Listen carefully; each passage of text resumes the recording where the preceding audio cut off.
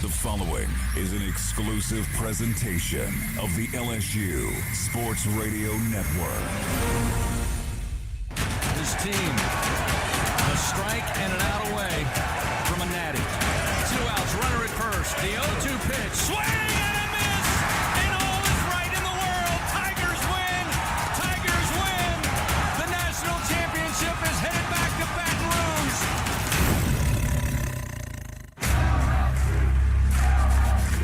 The powerhouse of college baseball is on the air.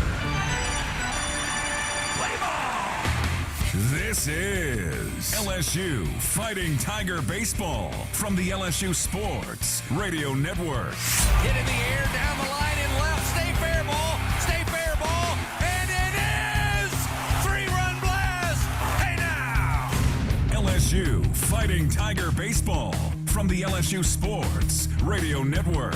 Brought to you by the 7 partners that represent Team LSU. Cox, the official communications provider of LSU Athletics. McDonald's, official sponsor of the LSU Tigers. Our Lady of the Lake, official healthcare provider of LSU Athletics. Albertsons, the official grocery partner of LSU Athletics. Hancock Whitney, the official bank of the LSU Tigers. People's Health, the official health plan of LSU Athletics. And by Coca-Cola, official beverage partner of the LSU Tigers. 1-2 pitch to Pearson, in the air, high and deep to right field. This baby's gone! The LSU Fighting Tigers, the powerhouse of college baseball on the LSU Sports Radio Network.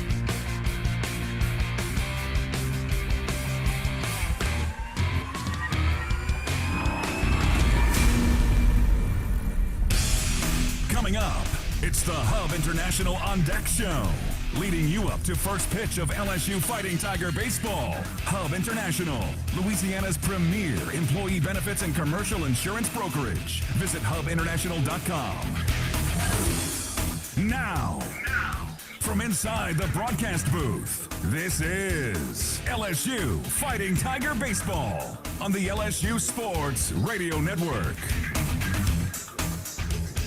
Another Sunday, and for the second straight week, a chance to break out the brooms in SEC play. It's Game 3 today with the number 1 Texas A&M Aggies taking on your Fighting Tigers of LSU. Hello, everybody. This is Chris Blair along with Hunt Palmer here in the booth. Our straw stirring the drink back inside the Capital One studios.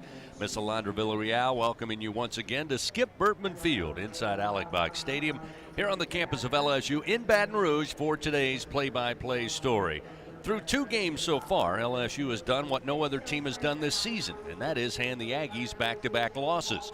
Also by winning games 1 and 2, both by a score of 6-4, LSU hands Texas A&M just their second SEC series loss on the year. Today, Jay Johnson and his Tigers would love to do what they have not done all season, and that is sweep a conference series.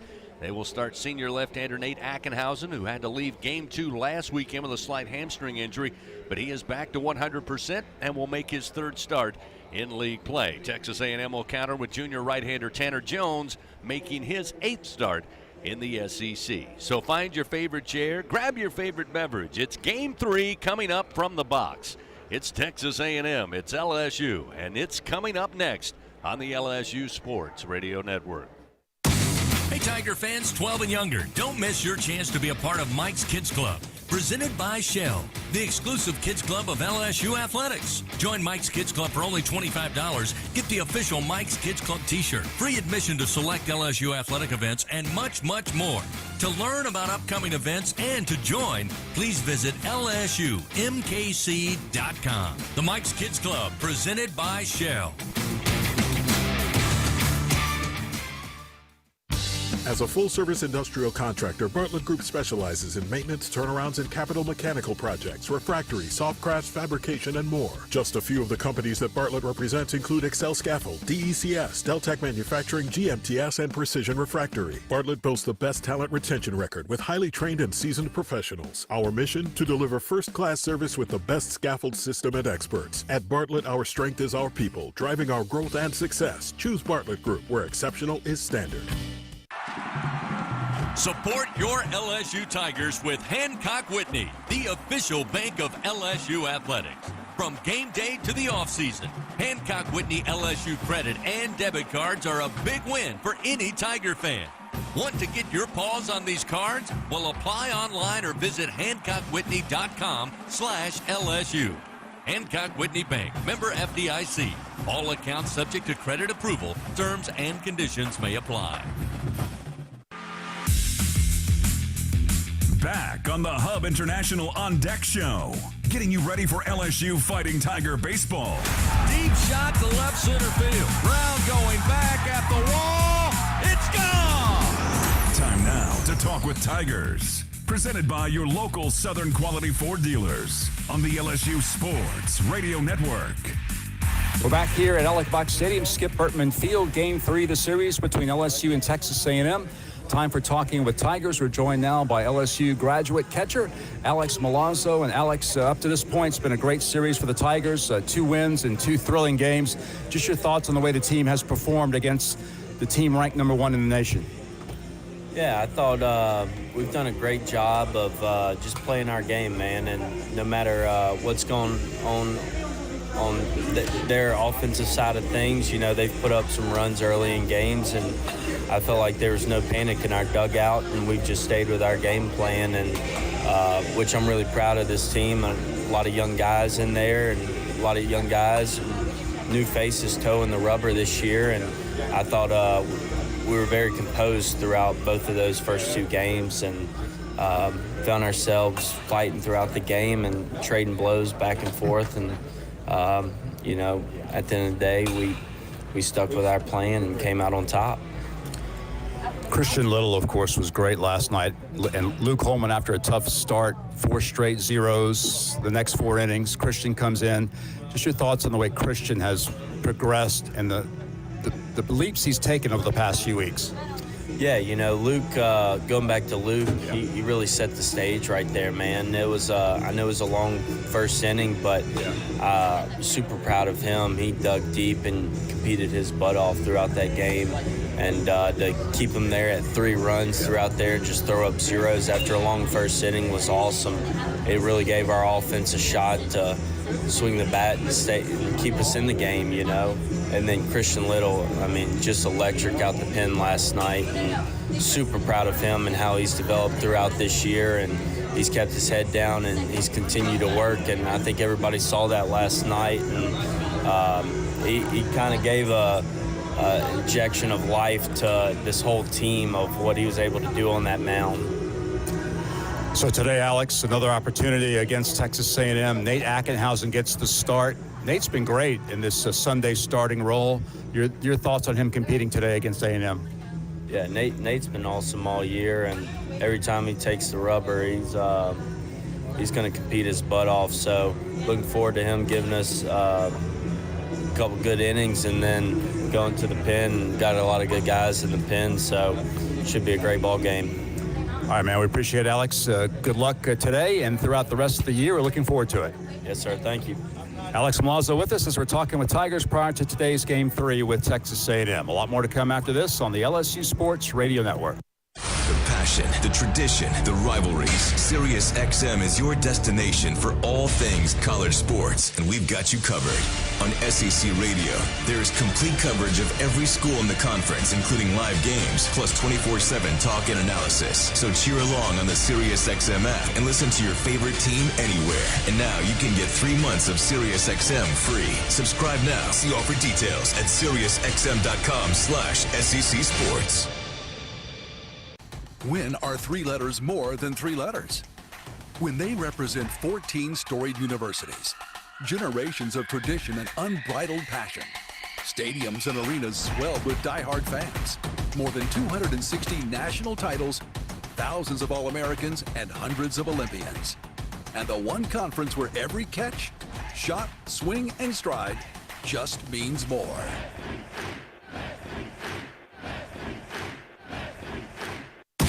Hey, Tiger fans 12 and younger, don't miss your chance to be a part of Mike's Kids Club. Presented by Shell, the exclusive kids club of LSU Athletics. Join Mike's Kids Club for only $25. Get the official Mike's Kids Club t-shirt, free admission to select LSU athletic events, and much, much more. To learn about upcoming events and to join, please visit LSUMKC.com. The Mike's Kids Club, presented by Shell.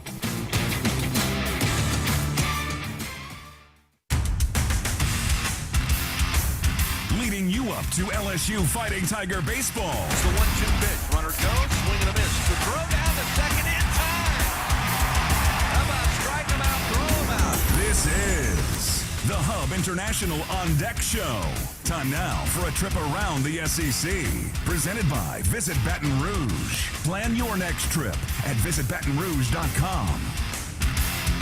Got some overcast skies. Otherwise, we're pretty clear for baseball. We'll get your full game day forecast presented by AccuTemp coming up in just a bit. Fans, a reminder, have the right equipment to take on any job linked to the land. Visit Sunshine, your hometown John Deere dealer in Louisiana at sunequip.com. LSU going for a clean sweep. They took game one on Friday, 6-4. Game two last night, 6-4 the final. Both come from behind wins for the Tigers, who got down early in both games. Again, LSU and Texas A&M for game three coming up. And let's take a look around the Southeastern Conference. And Hunt, good to see you again. Thanks for joining us. And you look at today's action, could be a shuffle at the top overall in the conference, and then a lot of shuffling in the middle of the pack, depending on how these games go today.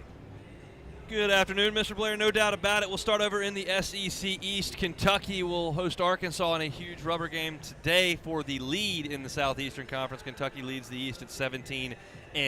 Tennessee finished off 2 out of 3 in Gainesville yesterday. They are 17-7, just behind the Wildcats. Georgia at 12-11. South Carolina joins them there. Vanderbilt at 11-12, 1 game under 500 in league play. Florida is 10-14 with 2 weeks to go in Southeastern Conference play, and they are just 1 game over 500, which is interesting because you must be over 500 to qualify for an at-large berth in the NCAA tournament. So Florida's got work to do over the last 2 weeks and in Hoover. Missouri brings up the rear over in the East at 7-16. Arkansas leads the West at 17-6. Texas A&M is 15-8. Mississippi State 14-9 in league play. LSU and Alabama both at 9-14 entering today's action. So are the Ole Miss Rebels, and Auburn bringing up the rear in the conference at 3-20 overall. Couple games in action right now in Southeastern Conference play. Georgia and Vanderbilt in Athens. Georgia going for the sweep. They lead that one in the bottom of the third. It is 1-0. Bulldogs and Alabama is in Starkville visiting Mississippi State. The Crimson Tide put up 4 in the second. They lead 4-1 in that one over at the Dude. Just underway in Lexington, as we mentioned, for the top spot in the Southeastern Conference, Arkansas and Kentucky. Kentucky with an early 1-0 lead in that one. Missouri and South Carolina will play a rubber game at 1 o'clock. And Ole Miss and Auburn will get underway at 3 o'clock. Auburn looking to avoid a sweep. Ole Miss taking the first 2 there as they try to find a way back into the mix for Hoover and the NCAA tournament. Thank you, Hunt. A reminder, fans, all LSU Sports Radio Network broadcasts stream for free on the LSU Sports mobile app presented by BASF, including today's broadcast. So you can listen live on your phone, take us with you wherever you go. Simply download the LSU Sports mobile app for free. Find it in the iTunes Store or Google Play. The LSU Sports mobile app presented by BASF.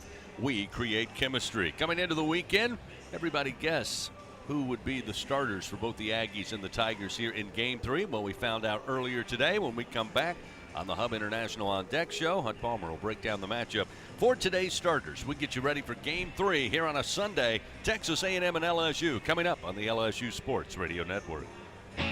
When it comes to investing in your home's comfort, it's never just one thing. You want to make sure you get an air conditioned system that's reliable, affordable, energy efficient, backed by a strong warranty, and is installed by a dealer you can trust. That's why people who insist on the best choose Train. Plus, right now, Train is offering special financing. So what's not to love? Visit TrainSouth.com to find a local Train dealer today. It's hard to stop a train. Subject to credit approval. Ask for details. Thanks for calling Toyota. This is Jan. Hi, Jan. I just adopted a new best friend, and I'm looking for a Toyota so we can make the most out of summer. With a new RAV4, you can take your pup for a drive up the coast. You can take a Prius to the park for some tug-of-war. Or you can take a Tundra to kayak at a remote lake. One problem, Jan. Oh? My new best friend's a cat.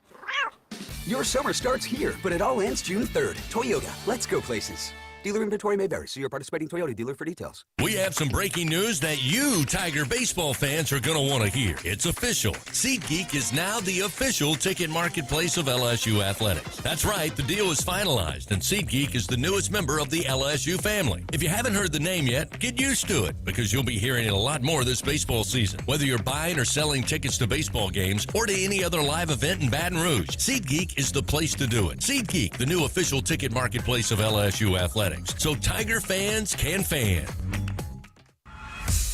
The Hub International On Deck Show continues. Here's the 1-2. Come on, Blue. Strike three. Struck him out. LSU Fighting Tiger Baseball is coming up. But first, here is a look at the game's pitching matchups on the LSU Sports Radio Network. Get ready for Game 3 on this Sunday. Texas A&M in town taking on LSU, and LSU Athletics would like to thank today's game sponsor, Community Coffee. After two really solid games on the mound for LSU, starting on Friday night with Gage Jump, Fidel Ulloa, Griffin Herring combining for the 6-4 win. Then last night, Luke Holman battling. Christian Little was lights out. Justin Lower and Gavin Guidry. You come in today looking for another great performance to keep a very good Texas A&M offense from exploding. Hunt Palmer, we found out this morning who would be going on the bump for both teams. What do we know about Tanner Jones and Nate Ackenhausen? We'll do it in the order that we'll see them. That'll be the left-hander for the Fighting Tigers first. That, of course, is Nate Ackenhausen, who has to leave his last outing with a bit of hamstring issue, but appears he's good to go this afternoon. Nate has appeared in 12 games this season, has started 2. He is 2-4 with a 5.87 ERA. In 30 2/3 innings pitched, he's given up 27 hits and 21 runs. 20 of those have been earned. He struck out 37 and walked 13. Opponents hit .233 against the Tigers. Southpaw Tanner Jones will get the baseball for Texas A&M. He is a junior from Thorsby, Alabama, just south of Birmingham. Spent 2 years at Jacksonville State before transferring over to College Station. He started all 7 SEC weekends, and it's been a bumpy go for Tanner Jones. He's 2-1, but his ERA 8.67 in league play. SEC hitters are hitting .322 against him in 27 SEC innings, 37 hits allowed, 27 runs, 26 of them earned, 20 strikeouts, and 10 walks for the junior right-hander at Texas A&M. Again, it will be Tanner Jones, the junior right-hander, and the senior lefty, Nate Ackenhausen, going for LSU. LSU Athletics would like to thank its Team LSU corporate partners, Cox, McDonald's, Our Lady of the Lake, Albertsons, Coca-Cola, People's Health, and Hancock Whitney. We'll continue with more on the Hub International On Deck show, leading you up to first pitch, which will get underway just after 1 o'clock. Up next, we visit with head coach Jay Johnson, his thoughts on the first 2 games, what the challenge will be for LSU today against the #1 team in the land. It's on the way next here on the LSU Sports Radio Network. Hey Tiger fans, no game day is complete without Noel Spirits from Noel Family Distillery. Founded by a father-daughter duo, Noel Family Distillery is the only Louisiana distillery offering authentic tequila. Their additive-free tequila captures the spirit of Louisiana, creating a spirits experience worthy of the Tigers and their loyal fans across the country. Noel Tequila is proud to be the official tequila of LSU Athletics. Enjoy Noel Tequila at the box or grab a bottle of your own at many fine retailers. Learn the unique Noel Distillery story at noeldistillery.com. What does it mean to be the best? How do you achieve success? For Our Lady of the Lake Health and LSU, we do it by working as a team. We achieve greatness together. Our partnership means student athletes get the best care so they can perform their best and be there for the team. Our Lady of the Lake Health and LSU. Together, we roar. At Albertsons, curbside pickup is easy, but delivery is even easier. Try our new Fresh Pass program and enjoy unlimited free delivery on all your grocery needs. We're offering even more perks like 5% off some of our best brands like O Organic and Open Nature. Plus, even more rewards that never expire to use on gas or free groceries. Start your free 30-day trial today when you sign up for Albertsons Fresh Pass and get free delivery anytime and exclusive perks. Visit albertsons.com/Fresh Pass for program detail. Albertsons, fresh foods, local flavors. It takes hard work to be the best in the game. Planning, commitment, resilience, sweat. That's why Old Dominion Freight Line, the #1 national LTL carrier for quality, works hard to be the best in the game and is proud to support those striving to be the best in theirs. Old Dominion Freight Line, official freight carrier of LSU Athletics, helping the world keep promises. Back on the Hub International On Deck Show with first pitch of LSU Fighting Tiger baseball just around the corner. Tiger fans, pack your bags. LSU is headed to Omaha. Time now to visit with Tiger skipper Jay Johnson. Presented by Hancock Whitney, the official bank of LSU Athletics on the LSU Sports Radio Network. Coach, again, over this last 11-game stretch, you guys are 9-2. You got the pitching you needed last night. So impressed with Holman out there competing. Little trouble early, but settled in. And then Christian Little, my goodness, he's worth the price of admission. Yeah, I think there's a couple stories to the game. Obviously, you said it with Luke, not allowing him to score any more than 3 in the first when it was off the rails and he didn't quite have command, and they took some good at-bats off of him. Then the fourth inning's the game. We immediately tie at 3-3 in the bottom of the third. We have an error, walk, and he strikes out 3 guys, including number 1 and 2 in the order, to get a 0 right there.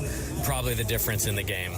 Then with Christian, it's the best performance he's had here at LSU. He continues to pitch well as he has. I think he's given up 1 run in his last 10 innings or so, and to get some length, really shorten the game for Gavin to just come in and get the last out. So really proud of the pitching staff last night. Again, offensively, you saw some of the better arms come out of their bullpen, to be sure, and I thought the Tigers were excellent, including Alex Milazzo, who just seems to do it again. They had the infield in. He just poked the ball where they weren't. Yeah, no doubt. Just competing, and that's what you need this time of year. Proud of him. We've asked a big load of him, so give him a few innings off today and then get him out there again at the end of the game. But great at bat, and for all the struggles he has had early in his career here offensively, I'm super proud of what he's done at the plate in his time here, and it's a huge at bat last night. Real quickly, I know going into today's matchup, the good news is we'll see Nate Ackenhausen return after a slight hamstring injury last weekend. Kind of what's been the talk with him coming into this one? Yeah, he's 100%. He's good to go. We wouldn't be putting him out there if he wasn't, and we got a lot of guys available today. The benefit of Christian, almost getting 4 innings last night is it's keeping a lot of guys available. I believe Tanner Jones getting the call for Texas A&M. What do we know? Yeah, good arm, throws a lot of pitches, had a tough outing last week against a very good Georgia hitting team, maybe the best hitting team in the league, which means they're the best hitting team in the country. He'll spray it and then he'll leave it over the middle, so we got to just do a good job separating balls from strikes, hitting the mistakes, and see if we can get into that bullpen where they got to do some creative stuff to get through 27 outs against us. Well, good. Through first 2 games, Coach, it looks like your team has made them bring the pitch to them, and they've delivered. Best of luck today. Get after them. Awesome. Thanks, Chris. Head Coach Jay Johnson, everybody. We'll take a timeout. We come back. We'll get the starting lineups, and then we're set for Game 3. Tigers trying to break out the brooms here in Baton Rouge. That's coming up on the LSU Sports Radio Network. Going to the track, the wall. See ya. Tiger fans, have you ever wanted to watch LSU baseball on TV but hear the action from the LSU Sports Radio Network? Just sync the game with the LSU Sports mobile app. It's easy to do. Just pause the TV. Use the LSU Sports mobile app to stream the audio on your smartphone or tablet. Connect to a smart speaker, then wait for the audio to catch up to the point your TV is paused. Push play, and you are all set. Sync the game with the LSU Sports mobile app for iOS and Google devices. Download it today. Tigers win! Tigers win! When are 3 letters more than 3 letters? When they represent 14 storied universities, generations of tradition and unbridled passion, stadiums and arenas swelled with diehard fans, more than 260 national titles, thousands of All-Americans, and hundreds of Olympians. And the one conference where every catch, shot, swing, and stride just means more.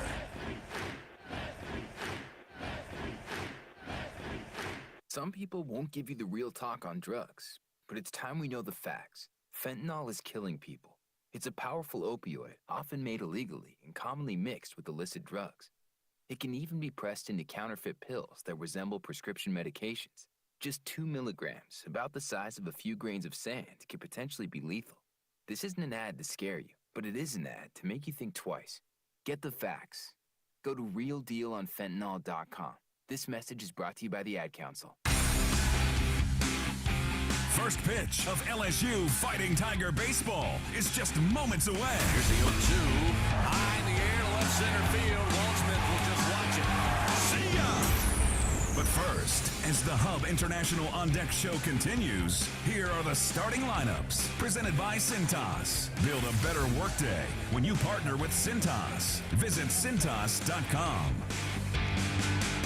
Time now for those Cintas starting lineups. First for the visiting Texas A&M Aggies. Again, 39-8, now 15-8 in SEC play. Not much changing. Gavin Grahovic will lead it off. The third baseman, a freshman, hitting .325. Jace Laviolette, dangerous hitter, will bat second. He'll be in center field with a .330 average. Braden Montgomery, another dangerous hitter. He'll bat third, be in right field. The junior batting .346. with 23 home runs. Jackson Apple will remain the cleanup hitter. He's the catcher for Texas A&M, the senior, hitting .346. Hayden Schott once again will be the designated hitter. He'll bat in the 5 spot. Ali Camarillo will be the shortstop, batting 6th. Caden Sorrell will be in left field, batting 7th. Travis Chestnut, the Aggie second baseman, will bat 8th. And really the only change, we saw him come in as a pinch hitter, took over at first base last night. It'll be the freshman Blake Benderup. He'll be batting 9th and play first. That's a look at the Aggies starting lineup. Now for your Fighting Tigers of LSU, who are now 31-17, 9-14 in SEC play. Ashton Larson once again will lead it off. The freshman will be in right field, batting .360. Tommy White at third base will bat second. The junior hitting .333. Jared Jones again will remain in the 3 spot. He'll play first base. Josh Pearson will remain the cleanup hitter, as he has both previous games this weekend. The left fielder, a junior, batting .246. Hayden Travinsky, the DH, will bat 5th. Brady Neal will get the start today. We may see Alex Malazzo later in today's contest, but getting the day off, it'll be Neal back into the lineup. He will catch and bat 6th. Stephen Milan will bat 7th and play second base. Michael Braswell at shortstop will bat 8th. And Jake Brown, his 3rd straight start in SEC play this weekend, and he'll be in center field, batting 9th. The freshman hitting .250. Again on the bump, it'll be junior right-hander Tanner Jones for Texas A&M. For LSU, it's senior left-hander Nate Ackenhausen. Fans, Grayson Events and Entertainment, your one-stop shop for all your party and event rental needs, from carnival rides to mechanical bull rentals, inflatables, and much more. They've got what you need to make your next party, your next festival, or your next corporate event the best one yet. Just give them a call at 225-436-6520. That's 436-6520. You won't be disappointed. So there are the Cintas starting lineups. That means first pitch just around the corner. Both head coaches meeting with the umpiring crew at home plate, going over the ground rules, exchanging lineups. And we'll get first pitch coming. Game 3, Texas A&M and LSU, right after this on the LSU Sports Radio Network. Find more at L'Auberge Baton Rouge.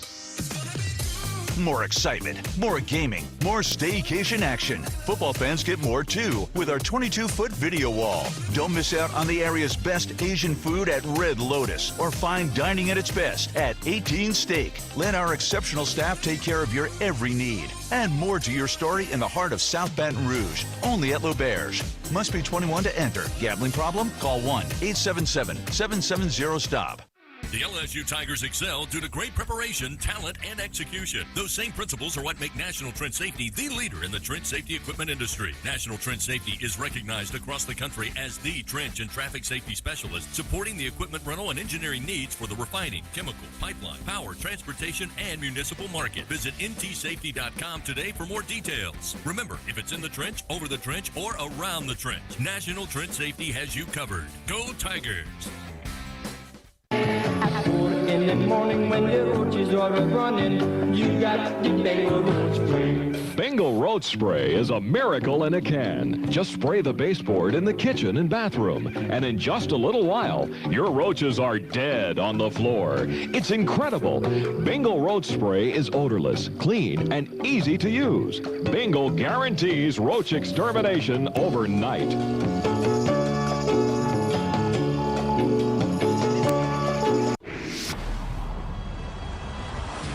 17 SEC championships. His team, a strike and an out away from a natty. 26 regional titles. 2 outs, runner at first. 19 trips to Omaha in the College World Series. The 0-2 pitch. 7 national championships. Swing and a miss, and all is right in the world. Tigers win. Tigers win. The national championship is headed back to Baton Rouge.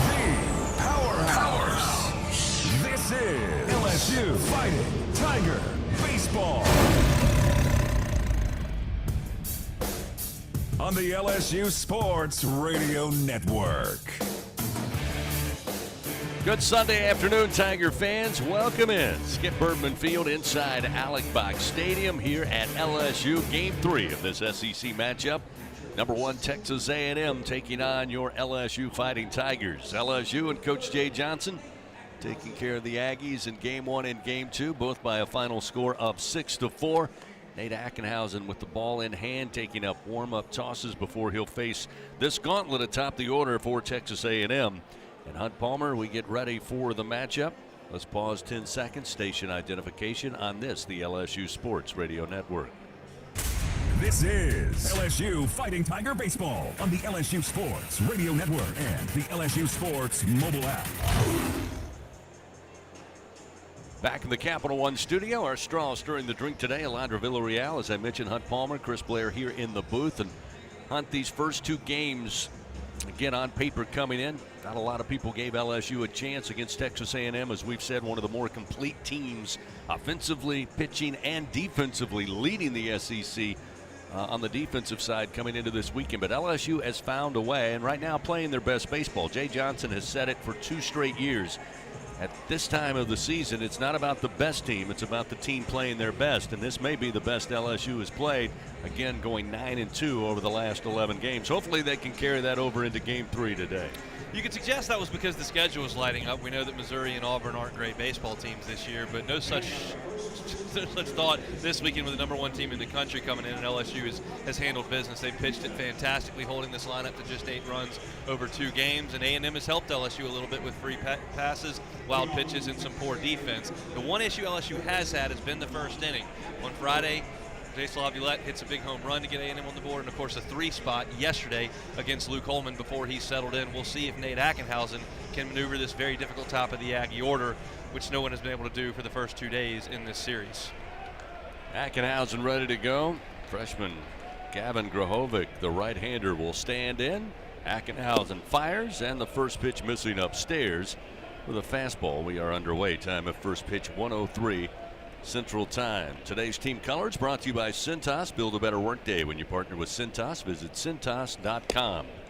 Ackenhausen comes back. This time another fastball, and it's for a strike, and it'll make it 1 ball and 1 strike. Texas A&M again going with the gray jerseys, gray pants, maroon piping, maroon numerals, maroon batting helmets. Here's the 1-1. Down in the dirt, blocked up by Neal. Got away from him momentarily. It's now 2-1. LSU going with the Sunday Golds. White pants, white tigers across the front chest, white numerals, purple names on the back, and traditional LSU purple lids. 2-1 the count to Grahovic. Ackenhausen delivers, swing and a miss. Late decision that time on a breaking ball as Grahovic was trying to time it out, but mistimed it. It's now 2-2. Grahovic this weekend 2 for 10 with a run scored. Time called, he'll step out.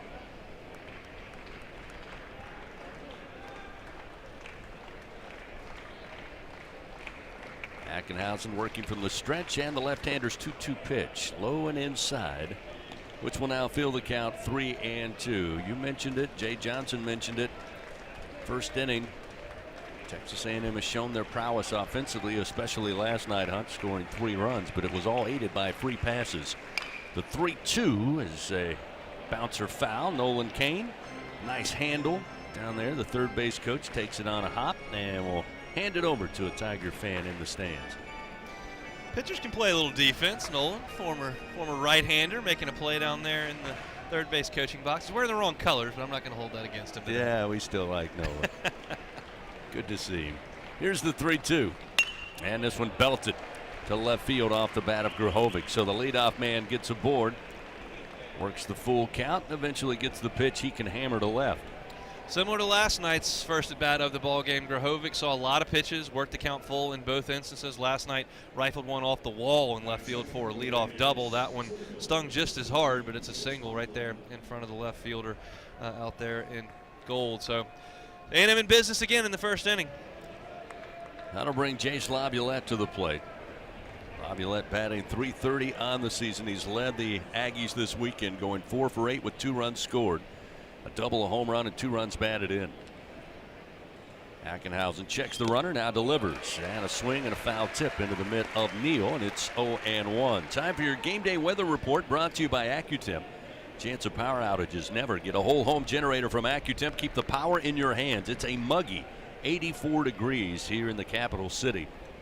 Cloudy skies, but looks like we're clear for baseball this afternoon as Laviolette swings, pops this one foul over the third base dugout, out of play. And Ackenhausen works ahead 0-2. Looks like 84 is going to be where we top out today, but again, much like yesterday, had a chance to go down, visit with Coach Johnson there in the Tiger dugout. It is warm on the playing surface, but both of these teams certainly used to that. Nobody out, runner at first. Laviolette behind in the count, 0-2. Ackenhausen taking his time. And now will fire. And the pitch outside. Good 0-2 pitch. Laviolette, too smart a hitter, stays away. And it's 1-2. Curious to see how Nate would look today coming off a minor injury there with the leg injury, and the fastball looks to be about 91, 92 where it generally sits, so not sure how much length they're going to get out of Nate today, but the arm looks good. 1 ball, 2 strikes. Ackenhausen delivers off speed but way upstairs. That will even the count 2 balls and 2 strikes. Nate tried to go with the breaking ball there, and he just didn't get on top of it. That didn't have any bite to it at all, just kind of floated up above the strike zone. Laviolette was not tempted in the least.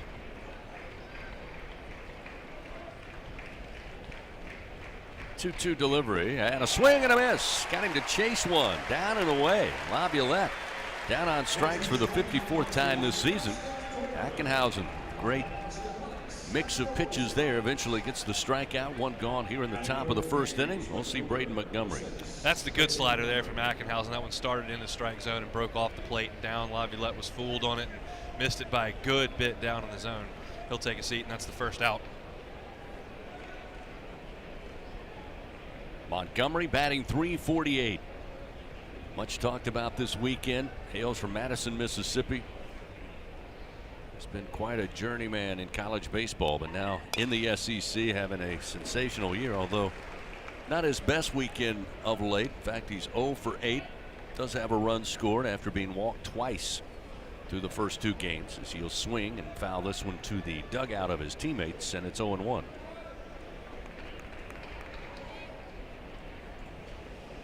Getting the switch hitter batting from the right side with Ackenhausen, the left-hander. Defense, Tommy White at third, Michael Braswell at short, Milam at second, Jared Jones at first. It's Pearson, Brown, and Larson left to right in the outfield. The 0-1, swing and a miss. How about that pitch? Off the plate a bit, about let her high, and Montgomery couldn't stay away. 0-2. By the way, Brady Neal, the start behind the plate, completes the battery with Nate Ackenhausen. 0-2 the count.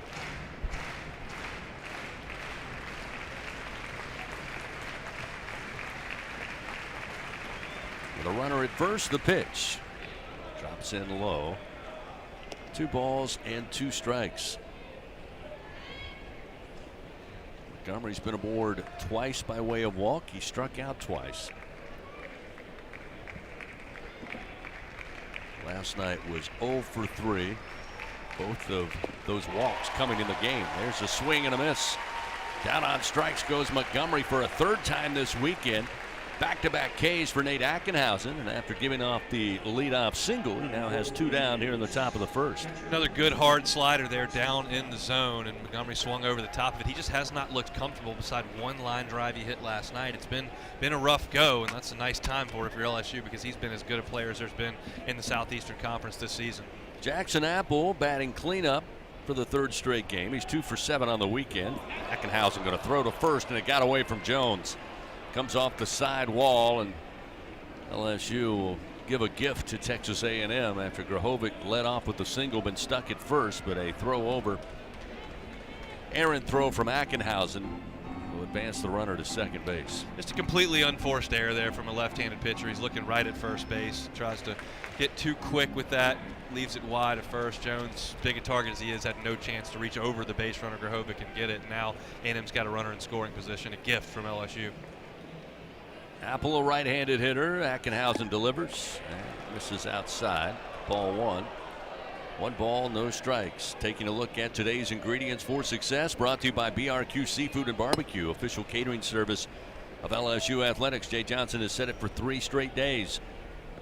Limit the big innings for Texas A&M. In fact, he said last night's top of the first, while they scored 3 runs, as a swing and a miss by Apple evens it up 1-1. Honey told me, he said, look, based on the way that inning started, 3 runs was certainly much better than we thought. He said, I'm not even counting that as one of the big innings, considering what could have happened. 1 ball, 1 strike. Runner at second, 2 down. Ackenhausen fires. Missed high and outside, 2-1. Holman found his way out of trouble a couple of times last night. No bigger spot than the 4th inning when A&M had the bases loaded and nobody out. He struck out the side and didn't allow a run. You can miss some bats, you can get out of some jams, and Holman was able to do that last night a couple of times.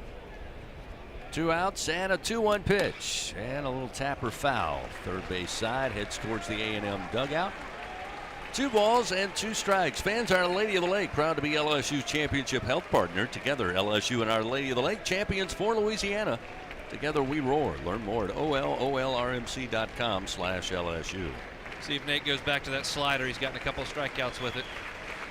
Jackson Apple awaits, and the pitch just missed the outside corner. Everybody in gold jerseys thought they saw strike 3 and were headed towards the dugout, but not according to Derek Malika, the home plate umpire, and that'll fill the count 3-2. That is as close as they come looking at the replay. That was fractionally off the plate, if at all. Really tough pitch to not get there. 3-2 pitch and a ground ball down the third baseline, foul. Keep it 3-2.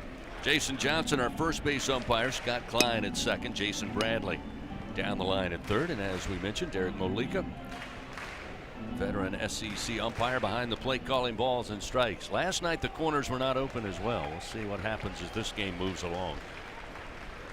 Another payoff pitch, and he got him to swing, pop it up behind the plate. Brady Neal trying to fight the sun near the backstop, but it will catch the overhang out of play. That was really close. Neal was inching closer and closer to the net and looked up like he might have had a play on it. It might have landed 4 or 5 feet onto that overhang there. And going to see Capel with a chance to fight another day. Can't give in if you're Ackenhausen. You've got a base open and a left-handed hitter in shot on deck, so you don't want to lay one in there with a runner in scoring position. Come up with your best pitch. Sam Dutton, by the way, up and throwing. Catcher not down as of yet.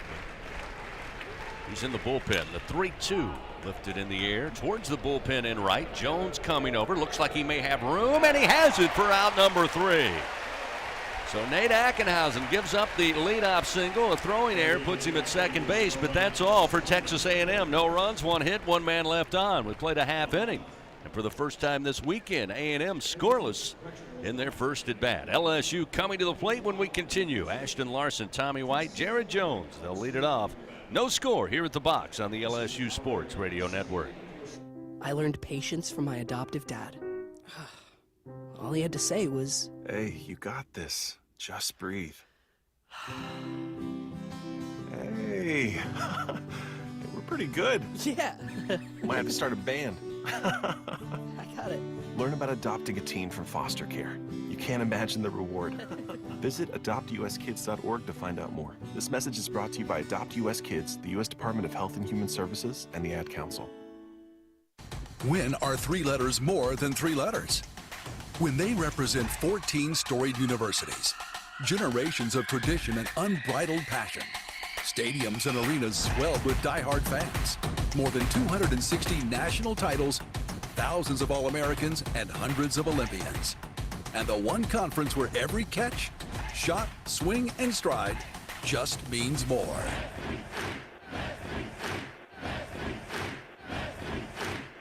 LSU Tiger fans are gearing up with real Tigers apparel and merchandise from the official online store at lsushop.net. Get jerseys, sideline gear, polos, t-shirts, hats, official team merchandise from Nike, accessories, and much more. Over 3,600 products, all shipped right to your door. Head to the place real Tiger fans go for the selection only real Tiger fans get at lsushop.net.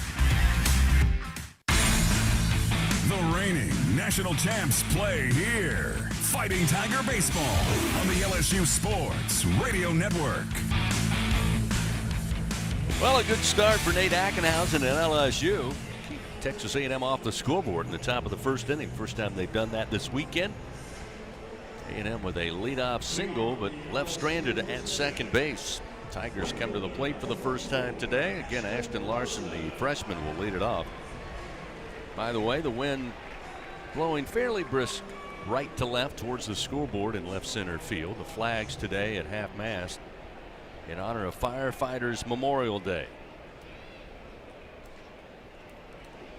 First pitch to Larson, and a swing and a miss. Fastball at 93 in there for Tanner Jones, and it's 0-1. Certainly want to send our thoughts and prayers to all of those firefighters across the state of Louisiana and across the country. The 0-1. Larson will swing, send it foul down the line and left out of play, and it is 0-2. The Jones fastball going to sit somewhere between 94 and 96 miles an hour. Going to throw a cutter and a changeup as well. Right-handers have hit him really hard this year. 321 clip against the right-handed A&M fireballer. Off the bat, left field way through the air. Sorrell, shy of the track, will reach up and grab it for out number one. So Larson retired on the fly ball out to left. And we'll see Tommy White. Tommy White this weekend, he's 2 for 9. But the two have been pretty good, including a solo home run yesterday to get LSU on the board. Jared Jones would follow up in back-to-back jacks. Second time this week that the White-Jones combination has resulted in back-to-back home runs. First pitch on the way from Jones, and it misses outside. Tommy White looks at a 1-0 count. Jones' last two outings have been particularly iffy. At Alabama, he threw 4 1/3 innings, gave up 6 runs, 5 were earned on 7 hits. Didn't walk anybody, only 1 strikeout. This time, pitch misses low and away. That'll make it 2 balls, no strikes to White. And last week, the Georgia Bulldogs were all over him. In just an inning and a third, he gave up 5 hits and 9 earned runs in that 1 1/3 inning. He didn't strike anybody out and walked 3 against Charlie Condon and company. The 2-0 pitch. That's going to miss low. Now make it 3 balls, no strikes. I would think Tommy would have the green light here. That wind's whipping out to left field. You're going to see very likely a fastball. If there's something Tommy likes, let it rip. Tanner Jones winds the 3-0. Down the middle for a strike. That'll make it 3-1, 95 miles an hour. Tommy obviously didn't like it, or maybe was not going to take a chance. Still, hitter's count here with a 3-1. Jones winds, and Tommy swings through it. Fills the count 3-2. Yeah, some good life on Jones' fastball early, been 93 to 95 as we expect. Got to watch that cutter that he really likes to throw, especially to right-handed hitters. Tommy spreads out in that patented 2-strike stance. 1 out, nobody on. Tanner Jones square to the plate. And barely got the pitch off, but it's a swing and a miss. Top shelf fastball. White down on strikes as the windup began with 1 on the pitch clock. And just as he released, there was 0 on the clock. But it results in a strikeout. Now 2 gone. We'll see Jared Jones to face Tanner Jones. It's a good high fastball there. Tommy was aggressive. It's probably out of the strike zone up, but he couldn't lay off of it or catch up to it. Quickly 2 are out here for the Tigers. So Jones batting .311 on the year. leads the team 20 home runs. And he will launch this one high in the air to right field. But going back, Montgomery with room, settles under it. He'll have it for out number 3. So LSU goes in order 1, 2, 3. Here in the bottom of the first inning. No runs, no hits, nobody left on base. We are scoreless after 1. Texas A&M coming to the plate when we continue on the LSU Sports Radio Network. On game day, Tiger fans are hungry for a win. So when LSU hits the field, Manda hits the grill with a legendary flavor that's in a league of its own. Manda's top quality meats and original seasonings are the fielder's choice for game day and every day. So from one legend to another, make sure Manda is on deck to throw a perfect game day party. Manda, the official smoked sausage of LSU Athletics. Hub International is Louisiana's premier employee benefits and commercial insurance brokerage. Hub can insure just about any risk that your business faces. Did you know Hub even insured the bonuses for our football coaches in 2022? Hub specializes in the construction, healthcare, real estate, and hospitality industries. Chances are you're probably already doing business with someone who does business with Hub. Turn to the agency that the Tigers, Saints, and Pelicans choose. Hub International. Visit them today at hubinternational.com. If you live in Louisiana, you know what the mini plants up and down the river mean for our state's economy. And for over 40 years, Action Industries has been committed to providing quality construction, maintenance, operational, and consulting services through the refinery and petrochemical industries. When it comes to safety and quality, Action Industries beats the industry standard. Call today or visit actionindinc.com. That's actionindinc.com. Follow the powerhouse of college baseball on the LSU Sports Radio Network. Move now to the top of the second inning. Texas A&M comes to the plate. We're scoreless here, game 3. Nate Ackenhausen back out there, starts his second inning of work. Going back to last weekend, Hunt, in that game 2, can LSU in a absolute nail-biter. They eventually walk it off 3-2. They had to go to Ackenhausen, which kind of changed the plans for what we had seen the previous week in a Sunday start. But then, as you mentioned, a slight hamstring tweak. He had to leave the game, but Coach Johnson said he took a couple of warm-up tosses out there on the mound, and only because he said, hey, look, we're in a tough game here. We got to win this game. I'll go ahead and yield to someone out of the bullpen. But all this week he's been working to get back, and Jay told me today he's 100%. They wouldn't have him out there if he wasn't. There's a strike now to Schott, and it evens the count 1-1. Hayden Schott, by the way, batting .330, the designated hitter all 3 games thus far for Texas A&M. The 1-1. There's a foul tip and held on to by Neal. That gets Ackenhausen ahead, 1-2. I like the left-handers for LSU against this A&M lineup. Laviolette hits left-handed. You want Montgomery hitting right-handed. Pell hitting right-handed. Cade Sorrell hits left-handed as well. So good to have a lefty out there against this group. The 1-2 got him to chase down low and outside, and Schott fooled on the pitch, down on strikes. Ackenhausen with punch out number 3 and 1 gone here in the top of the second. Again, Sam Dutton was up and warming during the top of the first inning. He continues to do so, although it's more of a soft toss. He's not on the bump. The catcher is not down, but that will change quickly if Jay Johnson senses any trouble for Ackenhausen. Is now Camarillo, the shortstop, showed his power on display Friday night. A couple of solo home runs. He went 2 for 4 with 2 runs scored, 2 runs batted in. Last night 1 for 3 with an RBI. Pitch missed outside, not by much, with a fastball, and it's 1-0.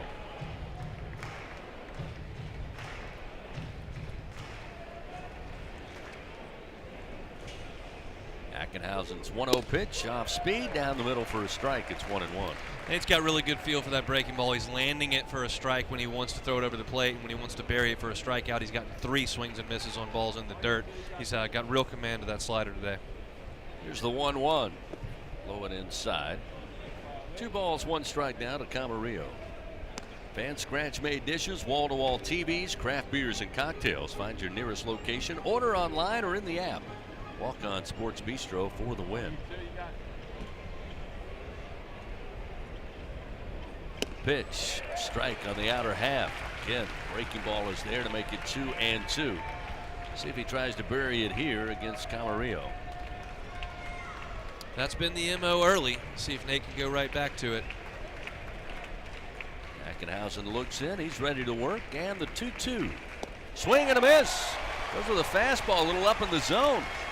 Camarillo late getting around, and that's the fourth strikeout of the game for Ackenhausen. 2 gone here in the top of the second. That's what they call pitching, changing up your sequencing. Nate's been going to the slider to get those strikeouts, and he's done so very, very well. That time he goes with the fastball elevated towards the letters.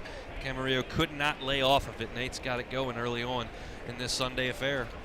That'll bring Caden Sorrell, the left fielder, batting .292 so far this weekend. 2 for 7. Batting .286 against Tiger pitching.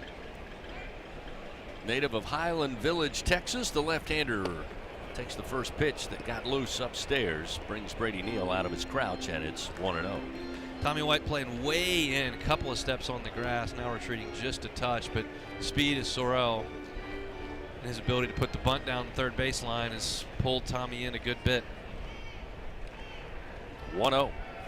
Just missed inside. Good looking pitch. That will make it 2 balls, no strikes. Again, it almost appears as if the umpiring crew behind the plate made a decision. Corners are not going to be in play, at least not the 50-50 or just outside the zone.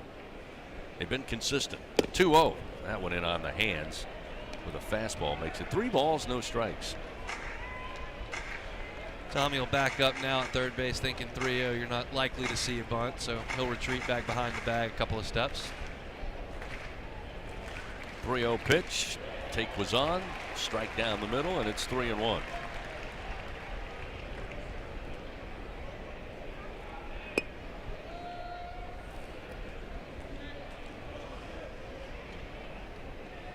Here's the 3-1 delivery, and off speed misses upstairs, and Ackenhausen going to give up the first walk. So the Aggies with a base runner aboard.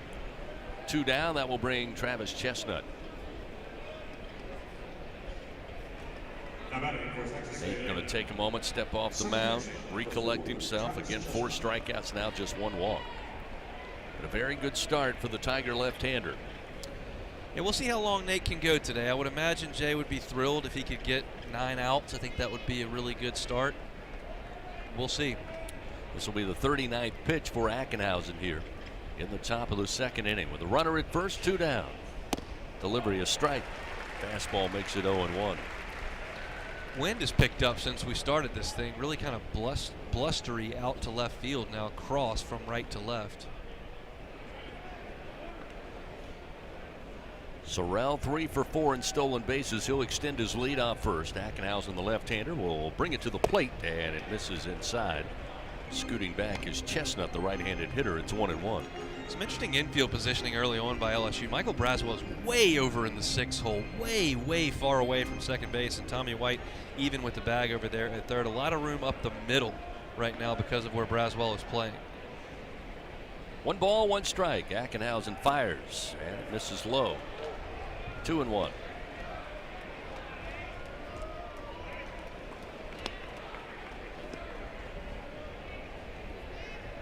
Now taking a little bit more time between pitches. He'll come set here with 8 on the pitch clock. And the 2-1. Missed outside. Now 3-1. Getting behind hitters after a great start. 2 strikeouts here in the top of the second. Got behind Sorrell, eventually walked him.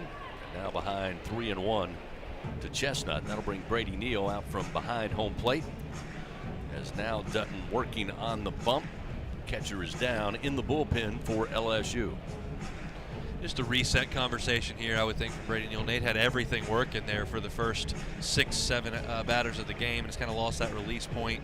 Just issued a walk going 3-1 here, and you're at the bottom of the order where you want to be aggressive with this A&M lineup because you don't want to turn things over to the top with guys on base. So Brady will kind of ask him what he's feeling and what he wants to go with, and now Yeski is going to bounce out there and have a conversation with his left-hander. Got to tell you, Hunt, watching what's happening in the bullpen and this extended timeout, they're going to have a serious conversation here. Now, Coach Johnson on the walkie-talkie, as it went from soft toss to furiously warming up for Dutton, as you pointed out, headed towards the back end of this lineup. still with 2 outs, trying to find that last out and avoid having runners on with Murderers Row waiting in the wings. Yeah, I think Dutton's ready to go whenever they're ready to go to him. They're going to leave Ackenhausen in right now. So Kocheski headed back to the dugout. 3-1 the count to Travis Chestnut, batting .288 on the season this weekend. 1 for 6 against LSU pitching. He was 1 for 4 on Friday night. Last night 0 for 2 at the plate. 3-1 the count. Runner at first, 2 down. No score. Top of the second. Ackenhausen delivers and a swing and a miss. 92-mile-an-hour fastball. Like Chestnut was late coming around there. Maybe didn't expect that, although with a 3-1 count, Ackenhausen going to battle here, not going to give up easily. Runner will take his lead off of first with 2 outs. The payoff pitch, outside ball 4. Nate's mad at himself there. Just completely non-competitive fastball that missed by 1.5 feet off the outside corner. Not even a thought by Chestnut of waving at that one, and all of a sudden you just put 2 guys on base here towards the bottom of the order with the 9-hole coming up. Bender up last night, came in to pinch hit, played first base. He was 0 for 2, 2 strikeouts. And now Jay Johnson on his way out, and that will be a call to the bullpen here. He'll go to Sam Dutton as the Tigers make a pitching change, top of the second with 2 outs. And with Texas A&M threatening here, runners first and second will return. This pitching change powered by your hometown John Deere dealer in Sunshine. No score. Texas A&M runners first and second, 2 gone, as Samuel Dutton comes in to take over on the bump here on the LSU Sports Radio Network. Looking for a champion on the field? Look no further than Sunshine, your hometown John Deere dealer in Louisiana. With our help, you can always come out on top. Take advantage of our home run offers on tractor packages, including the unbeatable 0% financing. To learn more and get financed, visit us at sunequip.com. Choose Sunshine and choose victory. Support your LSU Tigers with Hancock Whitney, the official bank of LSU athletics. From game day to the offseason, Hancock Whitney LSU credit and debit cards are a big win for any Tiger fan. Want to get your paws on these cards? Well, apply online or visit HancockWhitney.com/LSU. Hancock Whitney Bank, member FDIC. All accounts subject to credit approval. Terms and conditions may apply. What does it mean to be the best? How do you achieve success? For Our Lady of the Lake Health and LSU, we do it by working as a team. We achieve greatness together. Our partnership means student athletes get the best care so they can perform their best and be there for the team. Our Lady of the Lake Health and LSU. Together, we roar. LSU Fighting Tiger Baseball lives here. The LSU Sports Radio Network. Samuel Dutton takes over on the bump for LSU. We got a scoreless game, top of the second inning, but Texas A&M, a couple of walks put runners aboard by Nate Ackenhausen. And with the bottom of the order coming to the plate, Blake Bender up.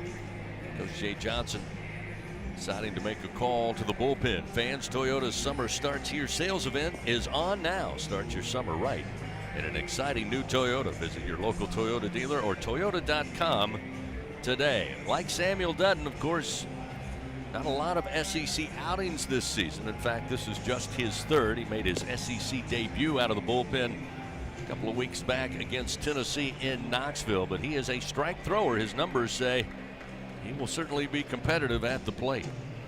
Yeah, Jay senses a big spot here. You've got Bender up in the box. He's got 7 hits on the season. The next 3 guys in the lineup after Bender up, 63 home runs between the 3 of them. Monster spot here, does not want to mess around, so he's going to go to his right-hander, Sam Dutton, who does throw strikes and attacks. And you're facing a lesser hitter here. It's a spot that you've got to get out of.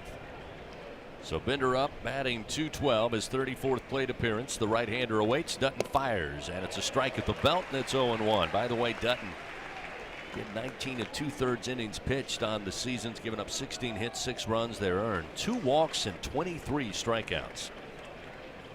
Sorrell at second, Chestnut at first with 2 down.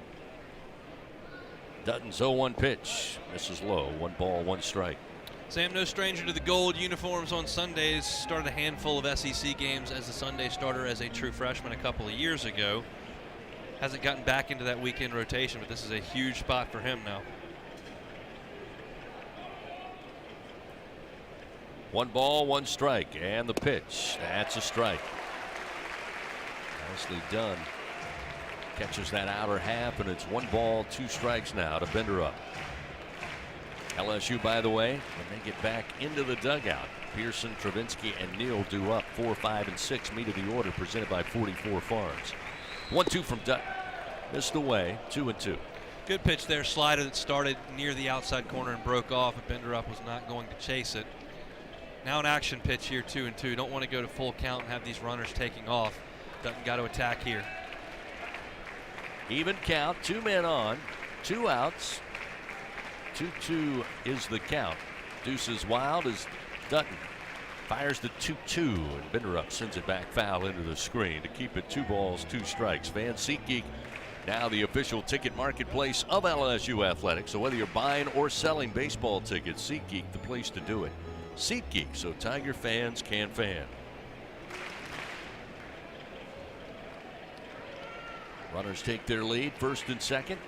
Dutton again with 2 outs. The 2-2 pitch in the air to right field.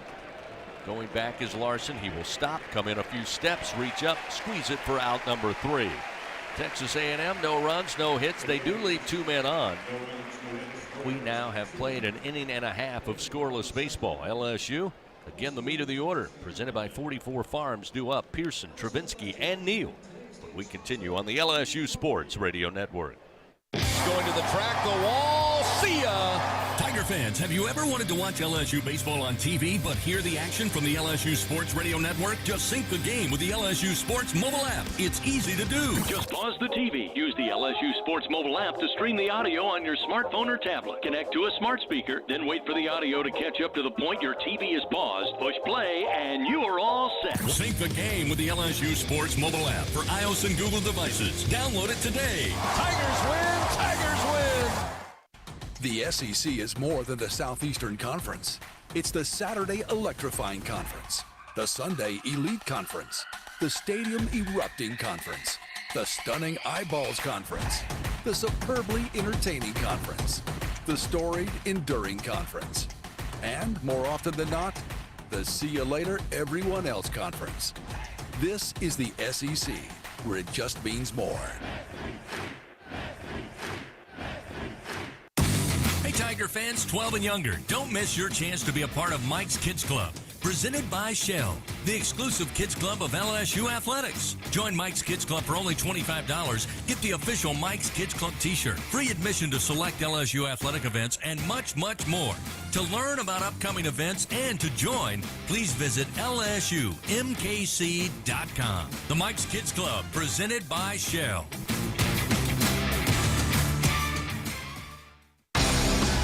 LSU Fighting Tiger Baseball lives here.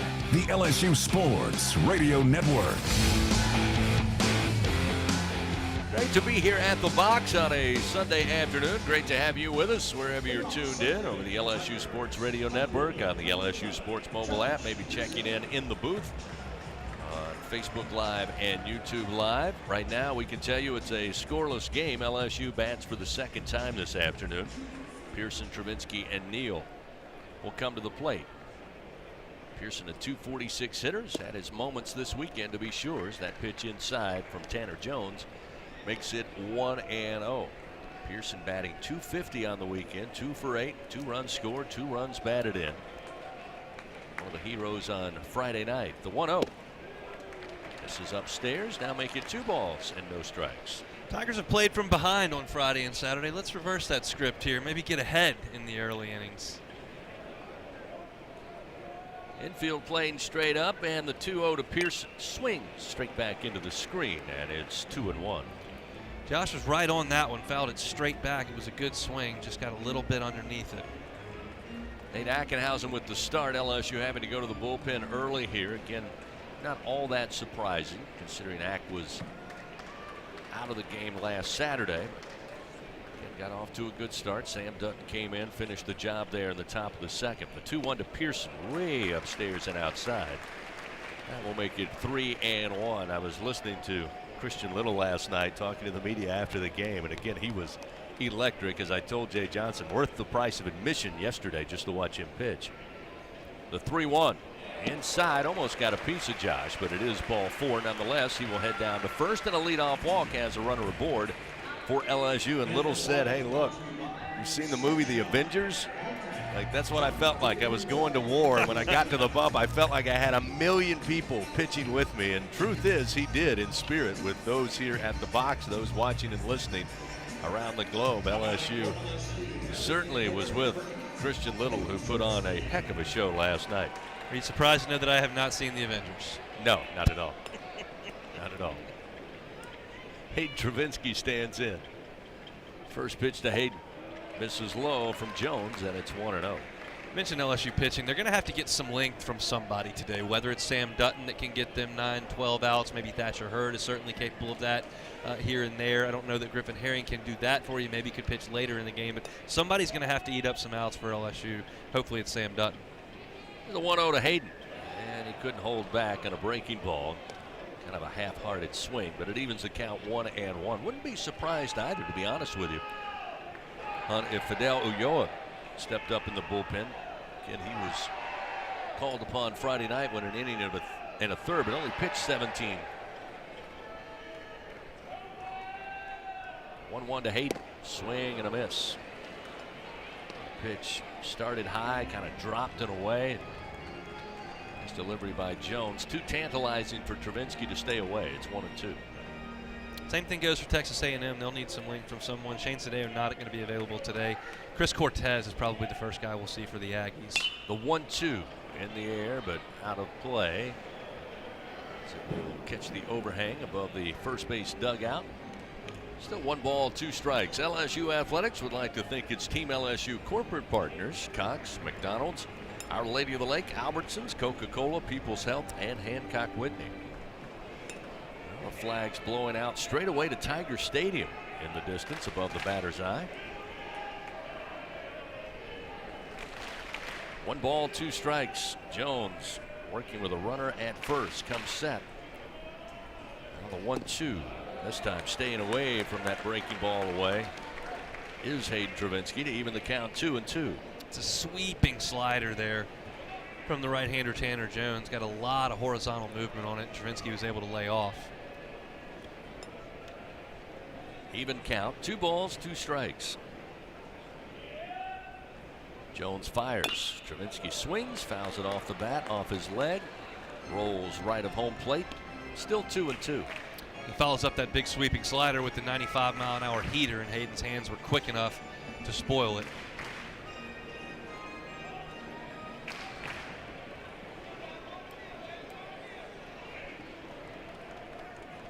Pearson on the walk down at first base. Tanner Jones with the 2-2 pitch. Good eye, missed low. Not by much, but Travinski able to pick it up, stay away, and he works the count full, 3-2. That was the changeup. Travinski's seeing them all right now. Jones's best pitch is the cutter. We'll see if he's got the trust to throw that or if he tries to go with the fastball here. Hayden's got to be ready. Jones, the payoff pitch, and a swing and a miss. Pearson was off and running. The throw down to second and safe under the tag with a head-first slide is Pearson. That was a heck of a throw by the catcher Jackson Appel, because that was a breaking ball down that he had to go grab. Travinski swung over the top of it, and he still made a really strong throw to second base, but because it was a breaking ball that was down and away, Pearson had time to get in there. Good slide by Josh to the outfield side of second base to make that tag have to come all the way across the bag, and he is in scoring position with 1 out. The Tigers now with a minor threat. Again, just 1 out. Pearson down at second. We'll see Brady Neal for the first time this weekend. It's the start today behind the plate. The first delivery, a called strike, and it's 0-1. Neal batting .266. But batting .300 with runners in scoring position. Scoreless game here. A chance for LSU to get on top. Another strike, this time on the inner half at the belt. That'll make it 0-2. Alex Milazzo's done a really good job catching, but late night last night, quick turnaround, plus a right-hander on the mound. A good spot to get Neal into the lineup today for Jay Johnson. The 0-2 blowing away. 1 ball, 2 strikes.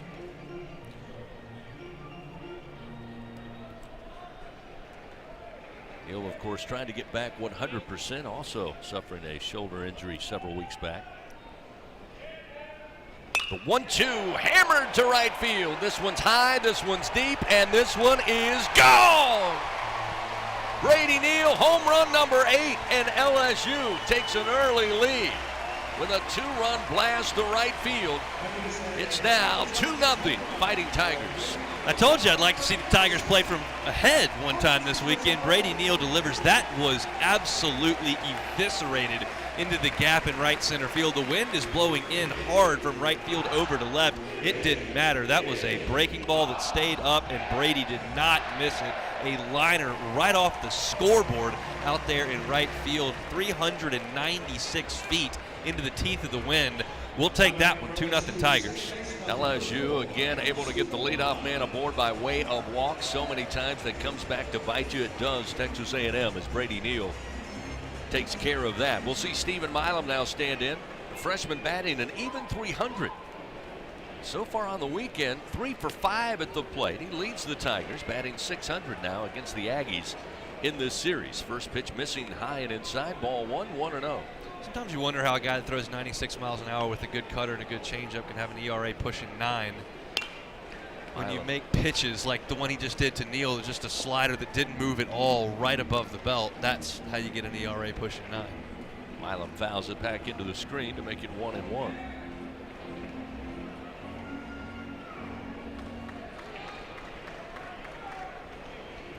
Milam 3 home runs, 7 doubles on the year. Also has 3 triples. 1-1. Hammered towards the gap, right center field on the run. Montgomery can't get to it. It gets by him. Rolls on the track off the wall. And Stephen Milam with his 8th double as he stands in at second base. LSU now coming to life offensively with 1 out. Milam with a double to right center. That was another rocket off the bat of Stephen Milam. We checked the replay here. It was another breaking ball, and it stayed up, and Milam did not miss it. I think Stephen sees it a little bit better from the left side than he does the right side. He's a good hitter from both sides, but the left, I think, a little bit better, and he did not miss that one. He is in scoring position now as LSU looks to be seeing it pretty good off Tanner Jones. Michael Braswell 0 for 6 on the weekend. Again, one of the better hitters in SEC play. We've talked about it a good bit. 0 for 6, due for something here with 1 out. Pitch catches the outside corner with a fastball to make it 0-1. Some stirring going on over in the Texas A&M bullpen. As I mentioned earlier, I think Chris Cortez is probably the first guy up for them. We'll see when somebody grabs a baseball. The 0-1 pitch. Missed inside. 1 ball and 1 strike now to Braswell. 2-0 LSU leads thanks to Brady Neal's 2-run blast to right center field. Milam would follow with a double to right center. He stands at second base with just 1 out. The 1-1. Braswell swinging. Comes up empty. 1-2. Braswell was looking heater there, and he got the slider that broke down, and he just swung over the top of it. He was aggressive, ready to go and try to drive in a run, but he did not get what he was looking for.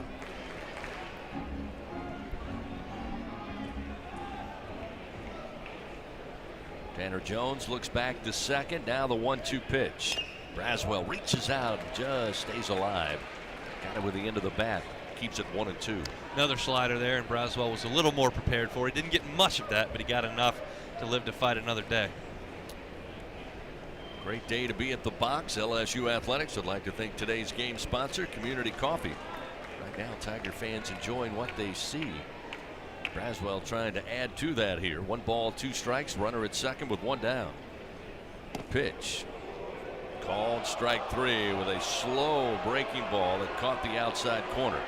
Braswell a little surprised. Tiger fans didn't like it. But the corner in play there. Now 2 down as Jones records his 2nd strikeout. Check that 3rd strikeout. That's the overhand curveball that we have not seen Jones throw at all. It's seldomly used pitch. He'd rather throw the cutter and the slider, but he flipped that one in there and froze Braswell for strike 3. Jake Brown, the freshman, bats for the first time today. The first delivery, a strike at the knees to make it 0-1. Brown batting .250 in just his 57th plate appearance, making his 13th start of the season.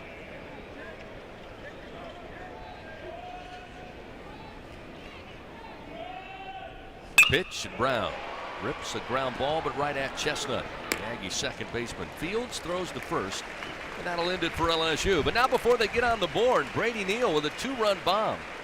They get 2 runs on 2 hits. They leave 1 man on. It's a 2-0 LSU lead. We head to the top of the third on the LSU Sports Radio Network. It's good to be able to make a change, to never feel stuck. That's why at Cox, we're making a change too. Now Cox internet plans are flexible, so you can choose to just go with internet, add TV tomorrow, or home automation down the line. It's easier than ever to get just what you want and nothing you don't. Flexible plans from Cox. Change anytime. No commitments, no penalties. See for yourself at cox.com/internet. Additional services can be added at then current regular rates. All services subject to residential customer service agreement and acceptable use policy. Restrictions apply. There's nothing like the feeling of a grand slam, and every great play deserves a great sip. With 15% alcohol by volume and a colorful collection of fun flavors, Buzz Balls are the perfect ready-to-drink cocktail for every moment of the game. Try the rich Choco Chiller, zesty Lime Rita, spicy chili mango, or discover your new favorite flavor. From play ball to the final pitch, there's something for everyone to enjoy in a matter of seconds. So cover all your bases and buy Buzz Balls today. Buzz Balls is a proud sponsor of LSU Athletics. Must be 21 plus. Please enjoy Buzz Balls responsibly. Buzz Balls, Carrollton, Texas. Who says three's a crowd? Play 333 from the lottery. Win up to $3,000. Max out your fun and pick up max money. Win up to $20,000. It's bingo time. Play Big Easy Bingo. Win up to $30,000. It's all about the cash. Play $20 all cash. Top prize, $500,000. Join the fun with April showers of scratch-offs from the lottery. Must be at least 21 to purchase. The reigning national champs play here. Fighting Tiger Baseball on the LSU Sports Radio Network. LSU leading over Texas A&M. We move to the top of the third. A lot of baseball left on this Sunday, but it's a 2-0 LSU lead.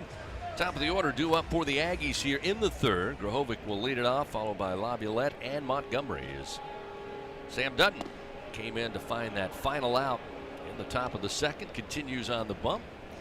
Fastball missing to Grahovic, and it's 1-0. Got the 150 special out beyond the outfield wall, cruising down the tracks. As they appeal down to first, they say Grahovic held back. That makes it 2-0. Mentioned somebody's got to give LSU a little bit of length on the pitching staff today, and could be Sam Dutton. Thatcher Hurd is now up and standing on the mound. There's not a catcher there, so he's not quickly getting ready, but he is up and moving. 2-0 sent back foul, make it 2-1 to Grahovic, who had the base hit to lead it off in the first inning, but was left stranded. Made his way to second on a throwing error on a pickoff move, but unable to advance from second base. 2-1 the count. 2-1 ground ball right at Braswell. He'll scoop it up. The throw to first on the money to Jones for out number 1. That's big for Braswell to make that play. First one he's seen today. We know yesterday 2 balls that were making him move to his left he wasn't able to get to, and that can eat at you mentally a little bit over the course of a weekend if you're not making plays. So the ball was hit pretty hard by Grahovic, but right at him, and he made the play easily. Jace Laviolette was a strikeout victim to Nate Ackenhausen. He'll stand in for a second time today. Righty on lefty matchup here. Dutton delivers, and the breaking ball fouled off the bat and the leg brings Laviolette to the ground. He's on his knees. He is slow to get up here, still crouching.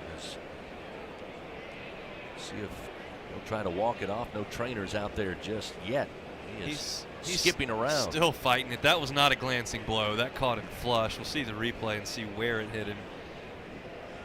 Dutton got it inside on Laviolette. Oh, right off the ankle on the inside, right off the bone there. Oh, that's just not fun. He is still giving to that right leg, right ankle. And yeah, that was nasty on the replay. And he is still not quite ready to go. Now they'll bring the trainer out just to check on him. That did not catch any spikes. That caught all bone. Laviolette, of course, speedy center fielder, 328 hitter. He is trying his best to convince the trainer he is good to go, but he is still not putting a lot of weight on that right leg. But the trainer will head back to the dugout. He'll try to gut it out. That one's not going to feel very good on the bus or plane back to College Station, whichever way they go. That one's going to linger a little bit. Oh, in the immortal words of Chris Farley, tomorrow that's going to leave a mark. Probably will be multicolored. Probably ask our buddy Corey out in left field. He's here again today. What that may look like over the next couple of days. Here's the 0-1 as Laviolette stands back in. The pitch low and in and outside. Make it 1-1. Easier to camouflage the ankle than the noggin. Corey's going to be sporting that one for the world to see. Touche. 1 out, nobody on. Dutton's 1-1 pitch. And swung on, fouled back. That gets Dutton in the driver's seat. 1 ball and 2 strikes. Tigers 2 runs on 2 hits. They strike in the bottom of the 2nd inning. Leadoff walk. Brady Neal would have the honors. Home run to right center field, and Milam would follow with a double and left stranded at second base. Milam playing in shallow right field as he has for Laviolette all weekend long.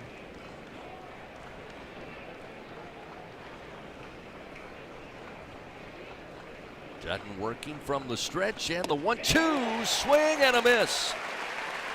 That one rides in on the hands. Laviolette could not get it with the bat, and Dutton with his first strikeout on the bump. 2 gone, and that will bring Braden Montgomery to the plate. I don't know if that was Dutton's best pitch of the day. It was a backup slider that didn't move a ton, but because it didn't break, and I think Laviolette thought that it would, he swung underneath it. Again, better to be lucky than good sometimes, and Dutton will certainly take that one. Yeah, not a lot of movement, just moved in on the hands. He gets the strikeout, and the first pitch comes fouled back by Montgomery, who was a strikeout victim to Ackenhausen as well back in the first. This time he'll turn around and hit left-handed, his preferred side of the dish, so Dutton will have to bear down.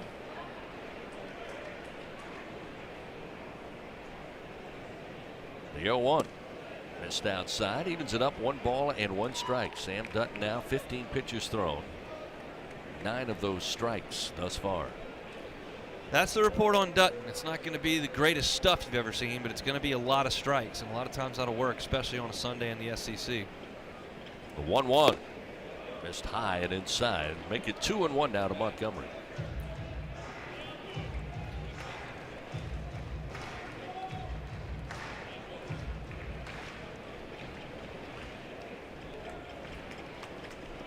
Dutton's 2-1 delivery.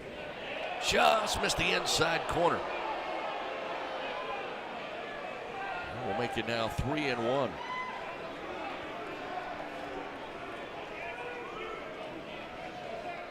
Two down, nobody on, and LSU 2-0 lead.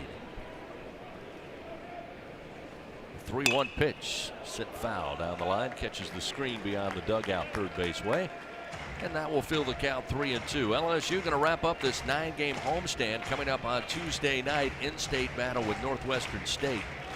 That one at 6:30. Before going on the road to take on Alabama, which when you look at the SEC standings right now, that will be a huge series. There's a called strike at the knees, across the plate with a fastball from Dutton. Down on strikes goes Montgomery. Sam with his 2nd strikeout in relief, and that'll do it for Texas A&M. No runs, no hits, nobody touches base. And it's a 2-0 LSU lead as the Tigers come to the plate. Top of the order, Larson, White, and Jones when we come back on the LSU Sports Radio Network. There's danger out there. It lurks on highways and quiet neighborhood streets. It's more likely to kill you than a shark, and more terrifying than the biggest snake. Distracted driving claims lives every day. Every notification, swipe, social post, video, or selfie while driving risks your life. So while you might think public speaking or the zombie apocalypse is scary, what's really terrifying and even deadly is distracted driving. Eyes forward, don't drive distracted. Brought to you by NHTSA and the Ad Council. When are 3 letters more than 3 letters? When they represent 14 storied universities, generations of tradition and unbridled passion, stadiums and arenas swelled with diehard fans, more than 260 national titles, thousands of All-Americans, and hundreds of Olympians. And the one conference where every catch shot, swing, and stride just means more.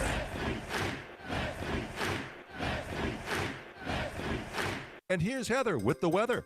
Well, it's beautiful out there, sunny and 75, almost a little chilly in the shade. Now, let's get a read on the inside of your car. It is hot. You've only been parked a short time and it's already 99 degrees in there. Let's not leave children in the back seat while running errands. It only takes a few minutes for their body temperatures to rise, and that could be fatal. Cars get hot, fast, and can be deadly. Never leave a child in a car. A message from NHTSA and the Ad Council. Follow the powerhouse of college baseball on the LSU Sports Radio Network. LSU leading 2-0 here over Texas A&M in Game 3. Ashton Larson will get it started in the bottom of the third inning as Tanner Jones continues his work, the starter for Texas A&M. And the first pitch to Larson. Off the plate outside for ball one. Jones, 2 hits given up, 2 runs, both earned. 1 walk, 3 strikeouts. With Larson, the left-hander, they'll send 3 infielders right of second base as the 0-1.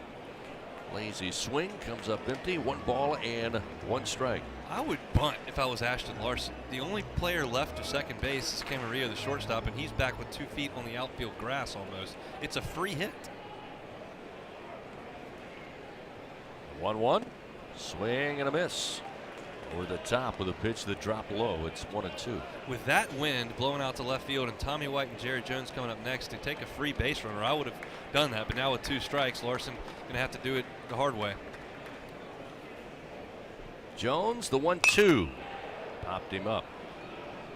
Center field. Chase Laviolette only a couple of steps in.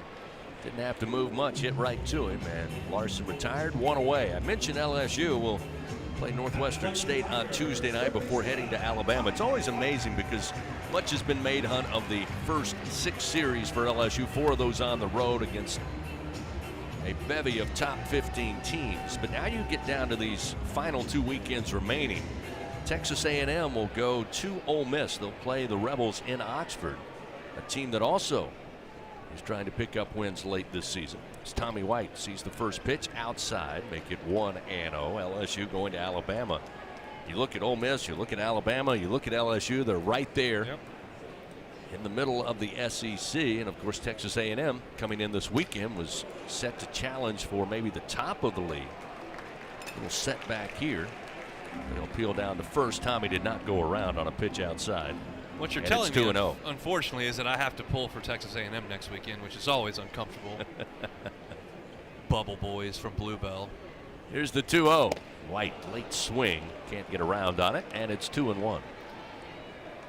Not Tommy's best 2-0 hack there. You want to be really aggressive and get something to hit, and he was real tardy on a 2-0 pitch there. Not characteristic of the slugger. 2 balls, 1 strike. With 1 down, the pitch, and another swing and a miss. That went off speed inside and dropped right under the hands. It's now 2-2. That was a good breaking ball there. Tommy swung right over the top of it. He'll get into protect mode now with 2-2 the count. Down on strikes last time in the first. Here's the 2-2. Missed low, fills the count. 3 balls and 2 strikes.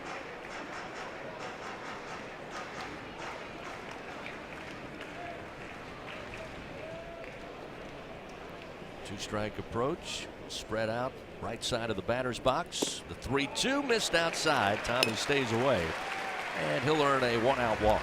That was a good take there from Tommy. Understand the respect that A&M has for him and that power, even if he's spread out with 2 strikes. They're not going to lay a fastball in there 3-2. Saw a breaking ball there that started in the zone and broke off the plate. Tommy did not chase it. Now he's aboard. Jared Jones to the plate. He flied out to right field. He went after the teeth of the wind. Right now the wind in his favor, right to left, blowing very stiff towards the scoreboard where his face is prominently displayed. White with a short lead off of first with 1 out. Pitch to Jones. Swing and a tapper. Waiting on the bounce is Grahovic at third, and the throw to first in time to get Jared Jones.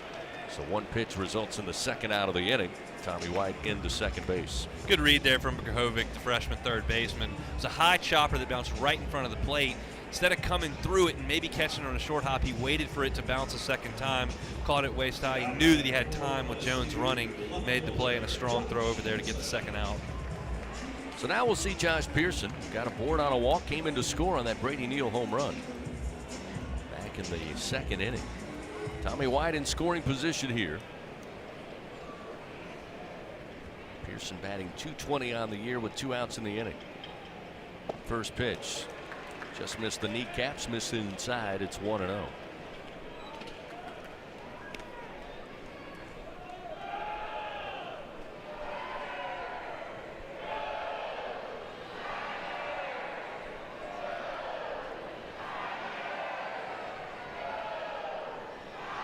Here's the 1-0 pitch to Pearson.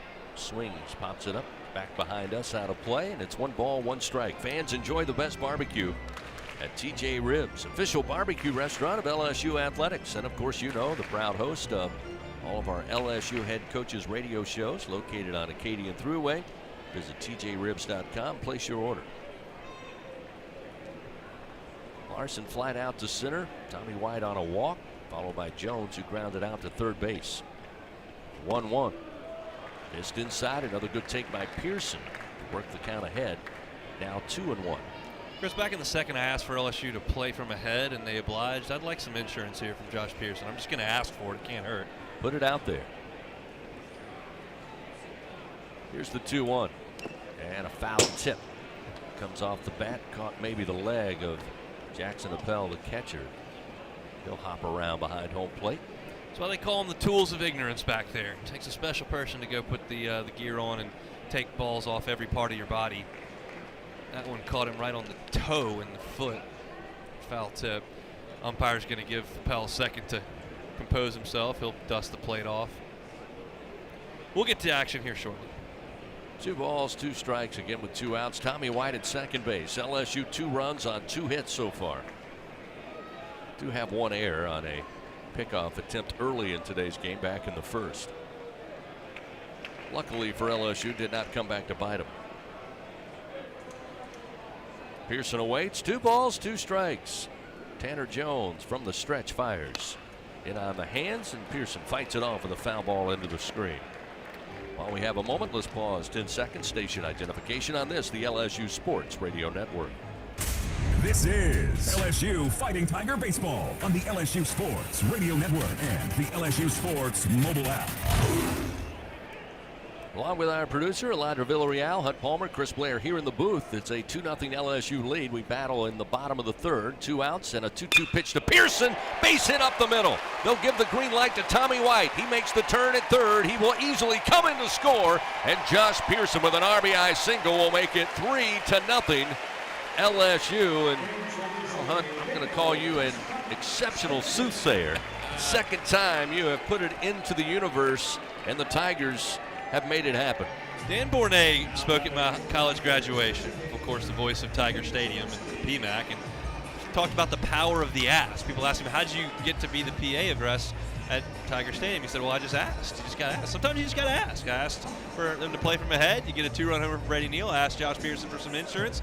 He delivers. It's that easy, Chris. Truly is.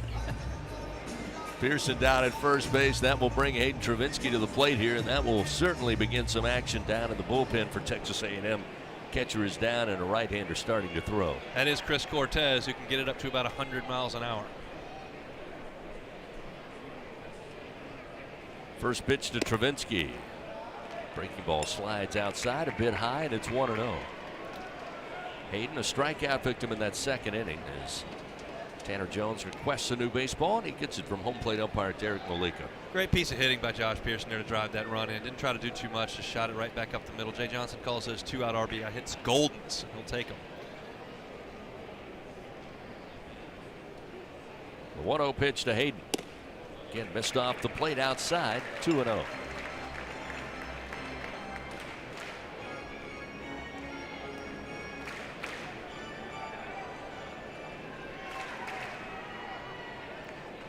Pearson will extend his lead off of first with 2 down. Jones 2-0 pitch. Travinski swings back behind the plate. Appel gives it a look, but there's the inevitable bang of the overhang. out of play, and it's 2-1. All quiet down in the LSU bullpen. Talked multiple times about somebody giving LSU 9, 10, 12 outs today. It appears that Sam Dutton's in a little bit of a groove, and they're going to try to get it out of him. Travinski with a 2-1 count. Jones comes set. Now the pitch to Hayden. High and inside. That'll make it 3 balls, 1 strike.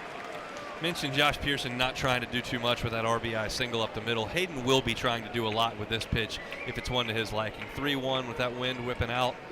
He's going to let one fly here if it's in the zone. 58 pitches for Jones, 35 of those strikes thus far. The 3-1. High and inside, ball 4. Jones going to give up the base on balls, his 3rd of the day. That puts runners 1st and 2nd, and this bottom of the 3rd is extended. Now that'll bring Coach Schlossnagel's slow walk out to the mound. Cortez hasn't been throwing for too long, but he has been active for a little bit, and we'll see if Jim Schlossnagel's ready to go to the fireballing right-hander. Looking that way, and he will make the call. So that'll be all for Tanner Jones. After giving up the RBI single and now a walk, runners 1st and 2nd with 2 outs. And that does bring Brady Neal to the plate when we continue this pitching change powered by your hometown John Deere dealer in Sunshine. We'll give you Cortez's numbers and get back to it. LSU leading 3-0 over Texas A&M on the LSU Sports Radio Network. It's good to be able to make a change, to never feel stuck. That's why at Cox, we're making a change too. Now Cox Internet plans are flexible, so you can choose to just go with Internet, add TV tomorrow, or home automation down the line. It's easier than ever to get just what you want and nothing you don't. Flexible plans from Cox. Change anytime. No commitments, no penalties. See for yourself at cox.com/internet. Additional services can be added at then current regular rates. All services subject to residential customer service agreement and acceptable use policy. Restrictions apply.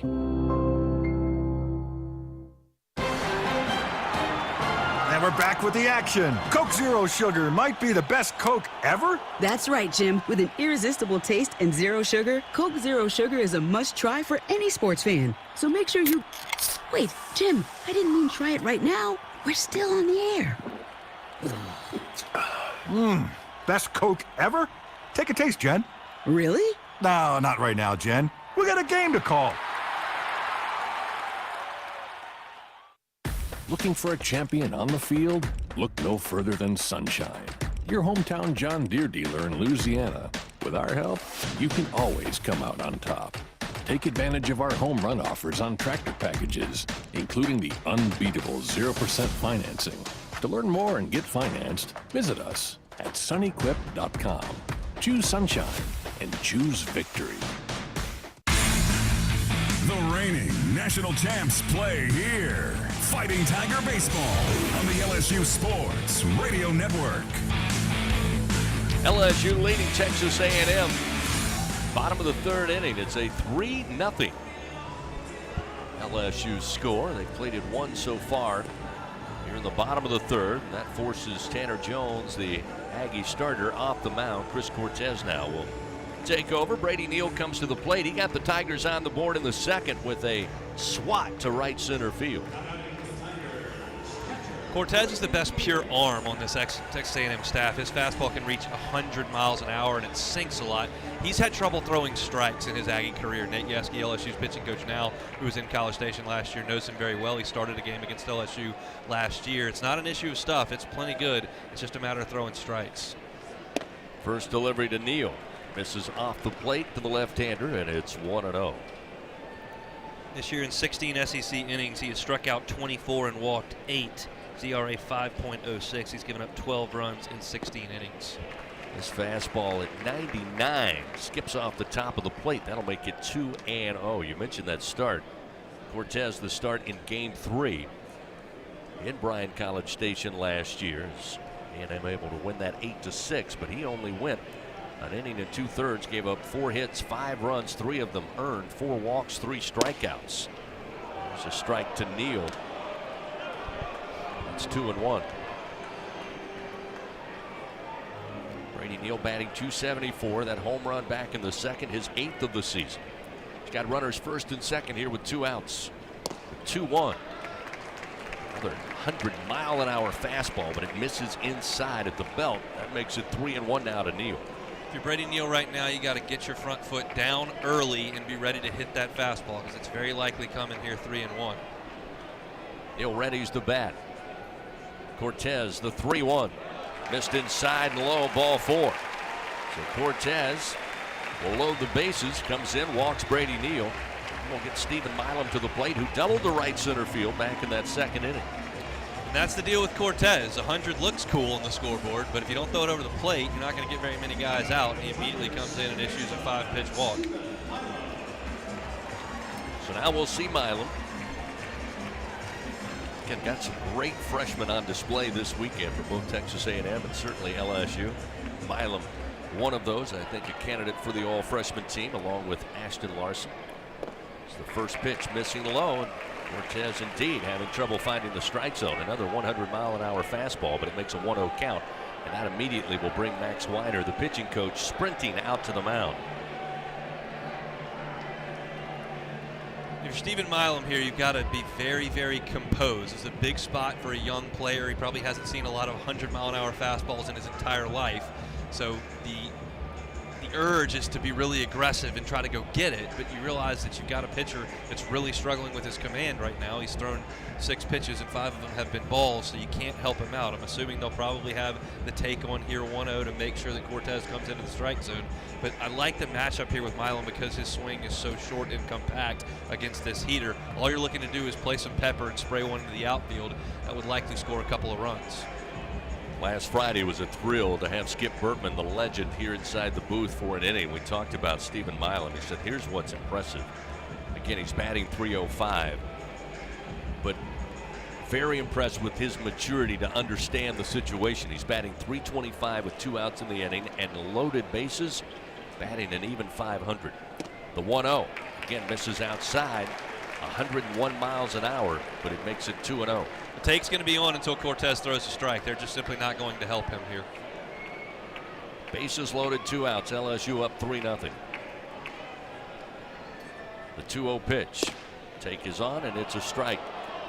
That one on the outer black at the knees will make it 2-1. Another 100-mile-an-hour fastball offered up by Chris Cortez.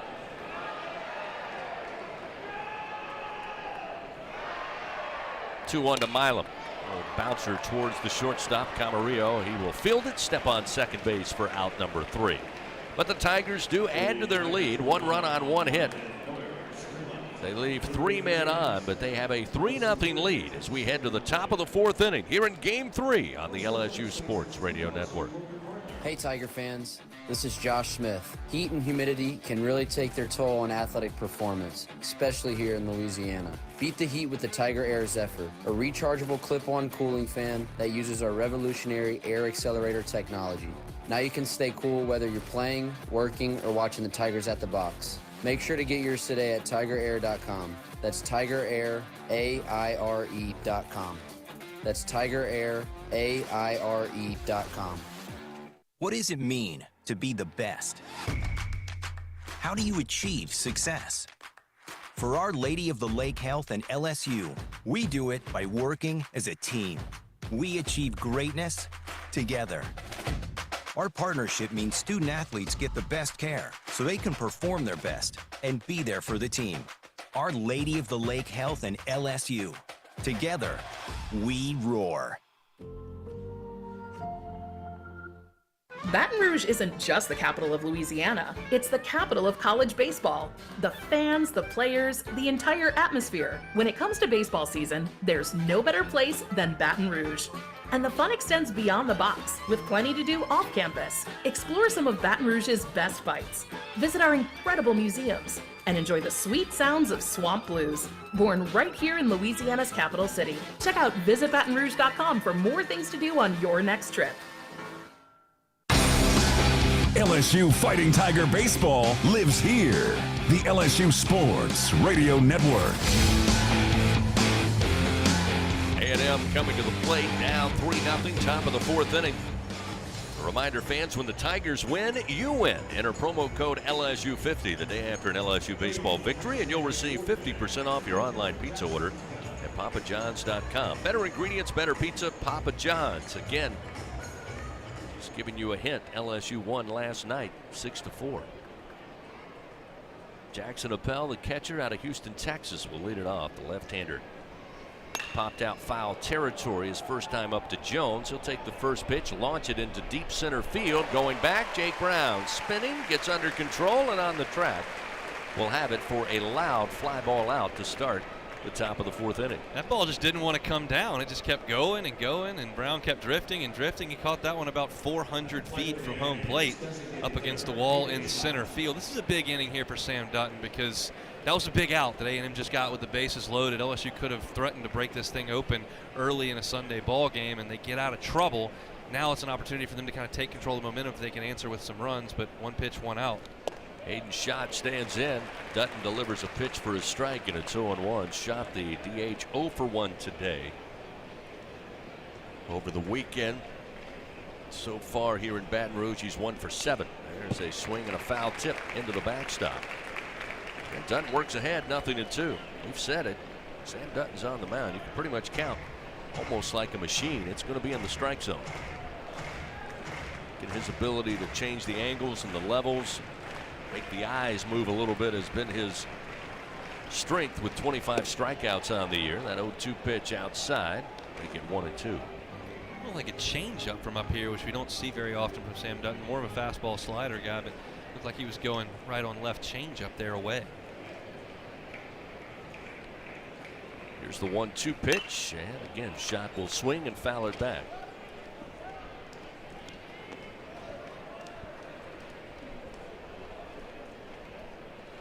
One ball, 2 strikes to the Aggie designated hitter.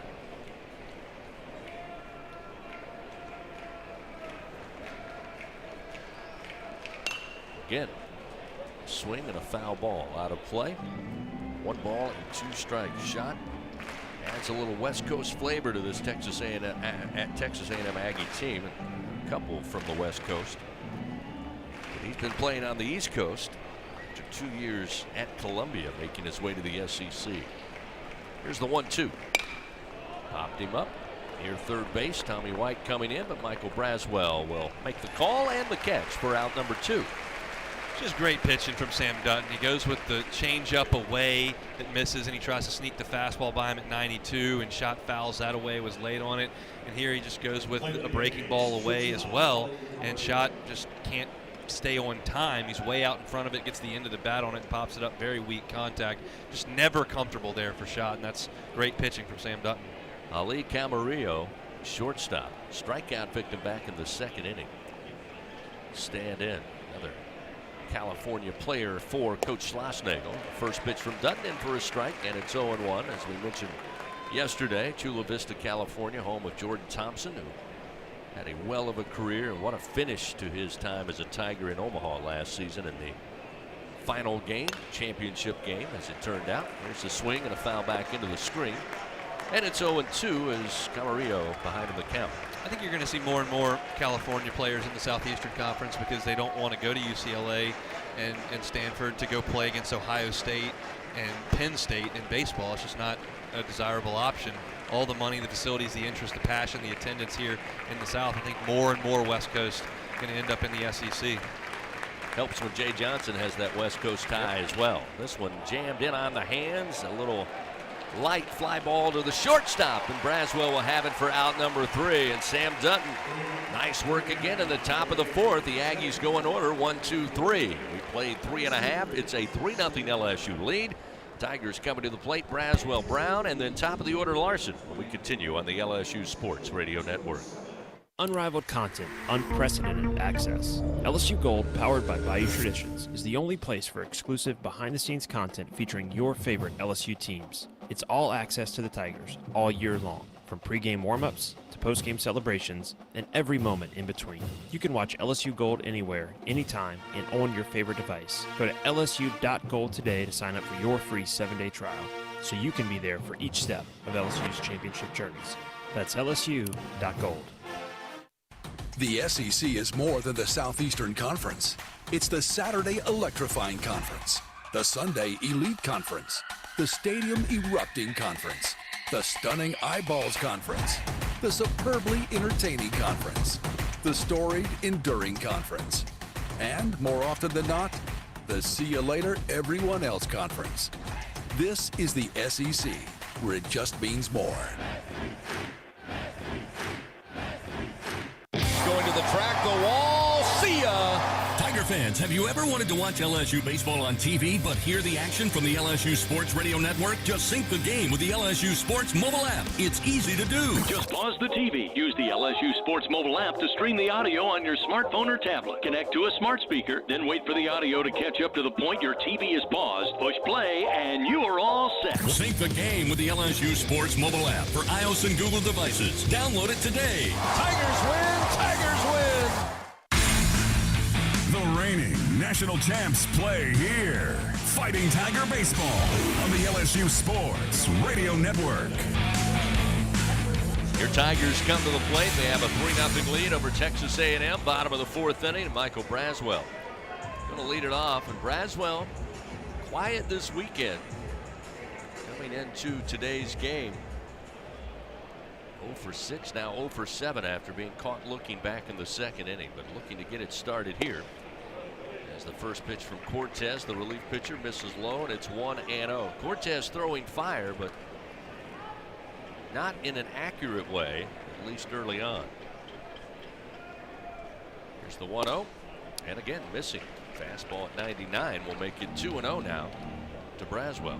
You're throwing 100 and commanded really, really well. Generally speaking, you don't show up late in the game on Sunday in an SEC pitching staff.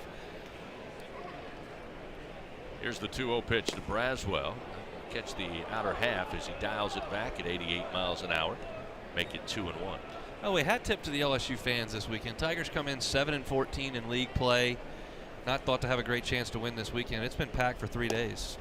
There's another breaking ball in for a strike at the belt now. Evens a count 2-2. So after going with the speed ball, a couple of breaking balls evens the count now for Cortez. Braswell readies the bat and the 2-2. And he went around. Couldn't hold back. Outside and away. Braswell down on strikes for the 2nd time today.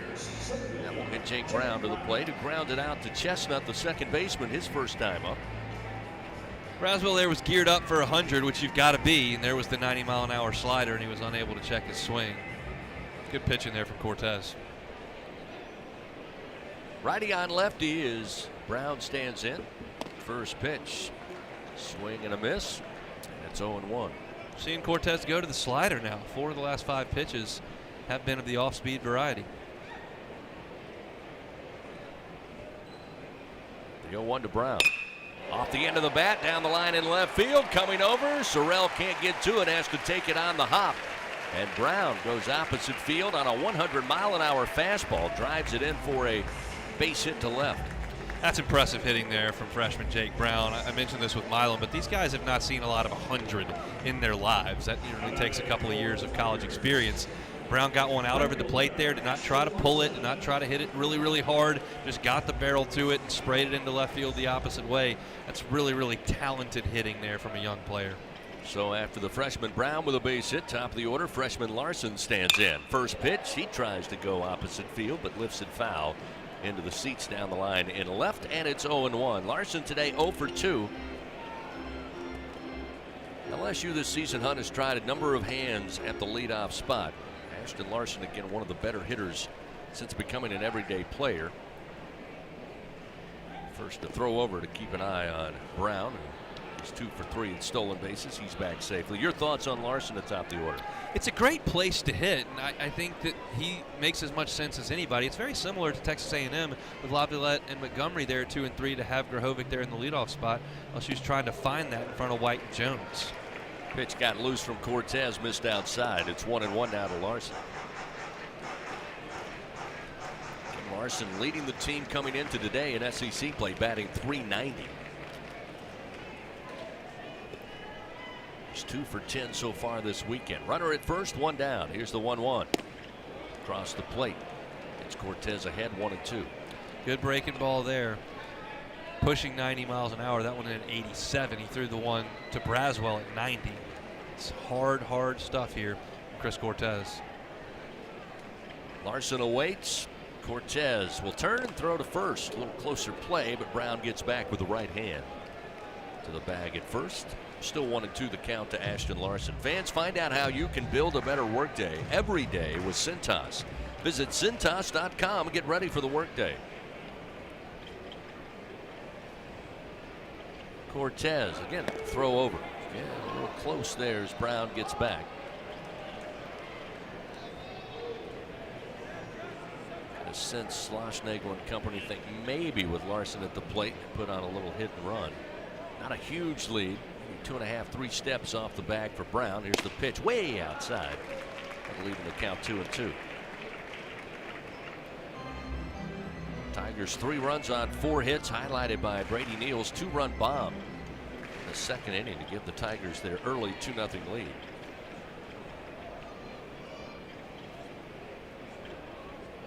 Two to Larson. Stays away. Had ideas, but the pitch dropped right on top of the cleats, and it's 3-2. That's a great take because you got to gear up for that fastball, as we've been saying, and he threw a really good breaking ball 2-2 there. Started in the strike zone and darted down out of the strike zone, and Larson started his hands but was able to lay off. So a payoff pitch up coming, and Larson slaps it down the line, foul. Again, expecting the heater and got it 100 miles an hour, and fights it off. It's still 3-2. I'm not going to get too greedy, but I have asked for a couple things today. I'm just going to ask for a non-competitive ball 4 here to get White and Jones up with some guys on. Cortez is very capable of missing the zone by a foot. I'd like it here. Here's another payoff pitch, and a swing and a miss. That breaking ball similar to the one on the take. That time Larson could not stay away. And he's down on strikes for the second out of the inning. Cortez records his second punch out. That was nasty. 3-2, you're looking for a fastball, and he just snapped off a wicked slider there, and Larson was completely fooled and just had a half-hearted 3/4 swing that he missed by a foot. That's just tough stuff by a guy that can throw really, really hard. Tommy White 0 for 1 today. Struck out in the first inning to Tanner Jones, the starter. Had a great at-bat in the third to get aboard and eventually come around to score. Cortez sets him up with a 101-mile-an-hour fastball for a strike, and it's 0-1.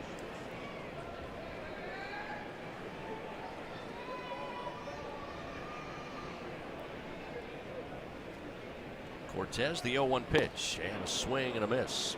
101 miles an hour. Tommy White swinging for Tiger Stadium. Can't find it. It's 0-2. Cortez has kind of settled in here a little bit. He looked shaky when he came in and issued that free pass on his first at-bat of the game, but since then, he's been pretty locked in. The 0-2. Just missed high. Breaking ball above the letters makes it 1 ball, 2 strikes.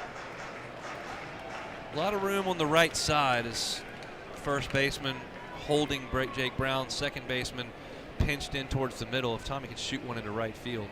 The 1-2 sends it to right field. In the air, fading back is Montgomery, and he'll make the play for out number 3. Sharply hit, but right at the Aggie right fielder. LSU no runs, 1 hit, 1 man left on. We have played 4 complete here at the box. It's a 3-0 LSU lead. Back after this on the LSU Sports Radio Network. Hey, Tiger fans, there's nothing quite like game day at the box. To add to the excitement at the ballpark, your defending national champions invite you to enjoy our all-beef 44 Farms Tiger Dogs. The finest dogs in the land because they are made of all-natural Angus beef. To learn more, please visit them at 44steaks.com. That's 44steaks.com. 44 Farms, proud partner of LSU Athletics. NIL is dominating the college sports scene, and LSU has positioned itself at the front of the pack. But to remain competitive and stay ahead of the rest, we need your support. Bayou Traditions is the official NIL collective of LSU Athletics. Join the tradition and become a member by signing up online at BayouTraditionsCollective.com. Members receive exclusive access to LSU student athletes that you can't get anywhere else. Help ensure LSU remains a leader in the NIL arena. Sign up today at BayouTraditionsCollective.com. For the number you gotta dial. Life throws you a curve, you know that deadly devotion goes the extra mile. Throw your phones up, throw your phones up. There's a number you gotta dial. Throw your phones up, throw your phones up. Deadly devotion. exposure. Goes the extra mile. For the number you gotta dial. Throw your fours up.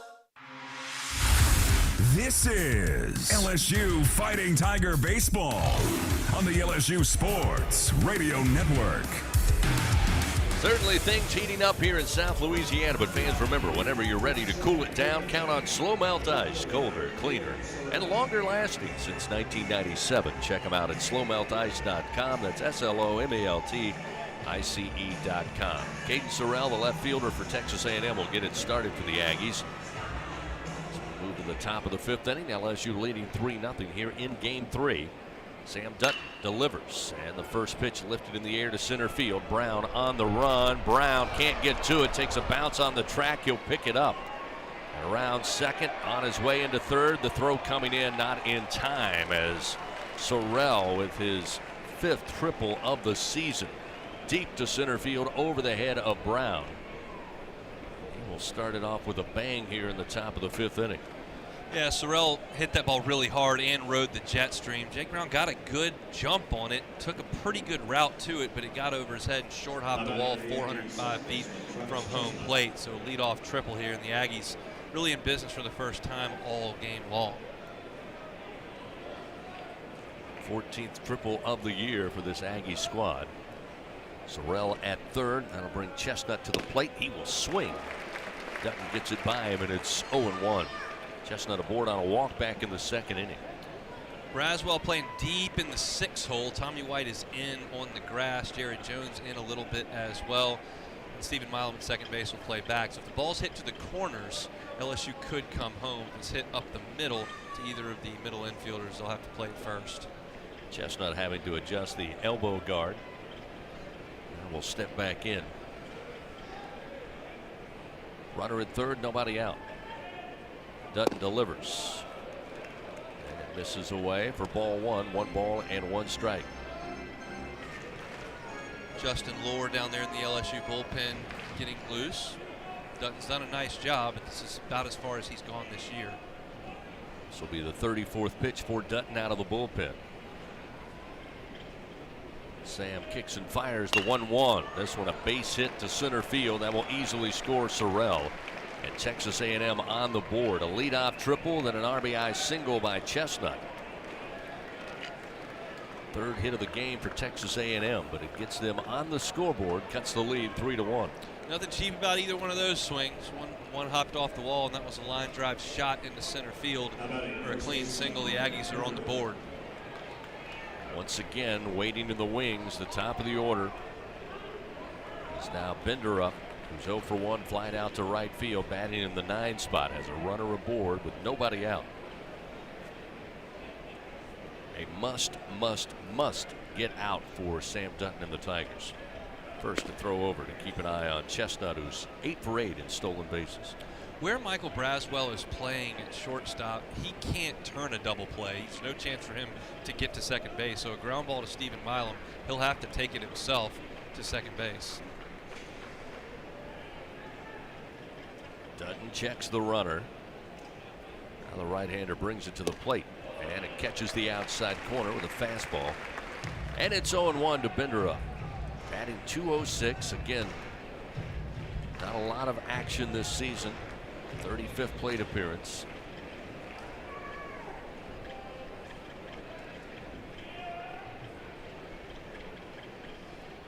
And another throw over to first, and again back safely is Chestnut. Bender up. Only 7. Make that 8 plate appearances in SEC play this season.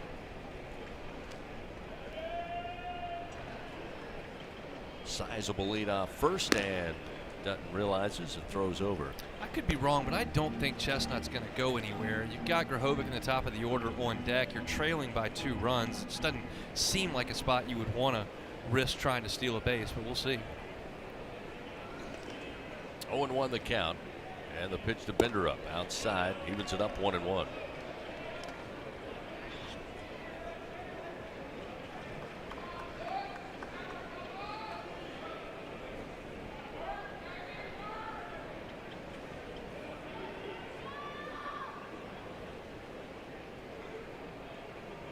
1 ball, 1 strike. And again, we'll keep an eye on Chestnut with a throw to first.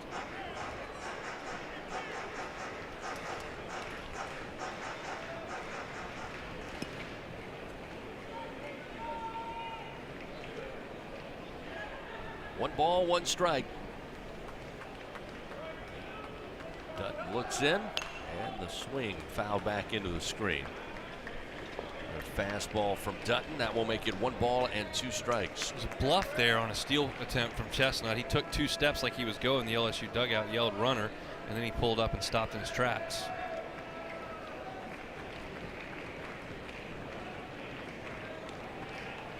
Chestnut certainly has the attention of Sam Dutton on the bump. 1 ball, 2 strikes.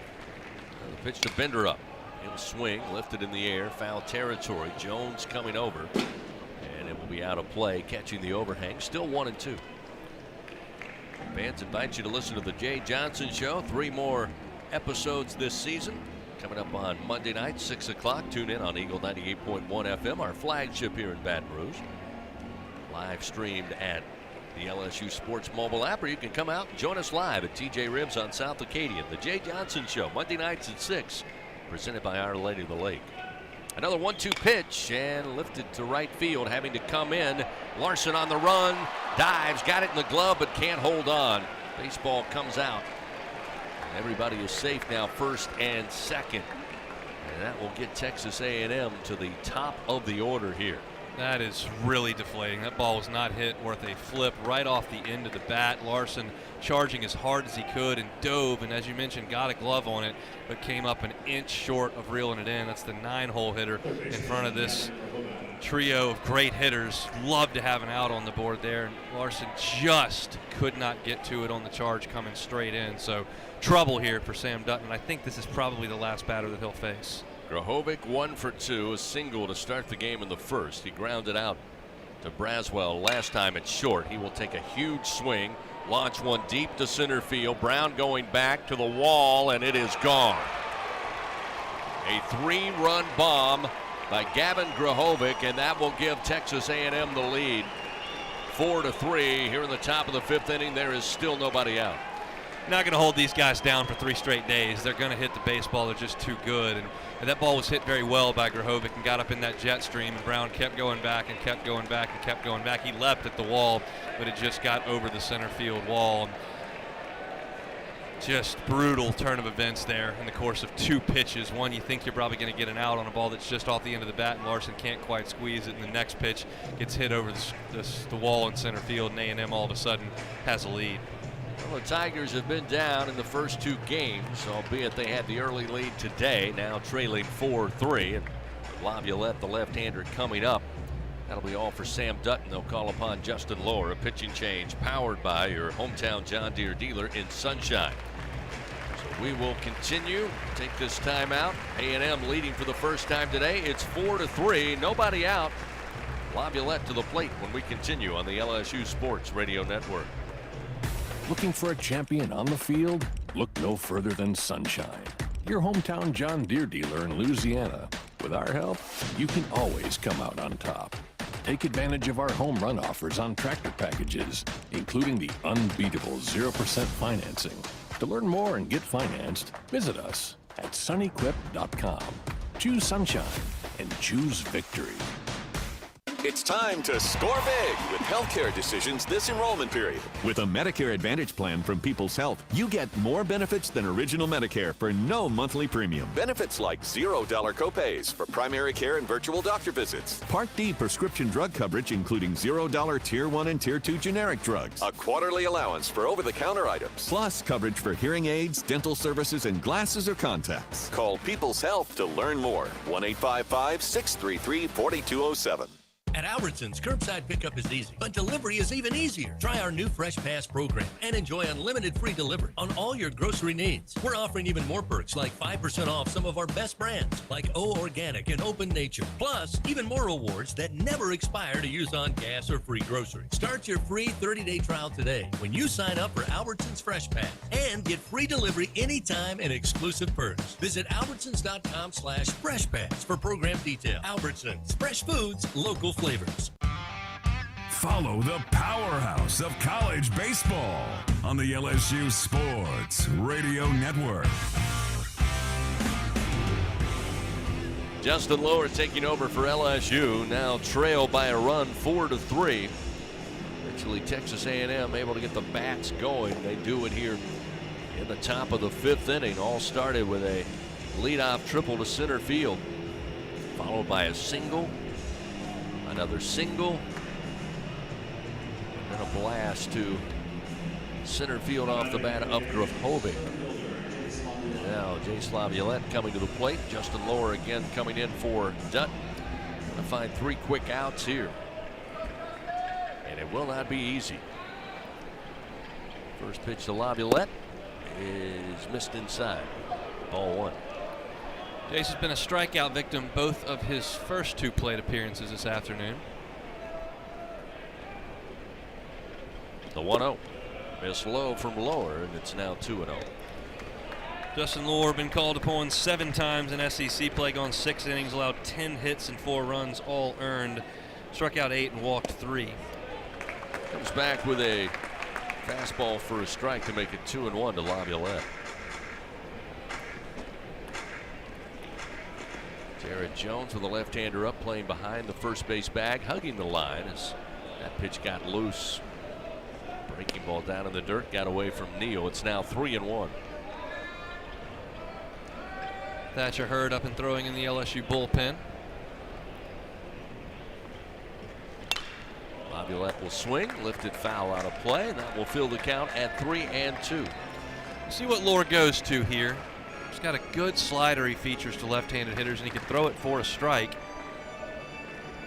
He needs to come up with something over the plate here, the full count. 3-2 delivery.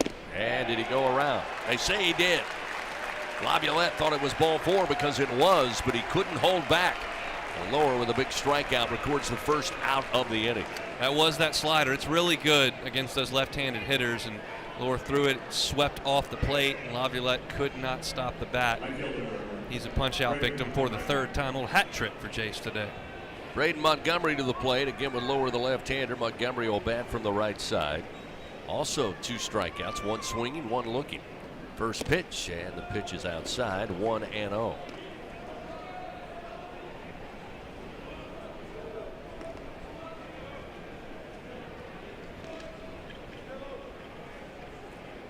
Pitch from Lower.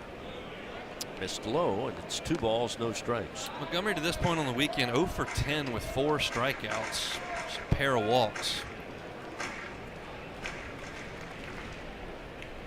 Lower delivers, and a swing and a miss. Floats that one up around the chest, and Montgomery gave it a go. It's 2-1.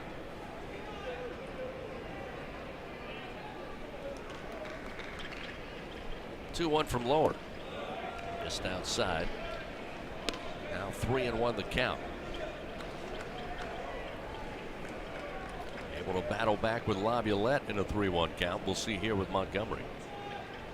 3-1. Lifted foul out of play, and it will fill the count now. Steady diet of breaking balls from Lower. That was another one at 83 miles an hour.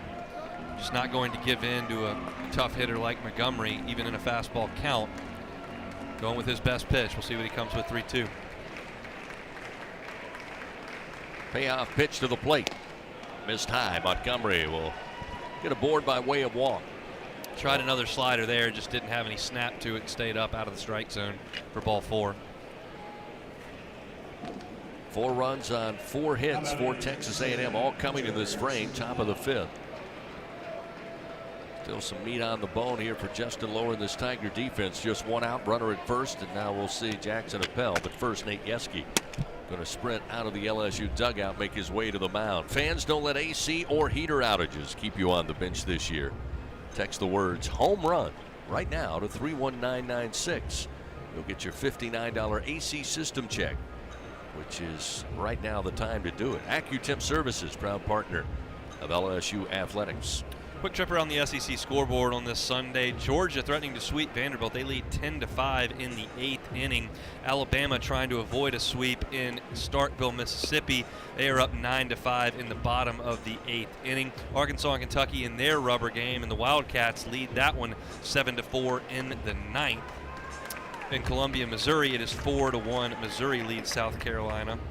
And that is your action around the SEC right now. Ole Miss and Auburn starting up in 10 minutes. So Coach Yeski back into the dugout. Justin Lower now will face Jackson Appel, batting from the right side. He's 0 for 2.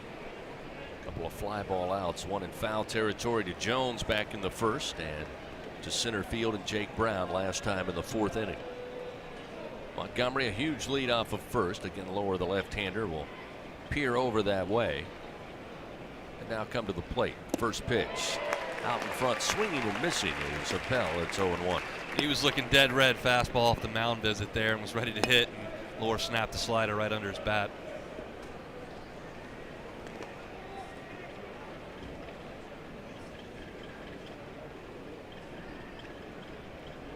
And now a throw over. Montgomery 4 of 6 in stolen bases this year. Team that we've mentioned both Friday and Saturday, pretty aggressive on the base paths. They've got plenty of speed. 48 of 59 in stolen bases so far. Lower again will come set. The left-hander looks to first. And now the 0-1 to the plate. This one hammered to left field off the bat of Appel. Top row of the left field landing. Second home run of the inning, and now Texas A&M starting to stretch their legs offensively. That will make it 6-3 Aggies. Yeah, we saw last night they wanted Appel to hit left-handed. He's a better hitter from the right side. This time they got Lower in there, and he's hitting from the right side. He did not miss that one. That got out of here in a hurry and was a no-doubter towards the back of the left field landing. Aggies just not going to be held silent for 3 straight days. That's not in the playbook, and they've kind of broken out here with a 6th spot in the 5th inning. Still a lot of baseball left, but this Aggie offense was going to show up at some point. LSU held them to 1 run in the 1st, 2nd, 4th, and 8th on Friday night, as there's a strike to Hayden Schott, who stands in with 1 out. Yesterday it was a 3-run 1st inning, and then 1 in the top of the 9th. That was all. Trying to avoid those big innings. Well, we'll do it for 2 days, but not in the cards here on Sunday. 6 runs here in the top of the 5th. They've done that on 5 hits, including 2 home runs, a 3-run blast and a 2-run blast. The 0-2 to Schott, and he stays away from a breaking ball, makes it 1-2.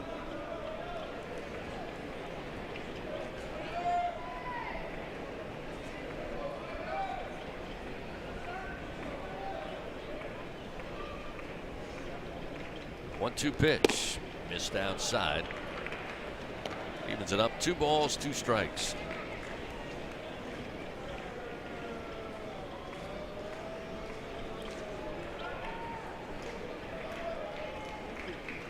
Two off the end of the bat, foul off the bat and in the plate. Keeps it 2 balls and 2 strikes. Lower, the transfer from Xavier, coming in this season for LSU.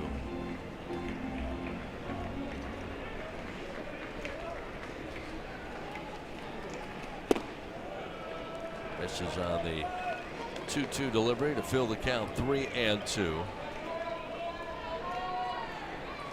Or with 18 previous appearances, all out of the bullpen.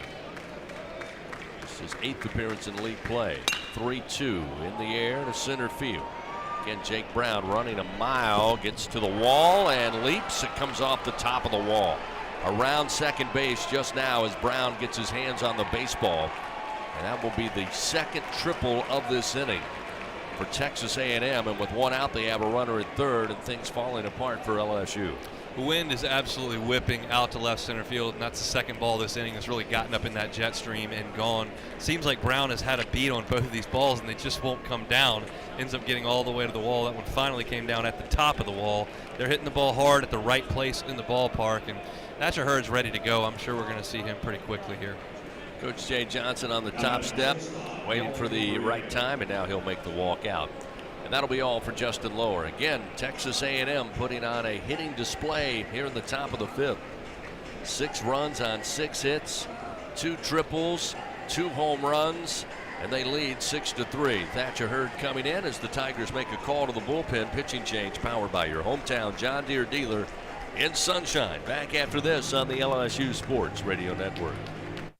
Looking for a champion on the field? Look no further than Sunshine, your hometown John Deere dealer in Louisiana. With our help, you can always come out on top. Take advantage of our home run offers on tractor packages, including the unbeatable 0% financing. To learn more and get financed, visit us at sunnyquip.com. Choose Sunshine and choose victory. Support your LSU Tigers with Hancock Whitney, the official bank of LSU athletics. From game day to the offseason, Hancock Whitney LSU credit and debit cards are a big win for any Tiger fan.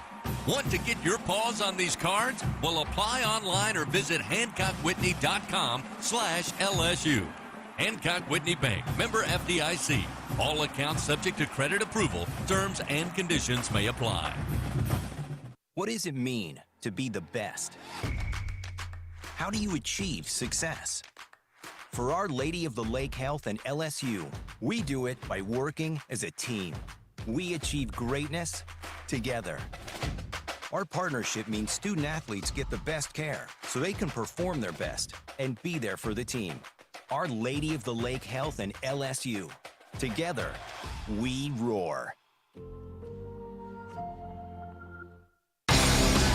LSU Fighting Tiger Baseball lives here.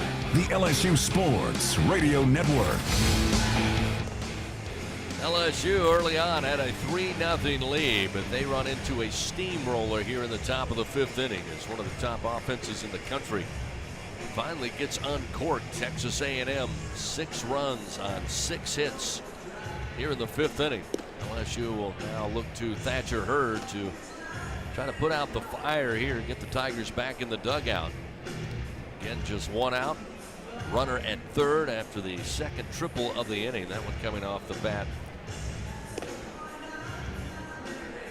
of Shot to left center field. Now that will bring Camarillo to the plate for Texas A&M.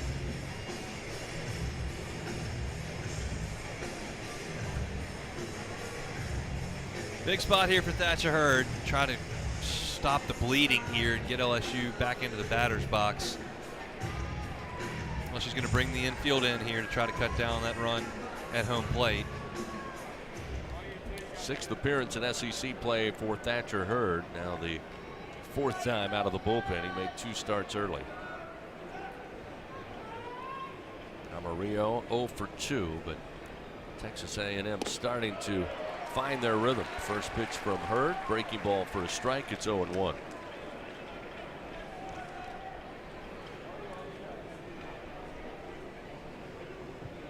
Evidenced by Schott, who'd been very quiet most of the weekend as the DH, but the triple has him at 3rd. As pitch high and outside from Thatcher will make it 1-1.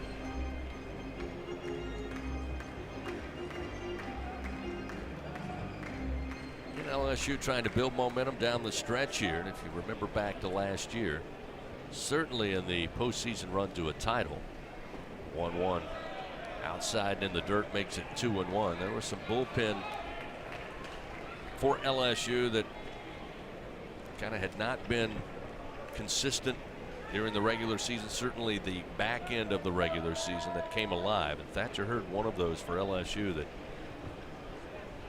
again pitched strong down the stretch. 2-1 just off the plate with that fastball at 95, and it's now 3-1 as started off with a steady diet of breaking balls, tried to get the strike with the heater there, and it's now 3-1 to Camarillo. Still have to be aggressive if you're Thatcher Hurd. You can't give in. You've got a base open that would set up a double play, so make a good pitch here. 3-1 outside, ball 4. That fastball missing, and now runners on the corners. We'll bring up Caden Sorrell. See what Jay Johnson decides to do with his infield positioning here with runners on the corners and 1 out. They are going to back the middle up, try to turn a double play. If it's hit hard up the middle, the guys on the corner will play even with the bag and could potentially come home to cut down that run if necessary. The first time this weekend, Texas A&M bats around. Sorrell started this inning with the triple. Came in to score the first run. Time called by our home plate umpire.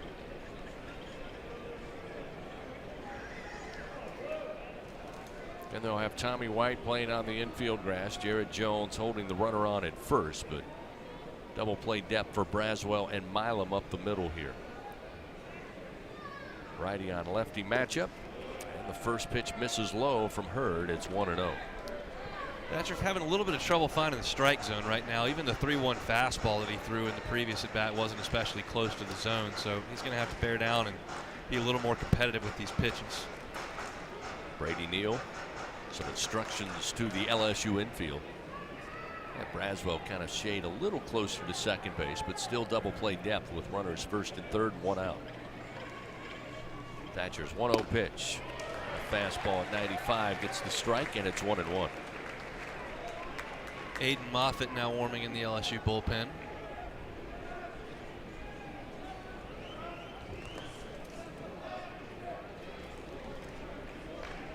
Shot at third, Camarillo at first base, and now time going to be called. Got a pitch clock violation there. Jim Schlossnagle exploded out of the dugout there to get it called. That will move the count now 2-1 after the pitch clock infraction. First one of those of the weekend as well. Here's the 2-1. Runner goes. Brady Neal will fake the throw down. Texas A&M wisely taking traditional double play off the table here with one out. Runners now second and third. It'll be incumbent for Thatcher Hurd to try to find it out against Sorrell at the plate. Infield will come back in. They'll all be coming home. Cut down that run. Here's the 3-1 pitch, and it misses inside. That's going to load the bases. And those are just not close. 3-1, not even a thought of swinging the bat there from either A&M hitter that Thatcher Hurd has faced. Missing with the glove side fastball there. Just a big miss. You can't have those.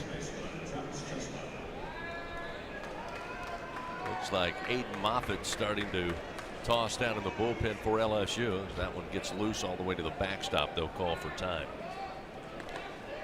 So what has been a long inning gets longer here. With one out, now the base is loaded. Chris, I'm not having as much fun as I was 25 minutes ago. Understood. There's about 10,000 or more that are in that same boat with you. Well, again, we've got... There's some sort of disconnect between the home plate umpire and Thatcher Hurd. He's given a signal that I don't even know. And he's done it 3 different times. Now Jim Schlossnagle's coming out of the dugout.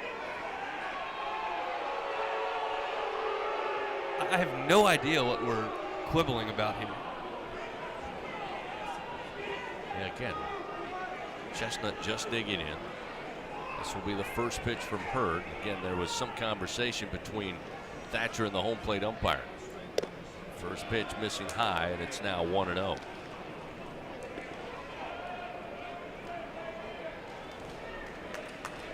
Shot at third with the triple. Camarillo with the walk down at second base. Another walk to Sorrell puts him at first. Thatcher Hurd cannot find the strike zone. That one misses low, and it's 2-0. Down 3, there's a lot of baseball to be played, but LSU's going to have to find a way out of this inning, and it's not going to come with a bunch of balls being delivered from Thatcher Hurd. You got to throw strikes and find a way to get an out here. And now Brady Neal, as another baseball gets loose from the bullpen. Neal calling for time, and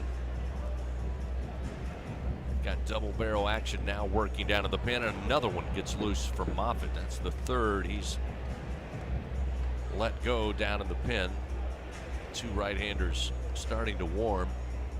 Looks like Will Helmer's up about to throw as well. Jay Johnson working on the walkie-talkie there. And just giving them time to get going. Thatcher Hurd struggling here.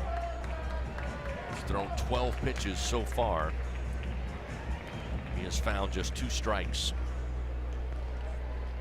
LSU's in at the corners again. Braswell is not at double play depth. He's all the way into the 6 hole and cannot cover second base on a ground ball to the right side. So we'll see what happens if there's one put in play. Chestnut awaits, and the first pitch or the next pitch is a strike, make it 2-1. Chestnut today 1 for 1. A walk in the second, an RBI single earlier here in the 5th inning. 2-1 pitch, missing. Fastball outside, make it 3 balls, 1 strike.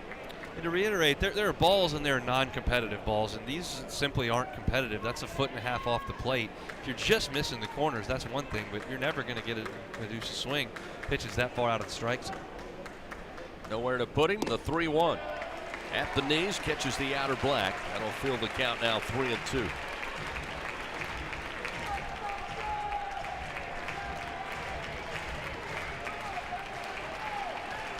Chris Cortez back up on the bump down in the bullpen. Been a long inning while he's been on the bench, and this one missed away, and that's going to bring in a run.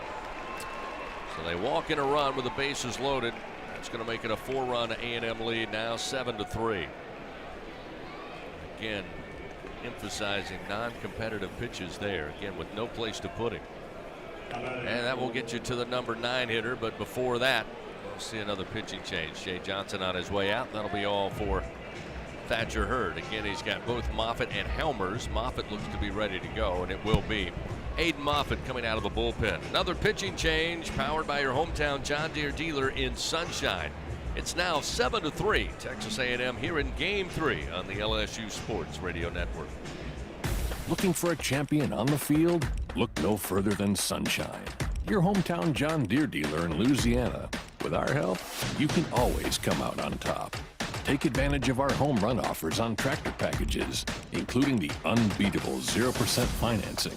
To learn more and get financed, visit us at sunequip.com. Choose Sunshine and choose victory. Support your LSU Tigers with Hancock Whitney, the official bank of LSU athletics. From game day to the offseason, Hancock Whitney LSU credit and debit cards are a big win for any Tiger fan. Want to get your paws on these cards? Well, apply online or visit HancockWhitney.com/LSU. Hancock Whitney Bank, member FDIC. All accounts subject to credit approval. Terms and conditions may apply. What does it mean to be the best? How do you achieve success?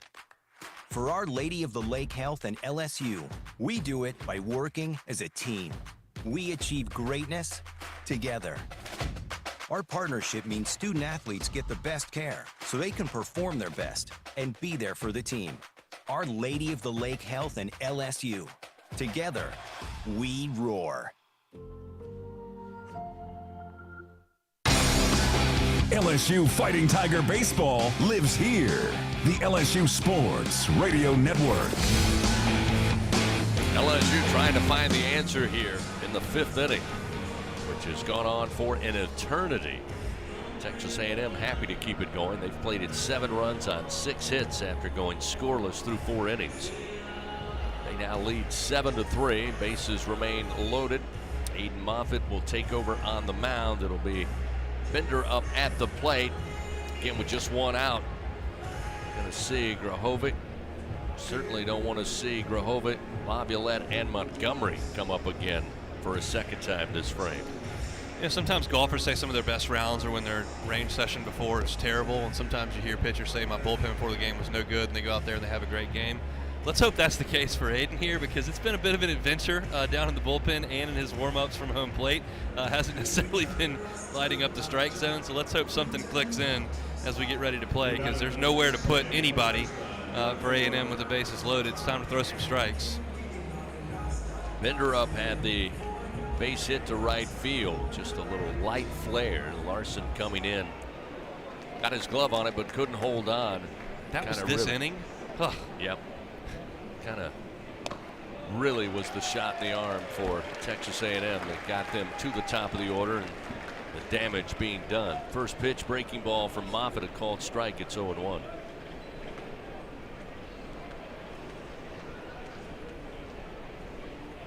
Aiden's 0-1 pitch sent back off the bat, foul of Bender up, and it's 0-2. Again, Chris Cortez having to stay warm down there in the bullpen now after this one, an extended fifth to say the least. Camarillo at third, Sorrell at second, Chestnut at first base. Aiden Moffitt, the 0-2. Sails outside and high, 1 ball and 2 strikes. Fans, Dudley DeBosier stands up for the purple and gold. They fight for Tiger fans all across Louisiana. Dudley DeBosier proud to be an official partner of LSU Athletics. A&M 7 runs, 7 hits today. LSU 3 runs on 4 hits. This breaking ball missed down low. Now 2-2, the count to Bender up. It wasn't a bad pitch there. Breaking ball that just missed down, but now at 2-2, you don't want to go full. Time to be aggressive with that 95-mile-an-hour fastball. The 2-2 pitch. Bender up puts a bat on it, sends it down the line in right field, and again, it's a fair ball into the corner. That will easily score Camarillo as they had to hold up momentarily. Larson was giving chase, but drops in fair in front of the Farm Bureau sign right there on the track. And Bender up, no disrespect to the redshirt freshman, but he is the guy you circle in this lineup today that you must get out. And for the second straight time, they've been able to do so, unable to do so. And that gets A&M back to the top of the order. Grahovic with the 3-run bomb earlier this inning to straightaway center field, will come to the plate with the bases loaded. Huge swing coming out of his cleats, but foul tips a fastball from Moffitt, and it's 0-1. These next 2 at-bats are probably the difference between a competitive ball game that you have a chance to come back and win and threatening to be run ruled, quite frankly. That's where we are in this ball game. With an 8 spot on the board, you're down 5 with the 3 best hitters in this lineup coming up. You give up a couple more big swings, and it could be run rule time. If you can get out of it, you got your chance to go back and hit the ball and get back in this ball game. So with the bases loaded, just 1 out, the 0-1. In the air, center field. Brown coming in, will have to play it on the hop. Sorrell on his way in to score, and the RBI single for Grahovic gives him RBI 56 on the year. He is now 3 for 4 at the plate today. And it is now a 9-3 Texas A&M lead. Still just 1 out, and still the bases remain loaded as Laviolette comes to the plate. It's a funny game, Chris. I've been sitting here with you for 2 days, and after the 4th inning of this game, I said to you off the air, I said, these at-bats for A&M have been pathetic. And now it doesn't seem like LSU can get anyone out at all. And they've had 10 guys come to the plate, and they've gotten 1 out. It changes that quickly in this sport. Laviolette with 3 strikeouts on the day. 1 in the first, the third, and earlier here in the 5th as Moffitt misses high on that offering. 1 ball, no strikes. Bases loaded, 1 out. Moffitt fires, and it's low in the dirt. Neal blocks it up.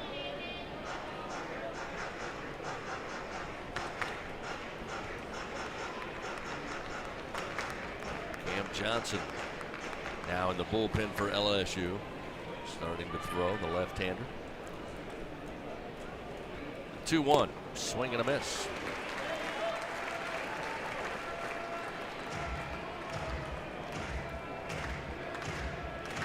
Chestnut at third, Bender up at second, Grahovic with the RBI single down at first base. Pitch from Moffitt, sit back foul, just missing his Laviolette on another fastball. Keeps the count 2-2. Just tuning in, LSU was leading 3-0 when we got to the top of the 5th inning. Texas A&M, 9 runs plated in this frame. They batted around. Laviolette waits on the 2-2 pitch, and it misses high for ball 3. Nowhere to put him with the bases loaded. And LSU pitchers here in the 5th inning have put themselves between a rock and a hard place. The 3-2, a called strike 3 at the knees, and Laviolette down on strikes for the 4th time today. And LSU and Aiden Moffitt finally find the 2nd out of the frame. I was all ready to make a golden sombrero joke on Cinco de Mayo, Jace Laviolette there, but it's not as fun when you're giving up a 9 spot in the 5th inning. Still applies, but it's not as much fun. Now we'll see Braden Montgomery, who against Moffitt will bat from the left side. Montgomery today, 0 for 2. He did reach base on a walk this inning and came around to score like most everybody else. This pitch is low. They appeal to third. They say he did not go around, and it's 1-0. This is what A&M's offense can do, though. Last week, Georgia got out to a 9-0 lead in the first inning against them, and they came back with an 8 spot right on top of it. Put up 9 right here in the 5th inning against LSU in Game 3. The 1-0 from Moffitt, and a swing and a miss. We're leaving the count now. Breaking ball dipped underneath the bat of Montgomery. It's 1-1. Montgomery, a strikeout in the first, caught looking in the third. Again, as I mentioned, walked and scored here in the 5th frame. The 1-1 popped him up. Again, left center field. Jake Brown calling for it, and just out of the way of Josh Pearson will make the play for out number 3. But a different ball game on our hands now as Texas A&M plates 9 runs on 8 hits. They lead by 6 over LSU here in Game 3, 9-3. Aggies with the lead. LSU coming to the plate. 3, 4, and 5 due up. Jones, Pearson, and Travinsky. We continue on the LSU Sports Radio Network. And we're back with the action. Coke Zero Sugar might be the best Coke ever. That's right, Jim. With an irresistible taste and zero sugar, Coke Zero Sugar is a must-try for any sports fan. So make sure you... Wait, Jim, I didn't mean try it right now. We're still on the air. Best Coke ever? Take a taste, Jen. Really? No, not right now, Jen. We got a game to call. BRQ Seafood and Barbecue is a home run for flavor, excitement, and an unforgettable experience. Savor their daily specials or indulge in their brunch every Saturday and Sunday. Special occasion? Let BRQ cater your event or host your gathering on their outdoor patio, The Backyard. Now open daily. As the official catering service of LSU Athletics, they are the top choice for your game-winning celebrations. Visit online at brqrestaurant.com. See their daily specials, catering options, or to reserve a table. BRQ Seafood and Barbecue, where unforgettable moments await, both on and off the diamond. Will Scott Mobile Mini is the global leader in modular offices and storage containers. Keep your products safe and secure with our wide array of vault-like storage containers. Need shelves and lighting for your container? We can help. We have the right container for your industrial, commercial, or residential storage needs. All of our offices are delivered ready to work with customizable furniture options to fit any need. Give us a call at 800-841-7016 or visit our website at www.mobilemini.com. The reigning national champs play here. Fighting Tiger Baseball on the LSU Sports Radio Network. Several opportunities still remain here in Game 3. LSU, though, finding themselves down by the largest deficit this weekend, trailing by 6 now, 9-3. Jared Jones will lead it off for the Tigers, followed by Pearson and Travinsky due up. Chris Cortez. Been a while since we've seen him after a long and extended top of the 5th inning. Unofficially 49 minutes. The 1-0, a check swing by Jones. Pop up foul territory, third base side, easy play for Grahovic. And quickly one down. Cortez, as we mentioned, a little wild to start the game coming out of the bullpen, but again, throwing heat at 100+ miles an hour, but really dialed in on the breaking ball, and he's settled into this relief appearance now. An inning and 2/3. He's given up just 1 hit, 1 walk, 2 strikeouts. As we'll see Josh Pearson, who on the day is 1 for 1, had an RBI single in the 3rd. He's reached base twice by way of walk back in the 2nd inning and scored. Pitch to the left-hander, strike on the inside corner again with that nice breaking ball, and it's 0-1.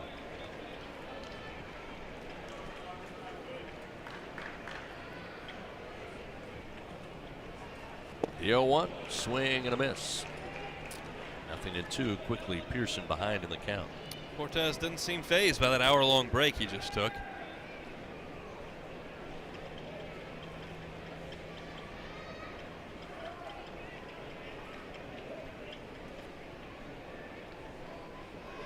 The 0-2, did he go around? They appeal, they say yes.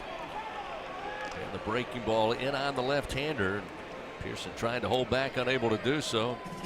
Cortez picks up his 3rd strikeout. At the blink of an eye, there's 2 gone here in the bottom of the 5th inning. will bring Hayden Travinski to the plate. Again, we came into this series talking about the offense, but clearly the bullpen, the strength of this pitching staff for Texas A&M, and LSU able to keep them at bay last night. But coming to game 3 of a series, that's a strength for A&M, really a weakness this season for LSU. Yeah, LSU did a good job against Aschenbeck last night. Today it was pretty good. This is the 3rd bullet for A&M and Cortez, and he's been excellent since coming in. He issued that first walk, and since it's just been very, very good. Misses outside after delivering a first pitch strike to Travinski. It's 1-1. 2 down, nobody on. 9-3, A&M leads. 1-1.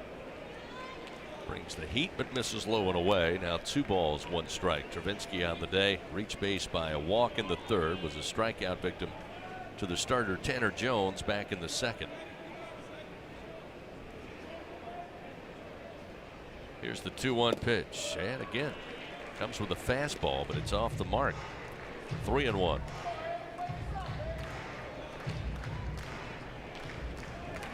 It's almost as if for Cortez today, the fastball for show, the breaking ball has been the money pitch. Here's the 3-1. Travinski swings, pops it up, foul out of play. Now a full count, 3-2. Fans, don't let AC or heater outages keep you on the bench this year with summer on the horizon.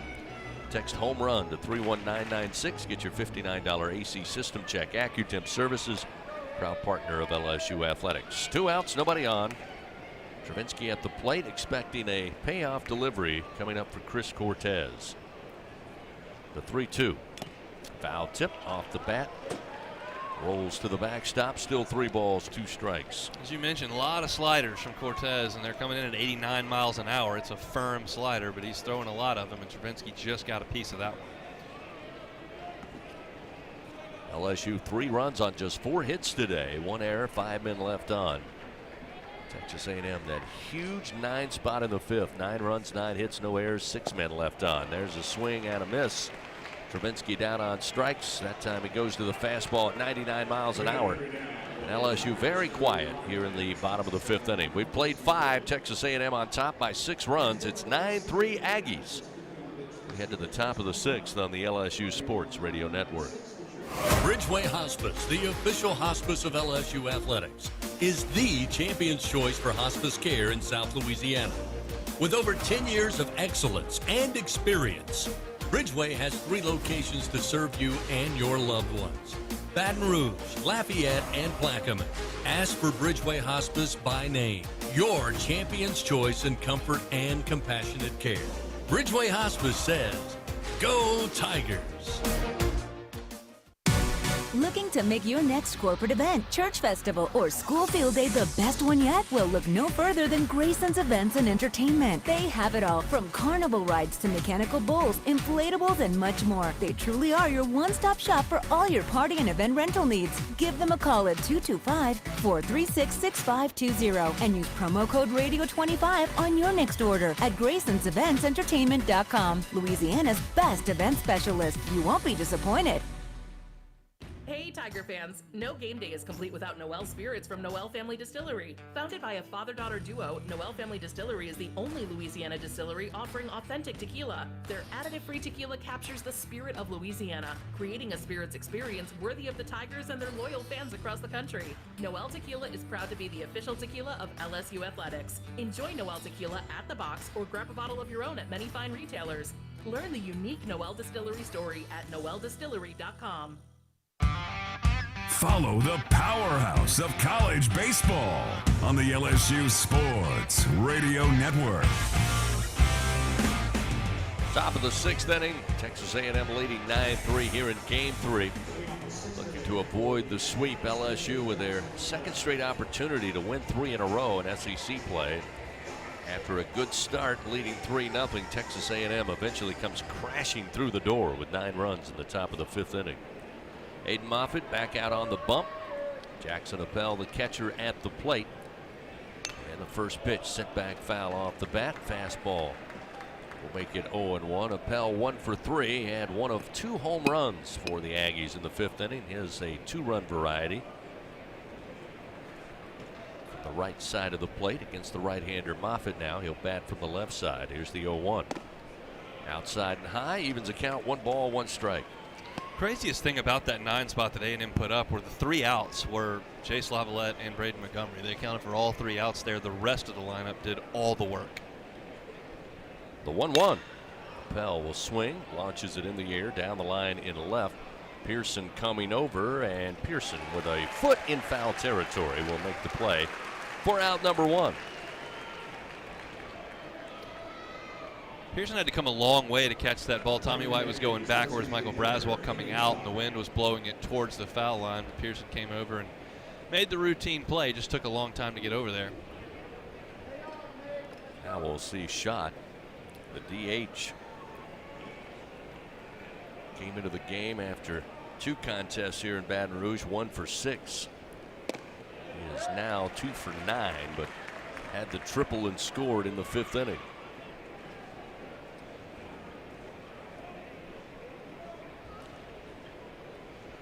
First pitch, a strike from Moffitt. Aiden fires the 0-1, and another strike.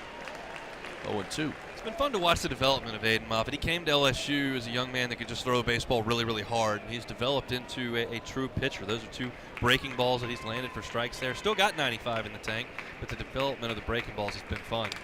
This one fouled back as he comes back with a 97-mile-an-hour fastball. Schott able to touch it away to keep it 0-2.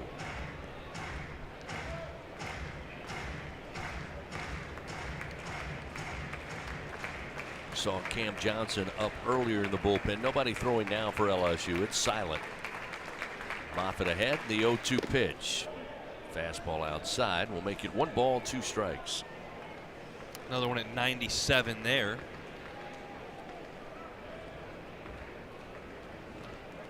Sun making appearance here after mostly cloudy skies the early part of the afternoon. The 1-2 got him to swing and miss. Didn't realize Brady Neal lost the baseball. Neal picks it up near the dugout, throws to Jones in time to secure the 2nd out of the inning. It's an athletic play from Brady Neal. That ball went all the way to the LSU dugout. He had to run the 40 feet or so over there to grab it and then made a strong throw. Jared Jones did a good job of making himself available in foul territory. Was an immediate run from Schott there, which helped LSU, and they're able to get the out. No question, Schott with the big swing and then just kind of stood there. And his dugout helped him realize that the ball, as you said, almost going to be fielded by Jay Johnson on that top step. But a great play by Neal. Helps out his pitcher, secures the strikeout in the 2nd out, as now we'll see Camarillo in the first pitch high and inside. And it's 1-0. Camarillo today 0 for 2. Strikeout, a pop out. Didn't get aboard in the 5th and scored a run by way of walk. Here's the 1-0. Squares the bunt, pulls it back, pitches high, and it's 2-0. Yeah, Tommy White was way, way back there at third base, so Camarillo showing a little bit of bunt, and Tommy will come in a couple of steps, but still significantly behind the bag there at third. 2-0 delivery. A strike at the belt will make it 2-1 as Moffitt relies on the fastball to pick up the strike. A few Tiger fans who have already headed home on this Sunday. The 2-1 catches the outside corner. That'll even the count now. As Moffitt called upon there in the 5th inning in a tough spot. Starting to really settle in here.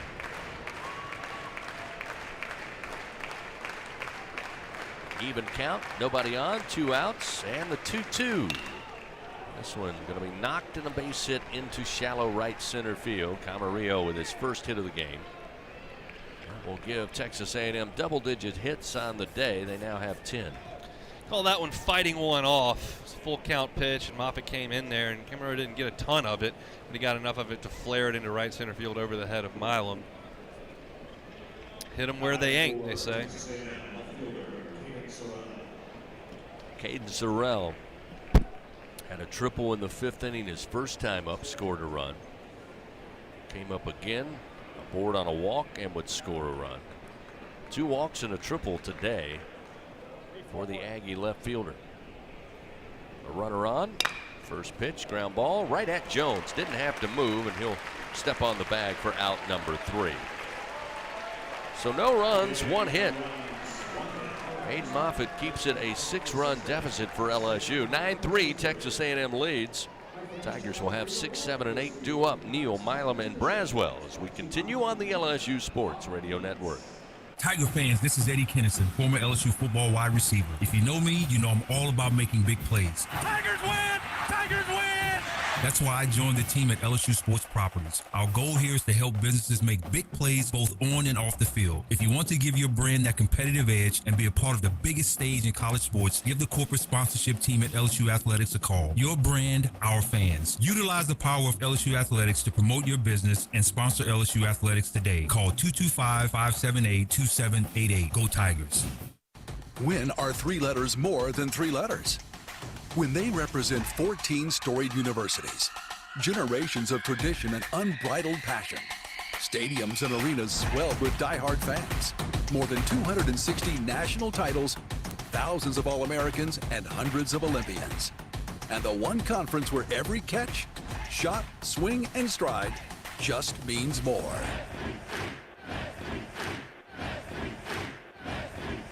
Some people won't give you the real talk on drugs, but it's time we know the facts. Fentanyl is killing people. It's a powerful opioid, often made illegally and commonly mixed with illicit drugs. It can even be pressed into counterfeit pills that resemble prescription medications. Just 2 milligrams, about the size of a few grains of sand, could potentially be lethal. This isn't an ad to scare you, but it is an ad to make you think twice. Get the facts. Go to realdealonfentanyl.com. This message is brought to you by the Ad Council. LSU Fighting Tiger Baseball lives here. The LSU Sports Radio Network. LSU must make haste here. Bottom of the 6th inning. Plenty of opportunities at the plate, but a 6-run deficit. They trail Texas A&M 9-3 after an explosion of offense for the Aggies in the top half of the 5th inning. Brady Neal had a 2-run homer back in the 2nd, aboard on a walk last time at the plate. Stand in. They appeal to third on a breaking ball down low. They say he went around. It's 0-1. Tigers look very uncomfortable against Chris Cortez. You understand the velocity, but he's mixed that slider in very, very well. A lot of check swings and half-hearted efforts. The 0-1 misses low. That evens the count. 1 ball, 1 strike to Neal.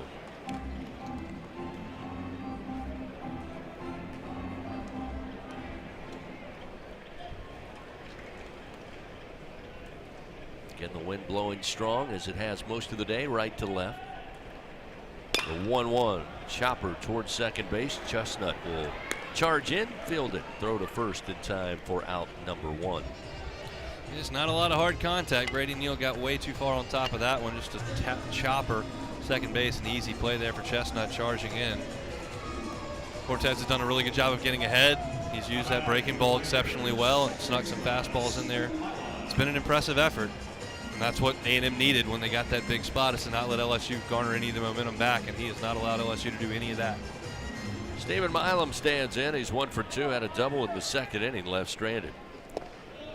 Cortez misses with a fastball low, and it's 1-0. I point back to Milam's at bat at the end of the 3rd inning with the bases loaded in a 3-0 game. LSU had an opportunity there to make it 5, 6, 7-0 and weren't able to do it. And eventually the dam broke on the pitching staff. The 1-0. And for a strike. 1 ball and 1 strike now to Milam.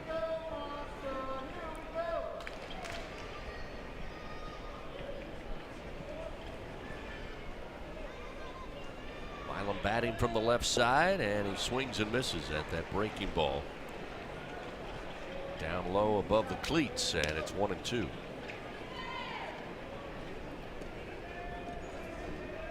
Not a lot of energy in the park right now.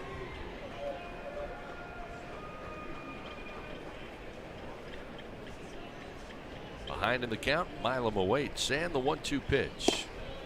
Outside, evens it up. 2 balls, 2 strikes.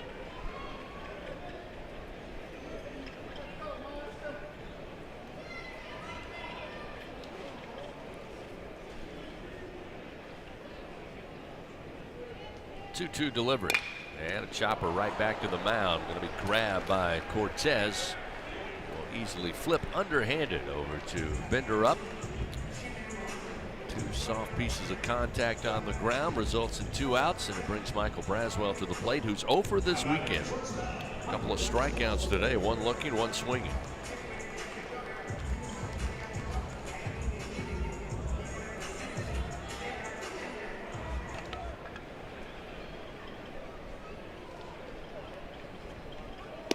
Squares to bunt, the pitch high and inside. He'll bring it back, and it's 1-0. Braswell came into today's game batting .299,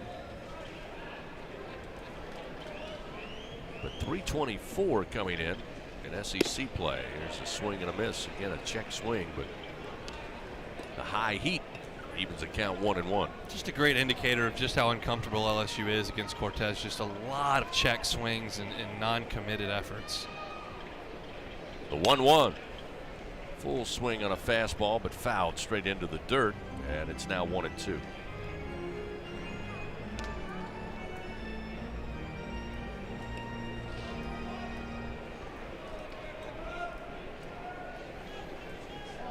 Cortez 3 innings of work.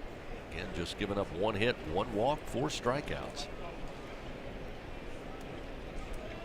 Elicited 2 groundouts here to start the bottom of the 6th. Braswell behind him the count 1-2 with 2 down.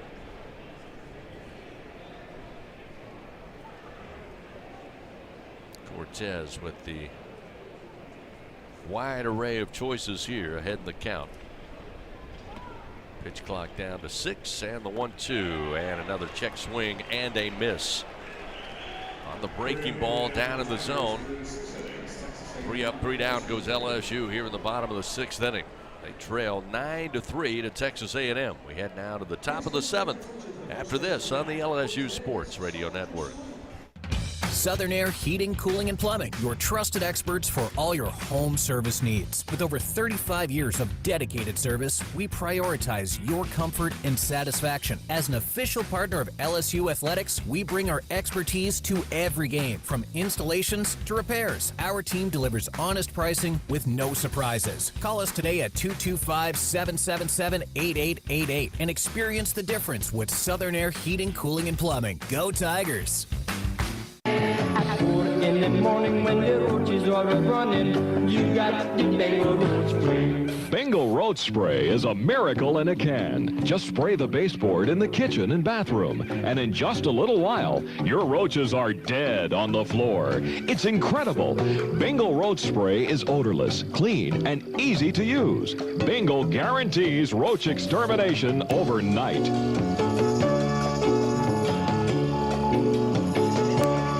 Straddling the mighty Mississippi between Baton Rouge and New Orleans, Ascension Parish is Louisiana's sweet spot for a perfect weekend stopover, shop over, stay. Shop at Tanger Outlet's 60-plus designer and brand name stores. Tour fabulous Homa's House, Mansion, and Gardens. Visit Sugar-Filled Spirits Distillery, known for its unique spirits, wines, and ciders made from real local ingredients and flavors, or so many other interesting nearby attractions. Just a half hour east of Baton Rouge's Tiger Stadium and 1 hour west of New Orleans. Ascension Parish, your Baton Rouge to New Orleans stopover, shop over spot. For more info, visit LASweetspot.com.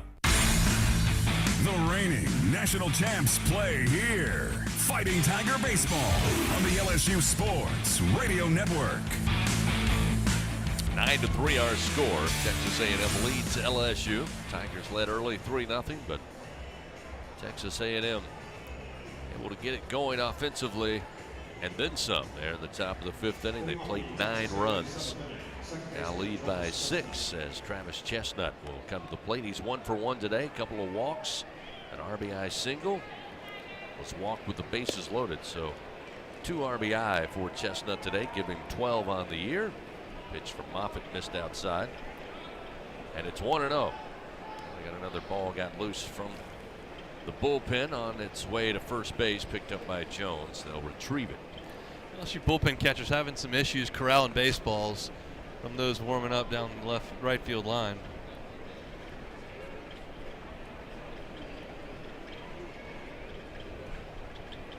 Ryan Kucherak comes in defensively at shortstop. He'll take over for Braswell.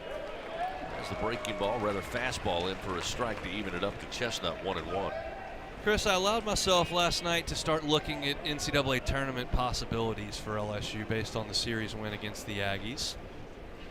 A 1-1 to Chestnut. Rides high, 2-1. We're all well aware that LSU dug a steep hole losing your first 5 conference weekends, but they've come back and won now 3 in a row, and they've made it a discussion and a possibility to this point. 2 balls, 1 strike. Pitch to Chestnut. Late swing and a miss. 2-2. If this result holds, LSU will move to 9-15 in league play with 2 weeks to go. That means 6 games. The RPI right now for LSU sits at 32, which is okay. That's good enough to get in as an at-large team at 32. 2-2 pitch. Got him to chase. Ball dropped by Neal, but he'll pick it up quickly. Gets the right angle and throws it to Jones. For the first out of the inning, Chestnut retired as Aiden Moffitt now with his 3rd strikeout. The magic number is 14 SEC wins. For LSU to get to 14 SEC wins, they're going to have to go 5-1 down the stretch. That's a tall order at Alabama with Ole Miss coming here. 13 has been 50-50 over the last 3 years. There have been 6 teams that have gone 13-17. 3 have gotten into the NCAA tournament. 3 have not. That's 4-2 over the last 2 weekends, which is doable. Bender up, stands in. There's a strike at the letters from Moffitt with a 96-mile-an-hour heater. It's 0-1. I think with this win over the #1 team in the country, that's a feather in your cap, and certainly winning the last 5 SEC series would be a feather in your cap as well. 0-1, Bender up. Solid swing, but sends it to the seats out of play and right, and it's 0-2. I think 13-17 gives LSU a pretty good chance, better than 50-50 to get into the NCAA tournament. I think I agree with you simply because 13 wins, again, the way you finish up. Let's be honest, the committee likes the way teams are playing towards the end of the season. Again, this will certainly help, even if this score stands, taking 2 of 3 from the #1 team, which has a high power rating. Here's the 0-2. Just missed. Oh, looked like a good pitch there on the outer half, but they'll say missing for ball 1, 1-2. On top of that, I think their non-conference record speaks for itself. Paul Maneri's last team was 13-17, got in. The Ole Miss national championship team from 2 years ago was 13-17 and obviously got in. The 1-2 in on the hands, just missing. Bender up, evens the count 2-2. But this is the weekend they had to have. You needed this feather in your cap to have beaten the top RBI team in the country. We think A&M is going to be a top 8 national seed. That's a strong series win. 2-2 from Moffitt. Again, missed inside. Fastball off the mark. That's going to fill the count now. Nope. We got it hit the bat, so it's going to be a tip. Yep, indeed. So after Moffitt looked a little dejected early, they celebrate again with the pitch inside. The first one Bender up stayed away from. The second one, again, he pulled the hands in and yep, he tried to keep his arms close to his body, but it looks like we're going to get a challenge here from Schlossnagle. He came out. It was an immediate reaction from the home plate umpire that immediately go to the tip and to call him out. So I think he heard it, and I think he's pretty adamant about it. Brady Neal obviously agreed, and I don't think this is going to be a long discussion here. They're going to rule him out. Yeah, they're just going to talk amongst themselves. Let's see if they're actually going to. Well, it appears they will. Rick's ruling of no hit by pitch is under review. So Jim Schlossnagle is going to argue that sound you heard was actually hitting my batter, not the actual bat, which is wrong. So I don't know if this is going to take very long. Jay Johnson now will come out. He just wants an explanation as to what's being reviewed. Home plate umpire Derek Malika explaining what the challenge is about. So we go under review for the first time.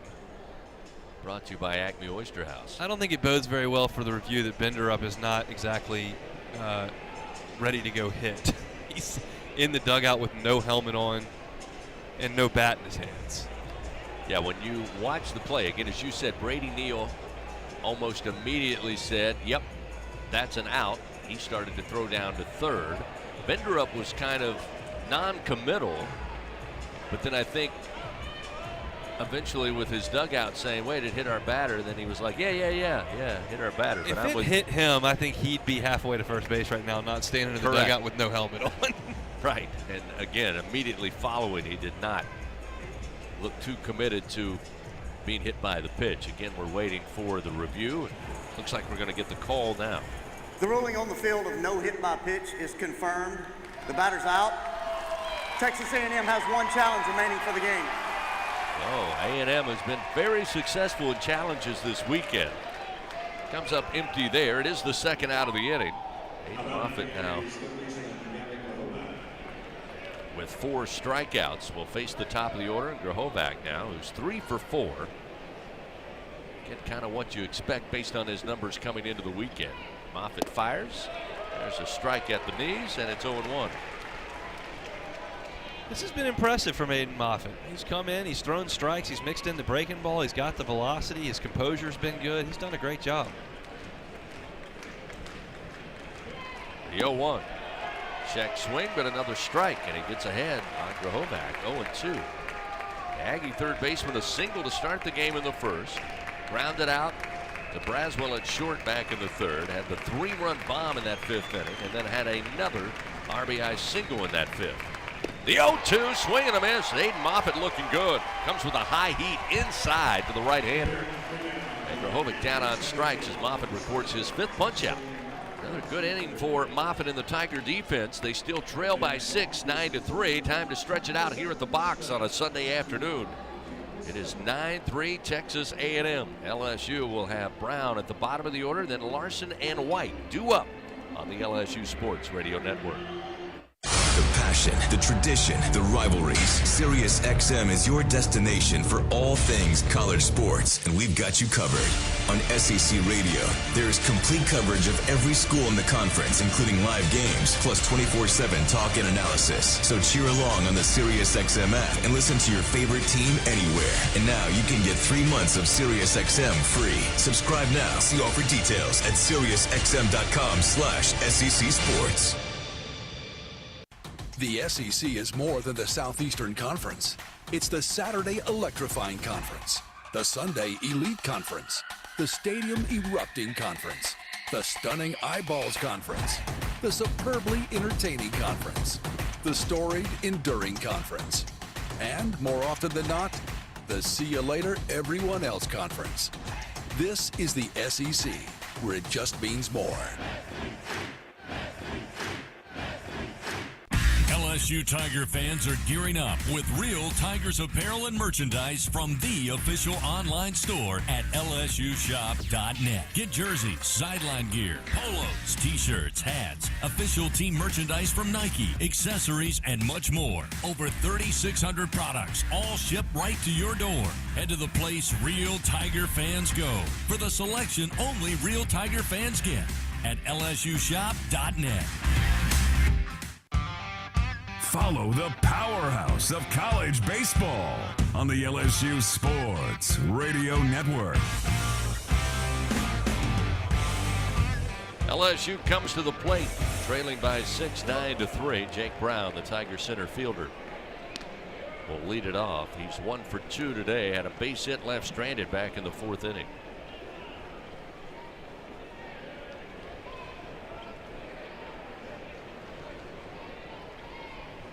Chris Cortez will fire, and it misses inside. Now make it 2-0. Tigers in need of base runners. Again, 3 runs on 4 hits so far today for LSU. 2-0 pitch. Again, misses inside. Cortez trying to paint that inside corner. Missing on 3 attempts. It's now 3-0. Cortez's high pitch count this year, 77 against Vanderbilt. He has been a starter in his career, so not a guy that's been a 1 inning at a time type guy. Well, there's 4 pitches, and again, a pitch low and inside will send Brown down to first base. So that's a good start here in the bottom of the 7th. It's the Tigers to the top of the order, and Ashton Larson. If you're going to come back and make this thing a ball game, you're going to need a crooked number here. You've got the top of the order coming up, 9 outs to play with. You're down 6. He needs to start with 2, 3, 4 runs here. And the delivery misses low, so 5 straight ball offered up by Cortez, and it's 1-0 to Larson, who today is 0 for 3. Brown with speed takes a lead off of first, and the 1-0. Again misses low and inside. Immediately we start to see double barrel action get up in the bullpen for Texas A&M. And a righty and a lefty up in the Aggie bullpen.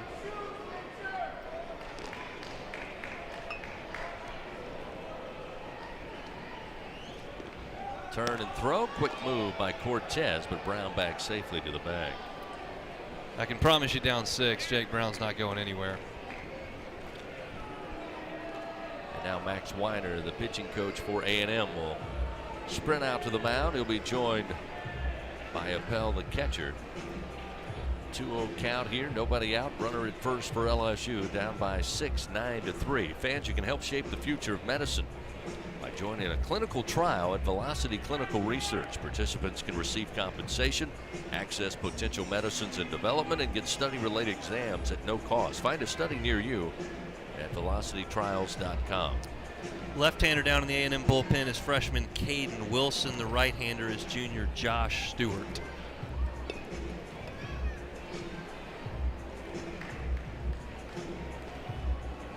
Coach Weiner back into the dugout. Cortez has thrown 57 pitches, so 20 off of his season high.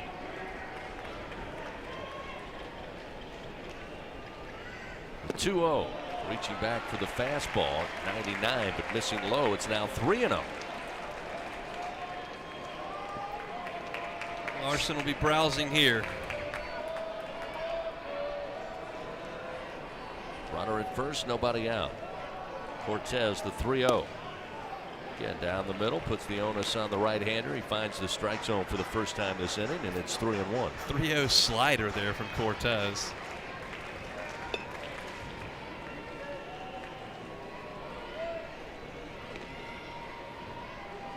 (3-1) pitch. There's a strike on the outer half. Larson thought it may have missed outside. Cortez trying to climb the ladder here. Works it full, 3-2. It's another slider there, 3-1. He obviously has a better feel for that, throwing it for a strike, than he does the heater right now. So the payoff pitch to the plate. And Larson will lift it to center field. Laviolette, though, coming in casually, will get to it in time for out number 1. Brown will make his way back to first base. 1 away here in the bottom of the 7th, and we'll see Tommy White. White today 0 for 2, reached base on a walk back in the 3rd. That's huge from Cortez. He walks the leadoff man, goes 3-0 to the second man he faces, and then comes back and throws 3 straight strikes and forces Larson put the ball in play, and didn't do so with much authority.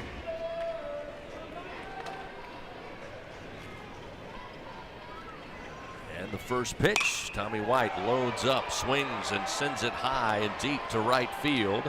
But right near the line in the corner is Montgomery with the basket catch, records the second out of the inning. Hey, that one tougher than it needed to be. The wind's going to kill it up in the air going towards right field, and it did. And Montgomery got to the warning track and ended up catching it by his shoe tops because the wind was hurting it so badly.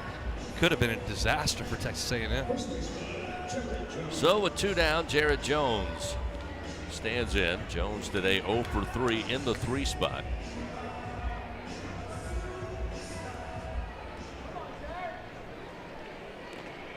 Tigers trail by 6, 9-3. First pitch, fastball off the plate, outside, missing, ball 1.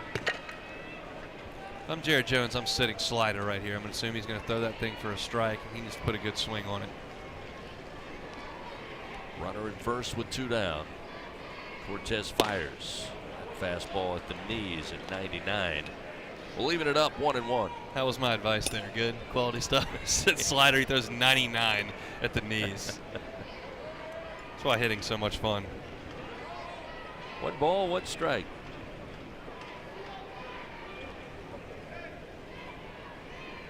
The 1-1.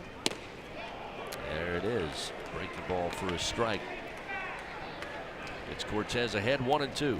When he throws them both for a strike, it's just going to be tough with that much velocity. He hasn't done that the majority of his career, which is why he's kind of been up and down. But when he's got it, it's good. Here's the 1-2.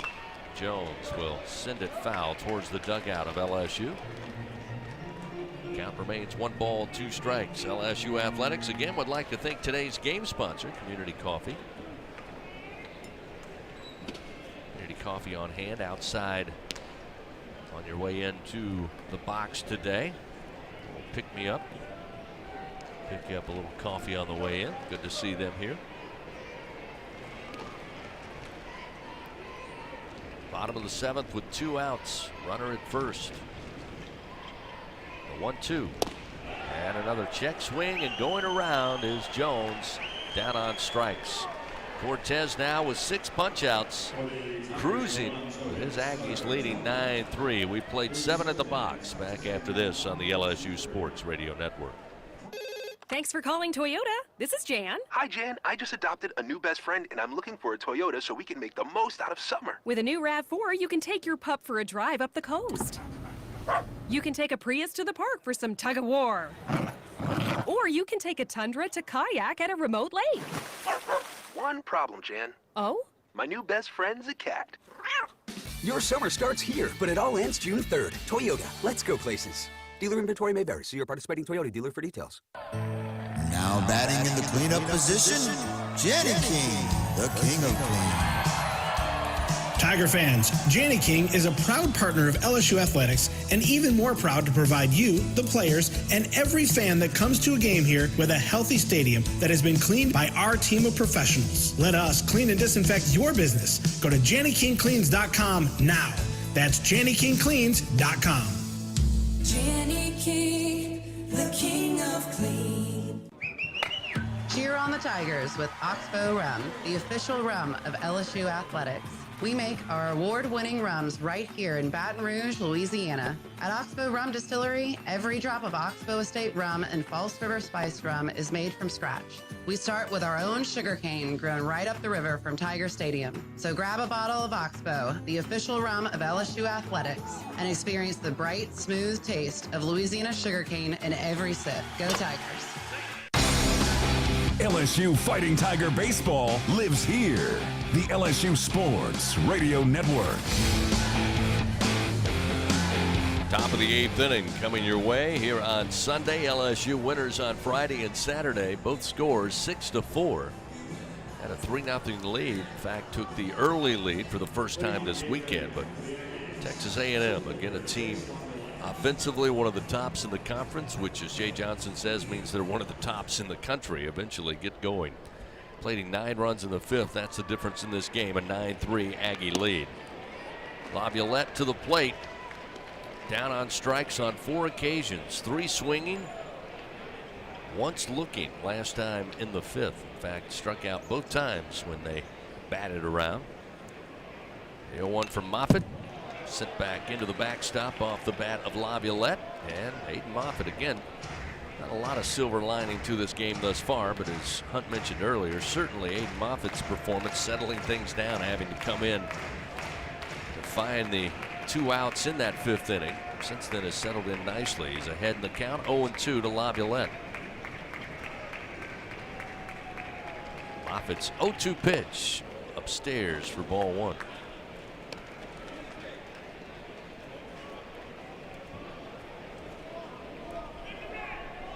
Cam Johnson continues to be up. Not throwing at the moment. He's been in the bullpen for some time. The 1-2. Oh, just missed off the outside corner. Even it up 2-2. I would venture to guess that Jace Laviolette has not struck out 5 times in many baseball games before. That's just a guess on my part. That's a pretty good hunch. Neal going to set up inside. Here's the 2-2, and Laviolette will swing, pop it up, out of play. Still 2 balls, 2 strikes. Again, LSU finishes this 9-game homestand Tuesday night. Northwestern State, the Demons coming to town. 6:30 first pitch before back out on the road.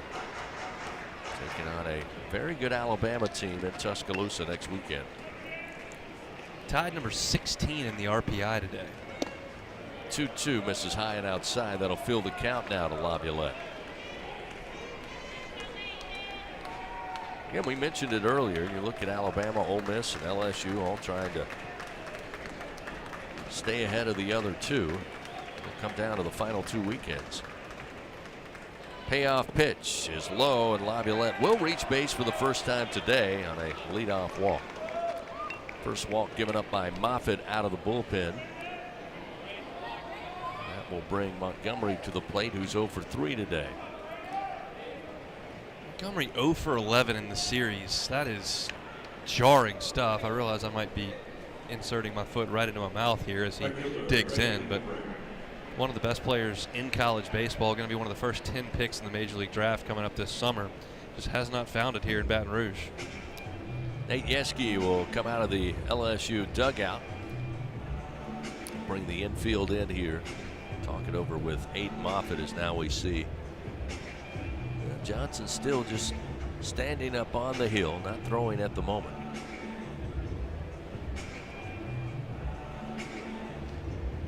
Texas A&M, 9 runs, 10 hits, 7 men left on today. LSU just 3 runs on 4 hits, 1 error, and 6 men left on.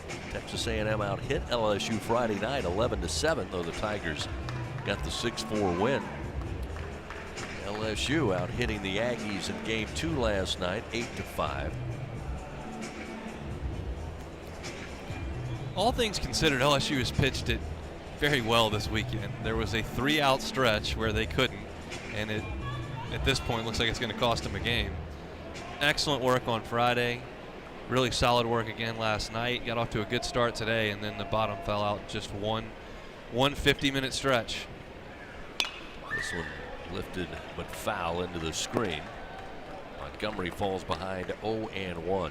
That's why sweeps are so hard to come by in SEC play. It's just hard to hold a team down for 3 straight days.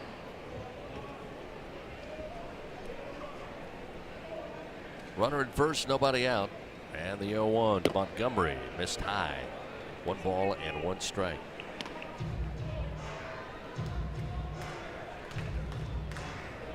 And the Tigers last week went into game 3 with a chance to pick up 3 wins here at home. Unable to do so. Auburn got the win. The 1-1. Went inside, now make it 2-1. LSU this season 1-6 in conference game 3s.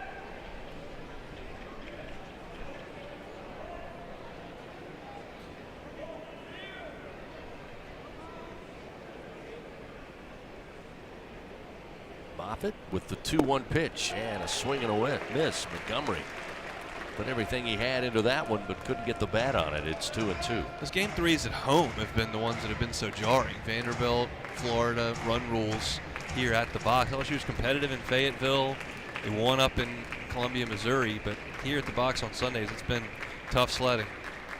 2-2. That's a called strike 3. Painted the inner black. Montgomery down on strikes for the 3rd time today. Will bring the first out of the inning here in the 8th. If you'd have showed me Montgomery and Laviolette's lines entering the game, I'd have said, oh, she's probably going to be in pretty good shape. That's 7 strikeouts between the 2 of them. Jackson Appel, the catcher, 1 for 4, had the 2-run homer back in the 5th inning. That's when he's batting from the right side. He'll swing left-handed. Send the first pitch to center field. Jake Brown backing up a few steps, has it for the 2nd out of the inning. And that will get the designated hitter, Hayden Schott, to the plate. He's 1 for 4. This will be a confidence booster for young Aiden Moffitt as Jay Johnson's going to go get him. That's a job well done by the sophomore right-hander. So the runner at first, Aiden Moffitt does his job trying to keep it just a 6-run deficit coming in that 5th inning. They'll make a change, call upon Cam Johnson, who comes out of the bullpen. Pitching change powered by Sunshine, your hometown John Deere dealer. We'll get back to it. Texas A&M here in the top of the 8th, leading 9-3. A runner at first and 2 down when we continue on the LSU Sports Radio Network.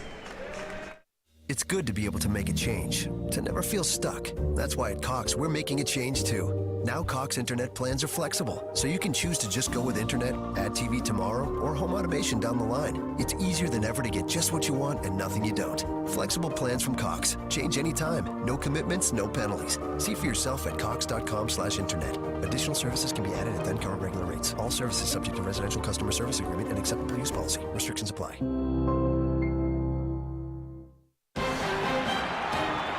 And we're back with the action. Coke Zero Sugar might be the best Coke ever. That's right, Jim. With an irresistible taste and zero sugar, Coke Zero Sugar is a must-try for any sports fan. So make sure you... Wait, Jim, I didn't mean try it right now. We're still on the air.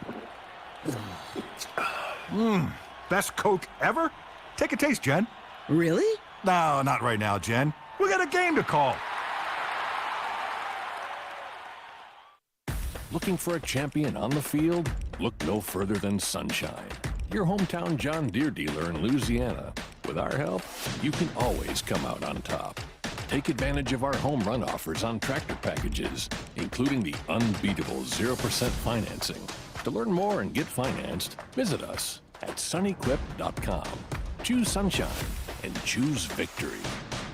The reigning national champs play here. Fighting Tiger Baseball on the LSU Sports Radio Network. Cam Johnson takes over on the mound for LSU. There are 2 down here in the top of the 8th. Texas A&M again still leading by a score of 9-3. We hate shot coming to the plate. He's 1 for 4 so far today. And he got involved like everybody else not named Laviolette or Montgomery in the 5th inning. He had a triple and came around to score in that 5th frame. Cam Johnson's 6th appearance in SEC plays, gone 3 1/3 innings, given up 3 hits and 4 runs, all earned, 5 walks and 5 strikeouts for the freshman southpaw. Before Shot makes his way to the plate, let's pause 10 seconds. Station identification on this, the LSU Sports Radio Network. This is LSU Fighting Tiger Baseball on the LSU Sports Radio Network and the LSU Sports mobile app. Along with our producer, Alondra Villarreal, Hunt Palmer, Chris Blair with you here at the box. Story not so good thus far, 9-3, Texas A&M leads over LSU. As Johnson delivers the first pitch, and it's a fastball for a strike, and it's 0-1. Johnson, the freshman out of Upper Marlboro, Maryland, comes to LSU after prepping at IMG Academy. The 0-1 outside, gets away from Neal to the backstop. It goes. Laviolette will slowly make his way into second base. Now a runner in scoring position with 2 outs and a 1-1 count.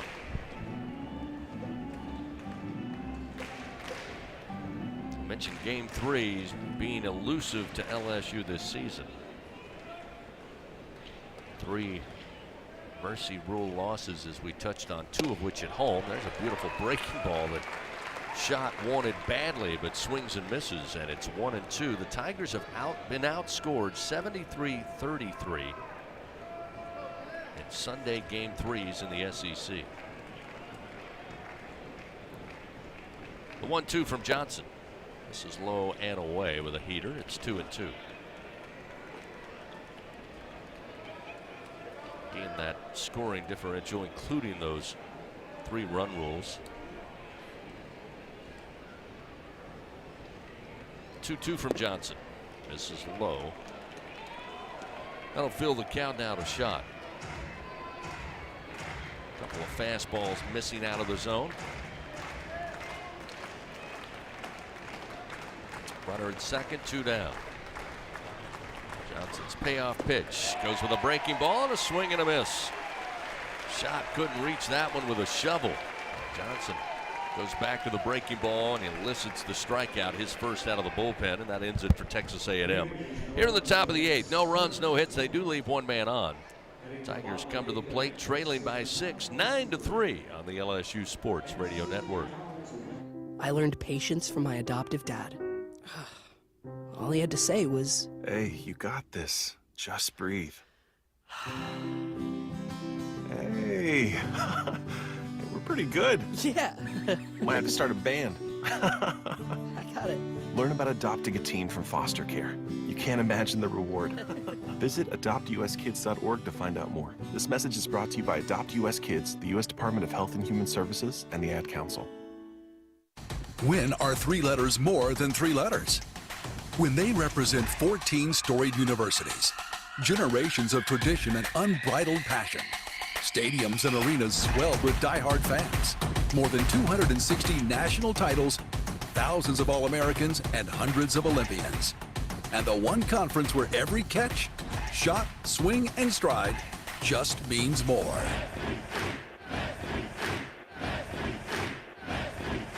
Going to the track, the wall, see ya! Tiger fans, have you ever wanted to watch LSU baseball on TV but hear the action from the LSU Sports Radio Network? Just sync the game with the LSU Sports mobile app. It's easy to do. Just pause the TV. Use the LSU Sports mobile app to stream the audio on your smartphone or tablet. Connect to a smart speaker, then wait for the audio to catch up to the point your TV is paused. Push play, and you are all set. Sync the game with the LSU Sports mobile app for iOS and Google devices. Download it today. Tigers win! Tigers win! The reigning national champs play here. Fighting Tiger Baseball on the LSU Sports Radio Network. LSU coming to the plate in the bottom of the 8th. 6 outs to work with here. Down exactly 6 runs, 9-3, as we'll see Caden Wilson, a left-hander, take over on the mound for Chris Cortez, who was sensational out of the bullpen for Texas A&M. This is the second time we've seen Wilson on the weekend. Struggled on Friday night, unable to record an out in that appearance. Yeah, Wilson hasn't been used a ton for this Aggie club. Just a freshman, a left-hander, is making his 7th appearance. He's only thrown 4 2/3 innings on the season, giving up 8 hits and 6 runs, all earned. 8 strikeouts in those 4 2/3 innings and 2 walks. Hitters hitting .381 against Wilson.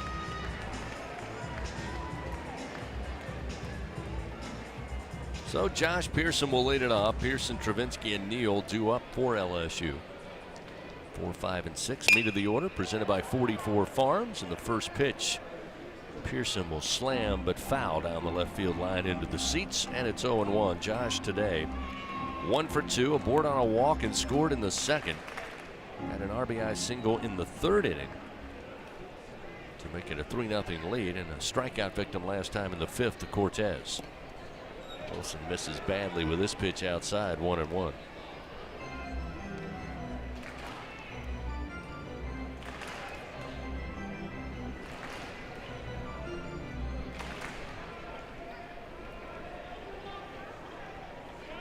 Again, much like in the 7th inning, it's LSU needing base runners as Pearson lets a pitch miss inside. It's 2-1.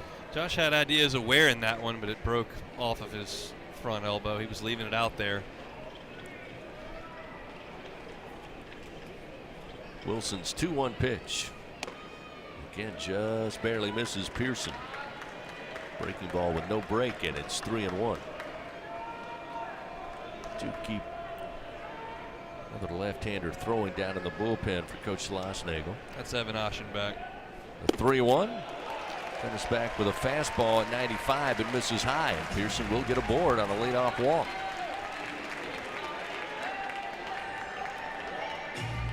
Aiden Travinsky will stand in. He's 0 for 2 today.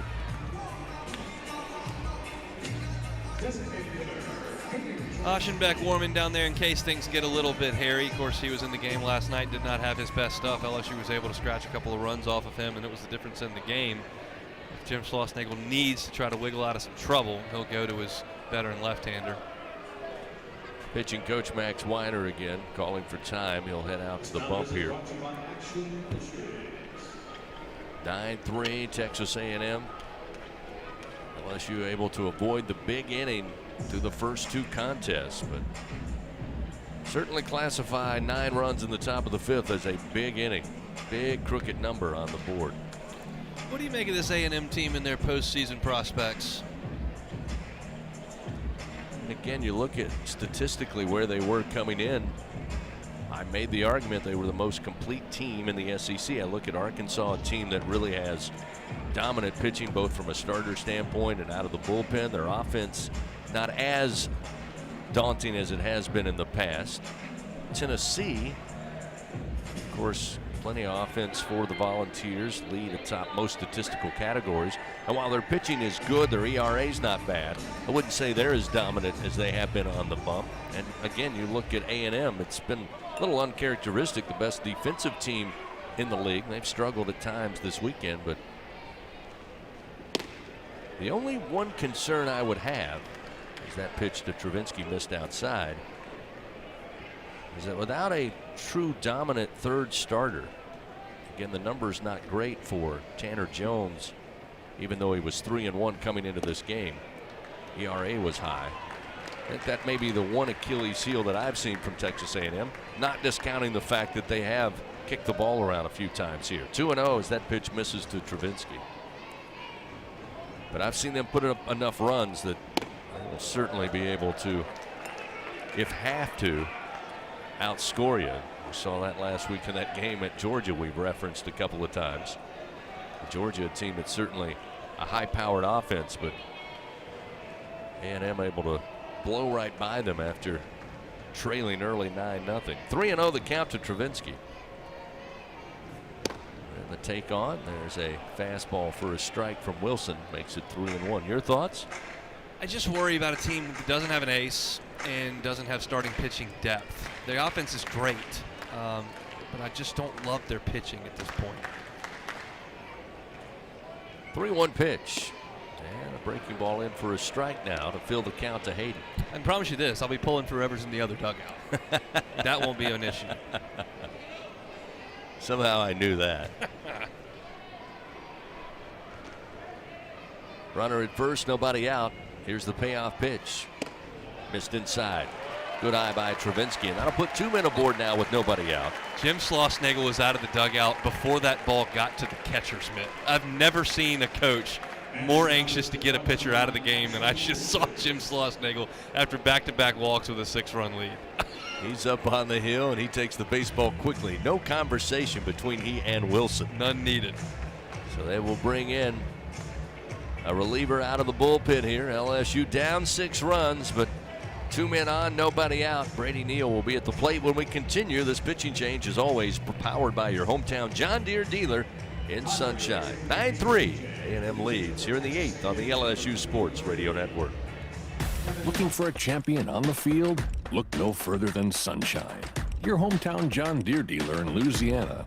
With our help, you can always come out on top. Take advantage of our home run offers on tractor packages, including the unbeatable 0% financing. To learn more and get financed, visit us at sunequip.com. Choose Sunshine and choose victory.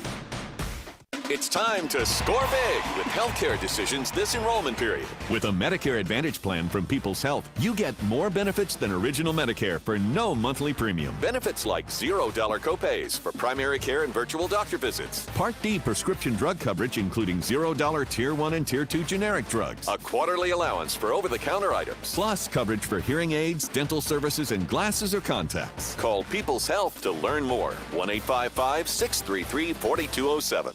At Albertsons, curbside pickup is easy, but delivery is even easier. Try our new Fresh Pass program and enjoy unlimited free delivery on all your grocery needs. We're offering even more perks like 5% off some of our best brands like O Organic and Open Nature. Plus, even more rewards that never expire to use on gas or free groceries. Start your free 30-day trial today when you sign up for Albertsons Fresh Pass and get free delivery anytime and exclusive perks. Visit albertsons.com/Fresh Pass for program detail. Albertsons, fresh foods, local flavors. Follow the powerhouse of college baseball on the LSU Sports Radio Network. Evan Aschenbeck will take over for Texas A&M, the left-hander. Second appearance on the weekend. As I told you earlier, LSU able to handle him rather well in his first outing here in Baton Rouge, but his numbers are impressive, and Coach Schlossnagle wasting little time to get Wilson out of the game, get Aschenbeck on the mound. Runners first and second here for LSU without an out. And Brady Neal due up. He's 1 for 2, and the 2-run homer back in the second to make it a 2-0 LSU lead, which seems like days ago. Board on a walk in the third, grounded out to second to Chestnut last time in the 6th. Yeah, last night Aschenbeck got 4 outs, but he gave up 3 hits and 2 runs, walked 2, uncorked a wild pitch, had a strikeout. He's been the best reliever for these Aggies for 2 seasons now. Wasn't great last night. We'll see what he has today. First pitch to Neal.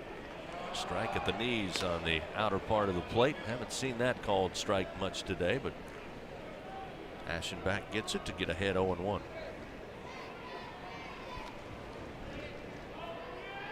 The 0-1. Swing and a miss. Slow breaking ball outside. 0-2 now. Brady was looking to pull that ball, and it was off the plate away. He's going to try to drive the ball the other way, which he does very, very well. Just on that one, he pulled off of it a little bit.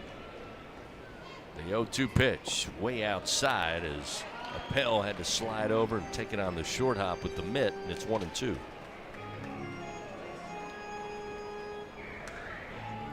Tigers have Pearson at second, Travinski down at first base. Wind still gusting out a little bit, not as firmly as it was about an hour ago, but still out to left field.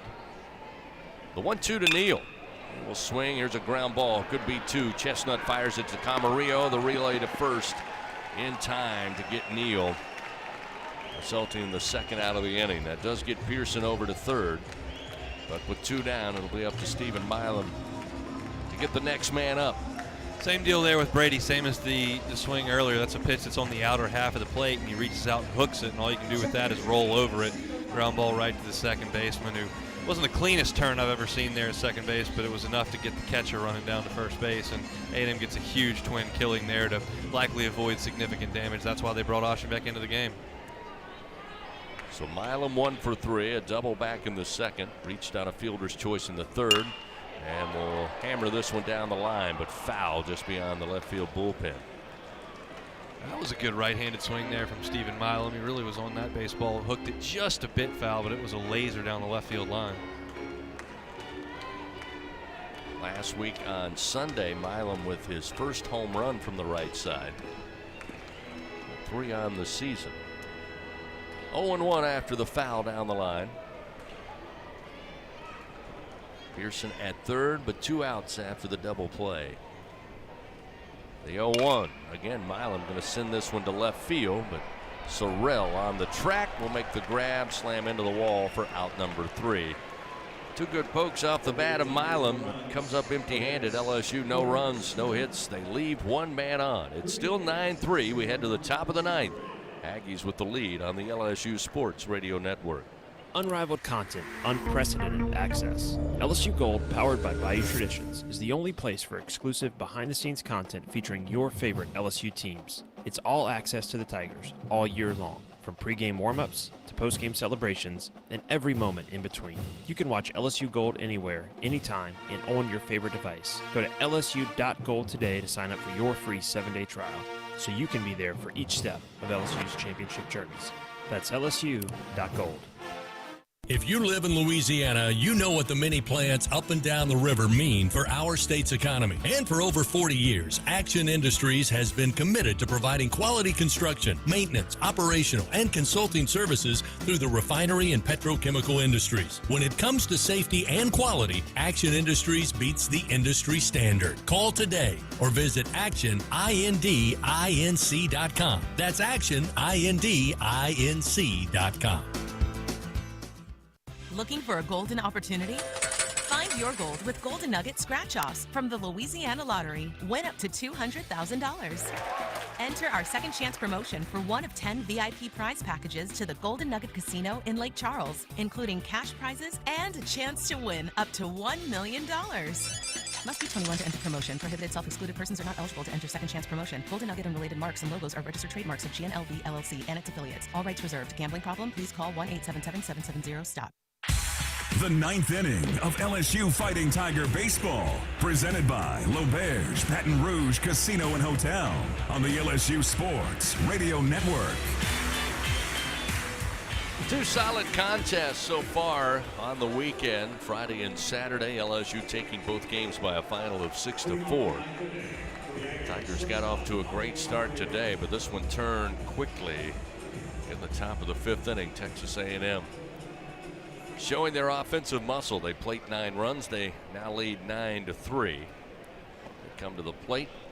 Shortstop Camarillo at the plate. The first pitch from Cam Johnson, low for ball 1.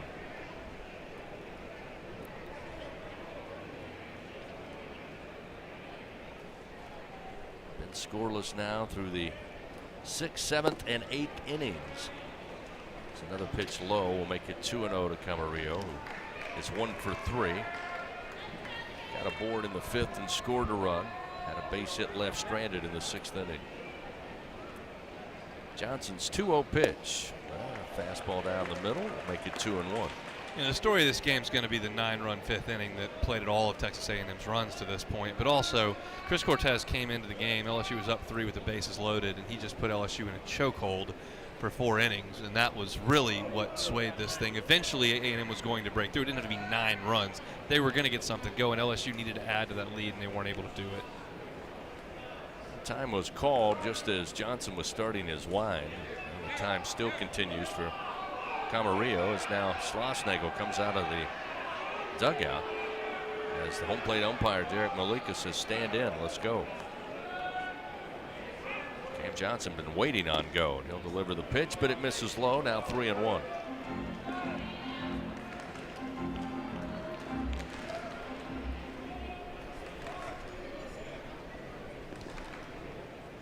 Three-one pitch outside. That will put Camarillo aboard. The leadoff walk here in the 9th inning.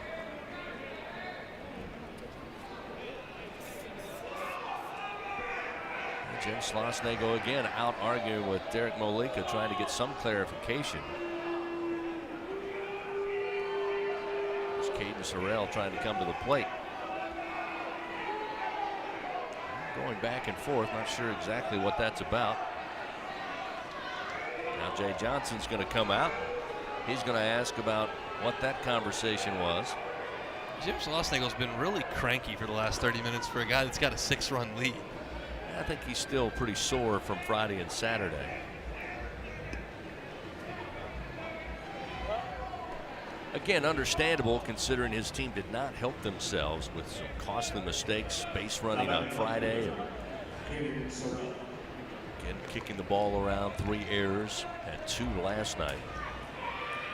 And again, we're going to get back to action at some point. Now time is called as Sorrell was trying to stand in. Umpires communicating to each other. Just like earlier, we have no clue what signals they're giving. But I've watched a lot of baseball. I've never seen an umpire do that. He's been doing it the whole game. So now we're set to resume play. Johnson fires the pitch outside, got away from Neal, and Camarillo easily into second base. Command's always the name of the game for Cam Johnson. It's never stuff. He's got a really good breaking ball and he throws hard, but sometimes command can elude him, and he was good back there in the 8th inning to get out of some issues, but here early in the 9th he's not had good command. Will Helmers is warming down in the pen, and again we're getting a, I believe, pitch clock warning, but the pitch clock has not started. And it goes against Cam Johnson, and now it's a 2-0 count. And the pitch inside, almost got a piece of Sorrell. He bends out of the way, and it's now 3-0. So that was not a pitch clock violation because the clock hit 0. He must have not gotten on the mound in time. Is that what we're suggesting? And I think there was a warning earlier in today's game for the same thing. 3-0, the take on is down the middle. Appears that it all started with Camarillo, who got a warning to get in and get ready to hit. Coach Schlossnagle didn't like that. They had a conversation. And now Cam Johnson assessed with the slow up of the game, but that pitch misses low. Now suddenly runners first and second here. Not what you're looking for, which is why Will Helmers continues to throw down in the bullpen. The throwback from Neal gets away from Johnson, and it's all the way to Milam. So you can see Coach Jay Johnson had his hands on his hips, not liking what he sees, and now he's on the way out. So nobody out. A&M with runners first and second. They lead 9-3 here in the top of the 9th. Pitching change upcoming, powered by your hometown John Deere dealer in Sunshine. Will Helmers will try his hand on the bump. Texas A&M leads by 6 runs, 9-3, top of the 9th. Game 3 on Sunday here on the LSU Sports Radio Network. Looking for a champion on the field? Look no further than Sunshine, your hometown John Deere dealer in Louisiana. With our help, you can always come out on top. Take advantage of our home run offers on tractor packages, including the unbeatable 0% financing. To learn more and get financed, visit us at sunequip.com. Choose sunshine and choose victory. Support your LSU Tigers with Hancock Whitney, the official bank of LSU Athletics. From game day to the offseason, Hancock Whitney LSU credit and debit cards are a big win for any Tiger fan. Want to get your paws on these cards? Well, apply online or visit HancockWhitney.com/LSU. Hancock Whitney Bank, member FDIC. All accounts subject to credit approval. Terms and conditions may apply. What does it mean to be the best? How do you achieve success? For Our Lady of the Lake Health and LSU, we do it by working as a team. We achieve greatness together. Our partnership means student athletes get the best care so they can perform their best and be there for the team. Our Lady of the Lake Health and LSU. Together, we roar. LSU Fighting Tiger Baseball lives here. The LSU Sports Radio Network. Will Helmers out of the bullpen for LSU here in the top of the ninth inning. Texas A&M leading by 6, but unfortunately, back-to-back walks to start the ninth puts runners first and second, and the Aggies could be looking for more here. LSU's got to find 3 outs in quick time fashion to give themselves a puncher's chance in the bottom of the ninth. Helmers 1-0 on the season.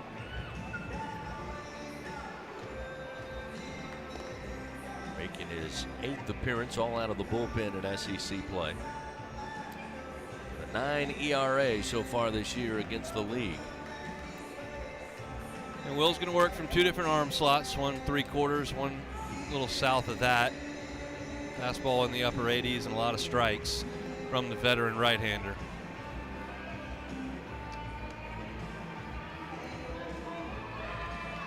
Travis Chestnut, the second baseman, he's 1 for 2 today. That's his 5th time coming to the plate. Strikeout last time in the 7th.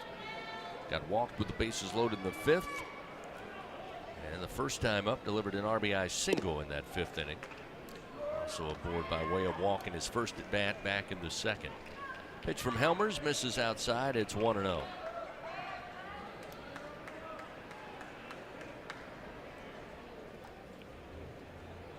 Helmers 1-0 pitch. That's a strike at the letters on the outer half. Chestnut not quite agreeing with that call, but it's 1-1.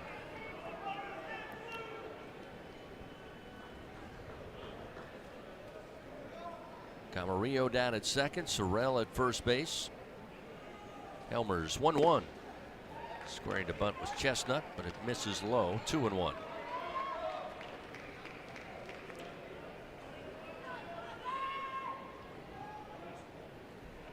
Hard to believe here in 2024. 4 more opportunities to see the Tigers here at the box. Here's a bunt, a beauty, and they'll say a foul off the bat and off the plate. It rolled only about 4 feet in front of the dish, and home plate umpire Derek Malika out immediately, pointing to the plate, ruling it foul. If you look at the replay, he bunted it straight down and it came right back up and hit him while he was still in the batter's box. That's the correct call. Caught him right on the lid. Yeah. Caught the bill of the hat, maybe a little bit of the noggin there. I think it did. Yeah. Chestnut shaking his head, kind of shaking the cobwebs there. But that's the correct call. The ball hit him while he was still in the box. It's foul. Yeah, he caught it right on the visor. Almost took the helmet off. He's back at the plate. Now a 2-2 count.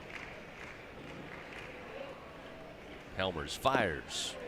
It's low and away for ball 3. That big sweeping breaking ball from that 3/4 arm slot from Helmers. A lot of horizontal movement on that.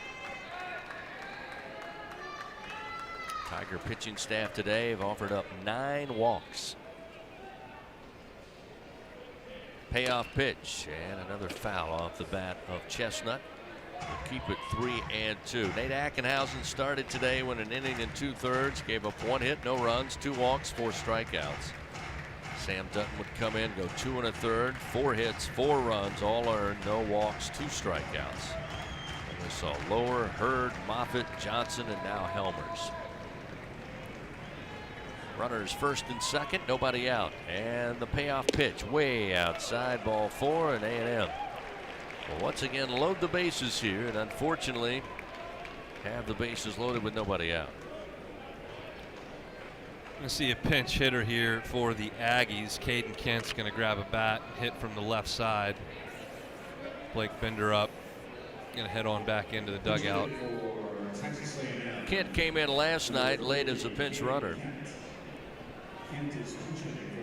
So the left-handed hitter will get set to come to the plate with the bases loaded. Kent batting 190 in SEC play. This will be his 22nd plate appearance. On the year, a 281 hitter. He'll swing and miss at the first offering. Off speed from Helmers, and it's 0-1. Mentioned last night, Kent, the son of MLB All-Star Jeff Kent. Great second baseman. Helmers 0-1. Too far into the left-hander will make it 1-1.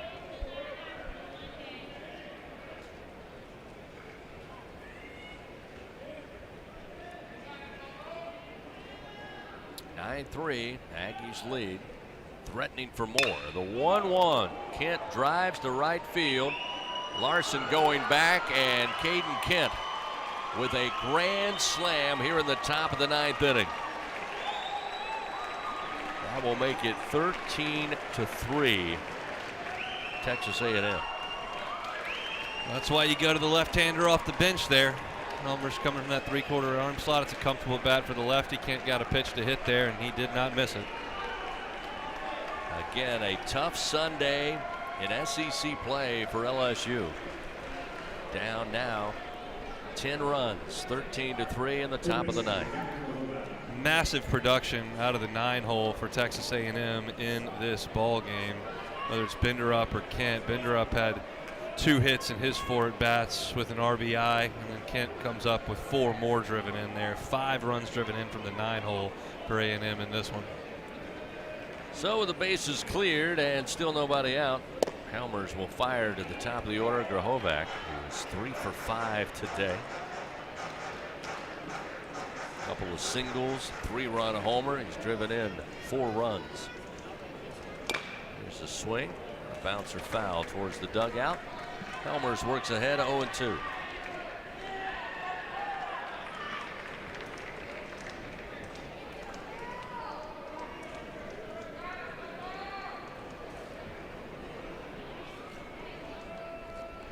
New baseballs given to Derek Malika, the home plate umpire. Mr. Hovack digs back in. Helmers 0-2 pitch and a ground ball towards third on one hop. White fields the throw to first, and a nice job digging it out by Jones with a backhand. Recorded the first out of the inning. I tell you what, we got spoiled for 3 years with Trey Morgan over there at first base, and he was obviously one of the best defensive first basemen in the history of the program.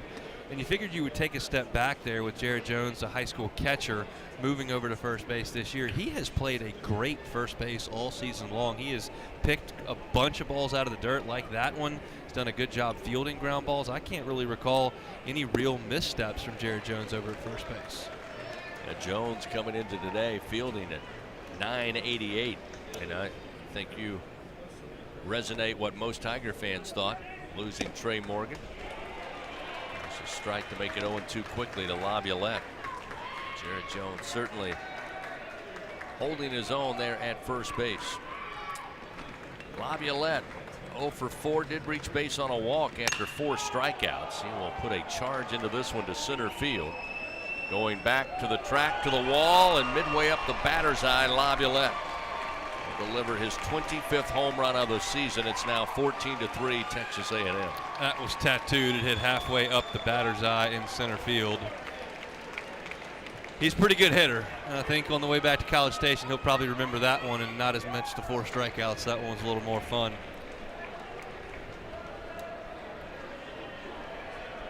And Will Helmers trying to find 2 more outs here. Went from a 6-run lead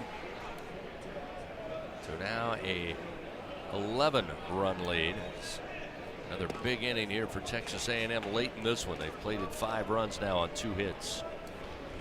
First pitch to Montgomery, missing low and inside, and it's 1-0.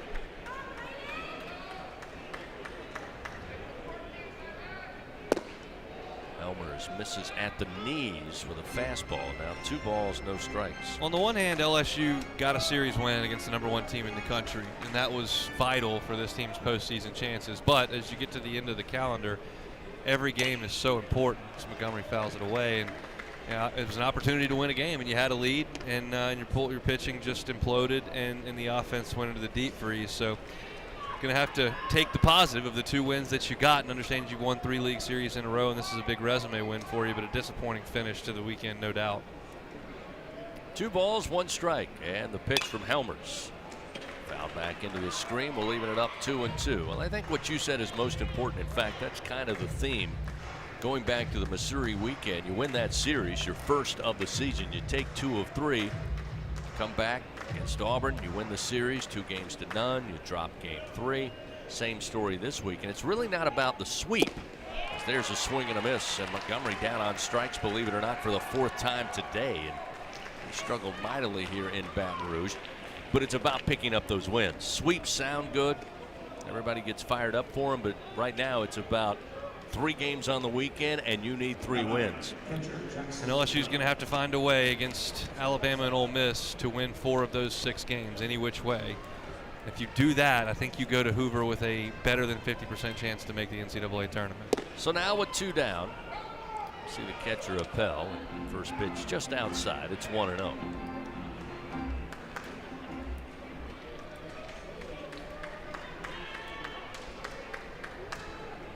Delivery, a little line drive, and it's over the reach of Kucherak at shortstop. It will land safely in left center. Appel with his 2nd hit of the day, a single to go along with a 2-run homer. But Jay Johnson knows what he's talking about. He mentioned back on Thursday entering this series, he talked about it with you multiple times in pregame. It's all about the big inning with this A&M team and trying to prevent that. And today they put up 7 zeros, but you got a 9 spot and a 5 spot. And that's plenty. 14 runs thus far, and as Hunt points out, the astonishing number. All 14 coming in 2 frames. Called strike from Helmers to Hayden Schott, who's 1 for 5. Also has struck out 3 times, but had a triple and scored in the 5th. Helmers delivers and missing low. Evens it up, 1 ball and 1 strike. Coming up, we'll have the Fighting Tiger 10th inning show presented by Women's Hospital. Break down what this series means coming out of Sunday's game 3. A 1-1, a swing and a miss gets Helmers ahead 1-2. Take a look at the final stat line. Find the play and player of the game. Update that scoreboard around the SEC, and then get some thoughts from head coach Jay Johnson down at the clubhouse. The 1-2 off the end of the bat, foul to the screen. Keep the count, 1 ball and 2 strikes. All coming up on the Women's Hospital Fighting Tiger 10th inning show.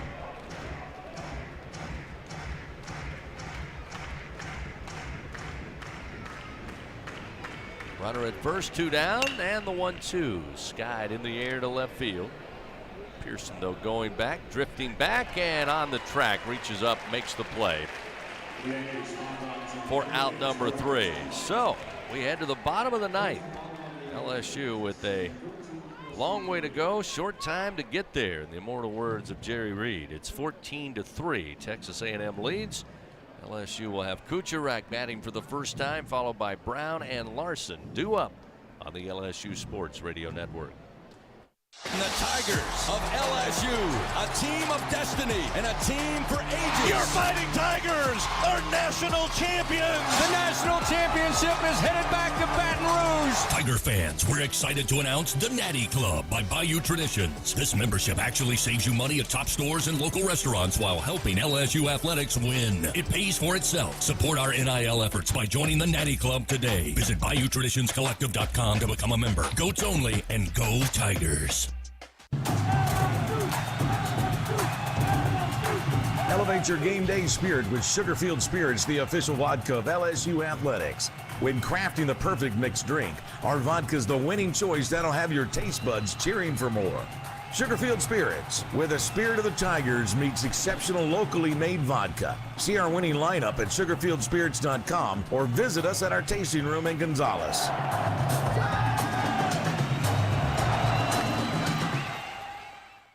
Albertsons is making shopping and saving easier than ever. Check out Albertsons For You in our mobile app, where you can shop for groceries and save weekly with digital coupons all in one place. With Albertsons For You, you can earn rewards points every time you shop and redeem them for free groceries. Brand new Albertsons For You members receive $5 off their next $25 purchase just for signing up. Download the Albertsons app or go to albertsons.com to sign up. Albertsons, fresh food, local flavors. The ninth inning of LSU Fighting Tiger Baseball, presented by L'Auberge Baton Rouge Casino and Hotel on the LSU Sports Radio Network. Last chance for LSU. They're down 11 runs. What's been a steamroller today by Texas A&M offensively. Ryan Kucherak, who entered the game at shortstop for Braswell, the starter, will bat for the first time on the day, his 12th at bat of the season. Freshman out of Chandler, Arizona. 1-0 across the plate. Aschenbeck continues for Texas A&M. He'll even the count, 1 ball and 1 strike. By the way, Caden Kent remains in the game at first base. Defensively for the Aggies. Here's the 1-1. And the pitch missed low. 2-1 to Kucherak. Should mention Caden Kent. First home run of the season here in 2024. Happened to be a grand slam here at the box in the top of the ninth inning to make it 14-3. There's a swing and a miss by Kucherak, and it'll even the count 2-2.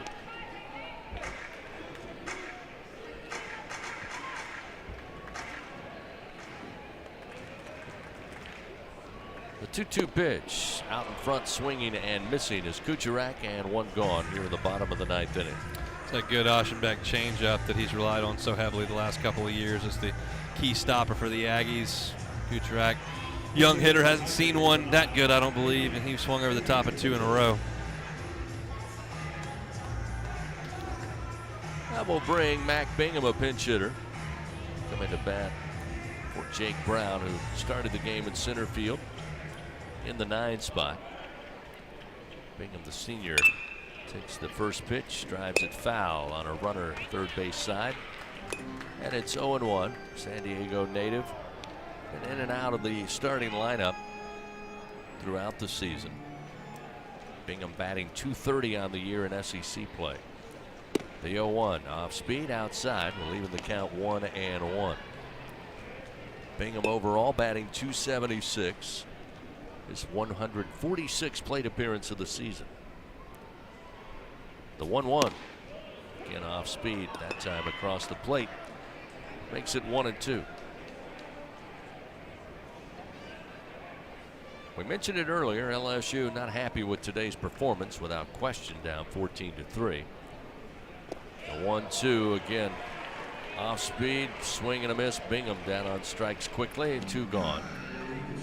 But the mission overall accomplished, winning the series. The win on Friday 6-4, Saturday 6-4. And we'll see Ethan Fry, who came in to pinch hit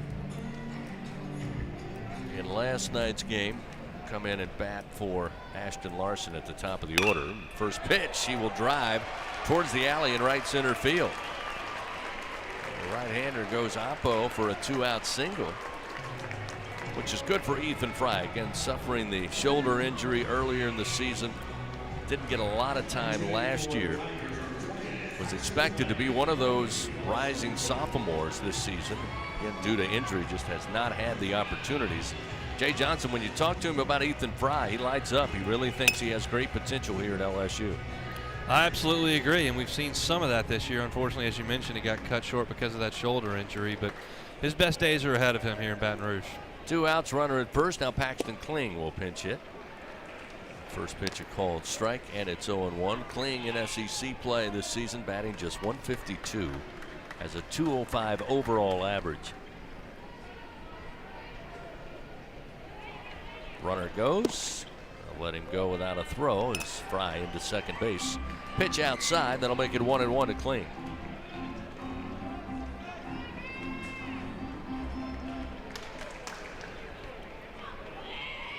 (14-3), Texas A&M leads, but Jay Johnson Wants to see some competition out here, even in a lopsided game in the bottom of the ninth.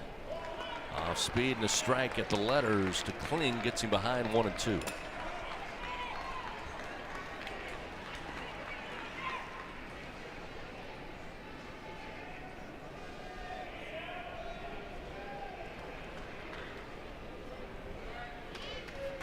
The 1-2 pitch. Kling, base hit, left center field. They're going to wave around Ethan Fry. He will come in to score, and Paxton Kling with a 2-out RBI single picks up ribby number 20 on the year. That brings to life the last of the hard Tiger fans here at the box. It's now 14-4. Good swing there by Paxton. Got a pitch that was down and was able to drive it into center field for an RBI hit. Now we'll see Jared Jones. Jones today 0 for 4. Struck out in the 7th inning. A couple of fly ball outs and a ground out.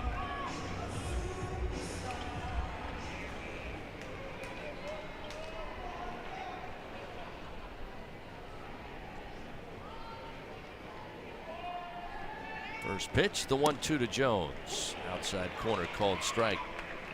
Floated in there by Aschenbeck. And it's 0-1.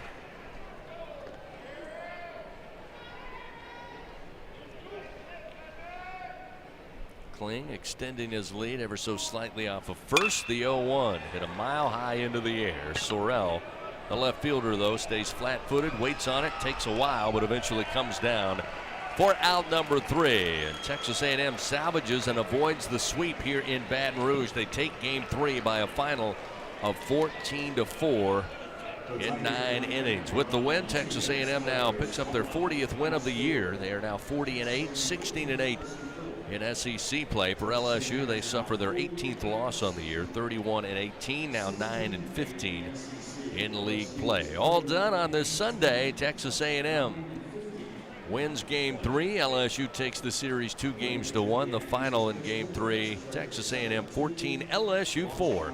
Coming up, we crank up the Women's Hospital Fighting Tiger 10th inning show here on the LSU Sports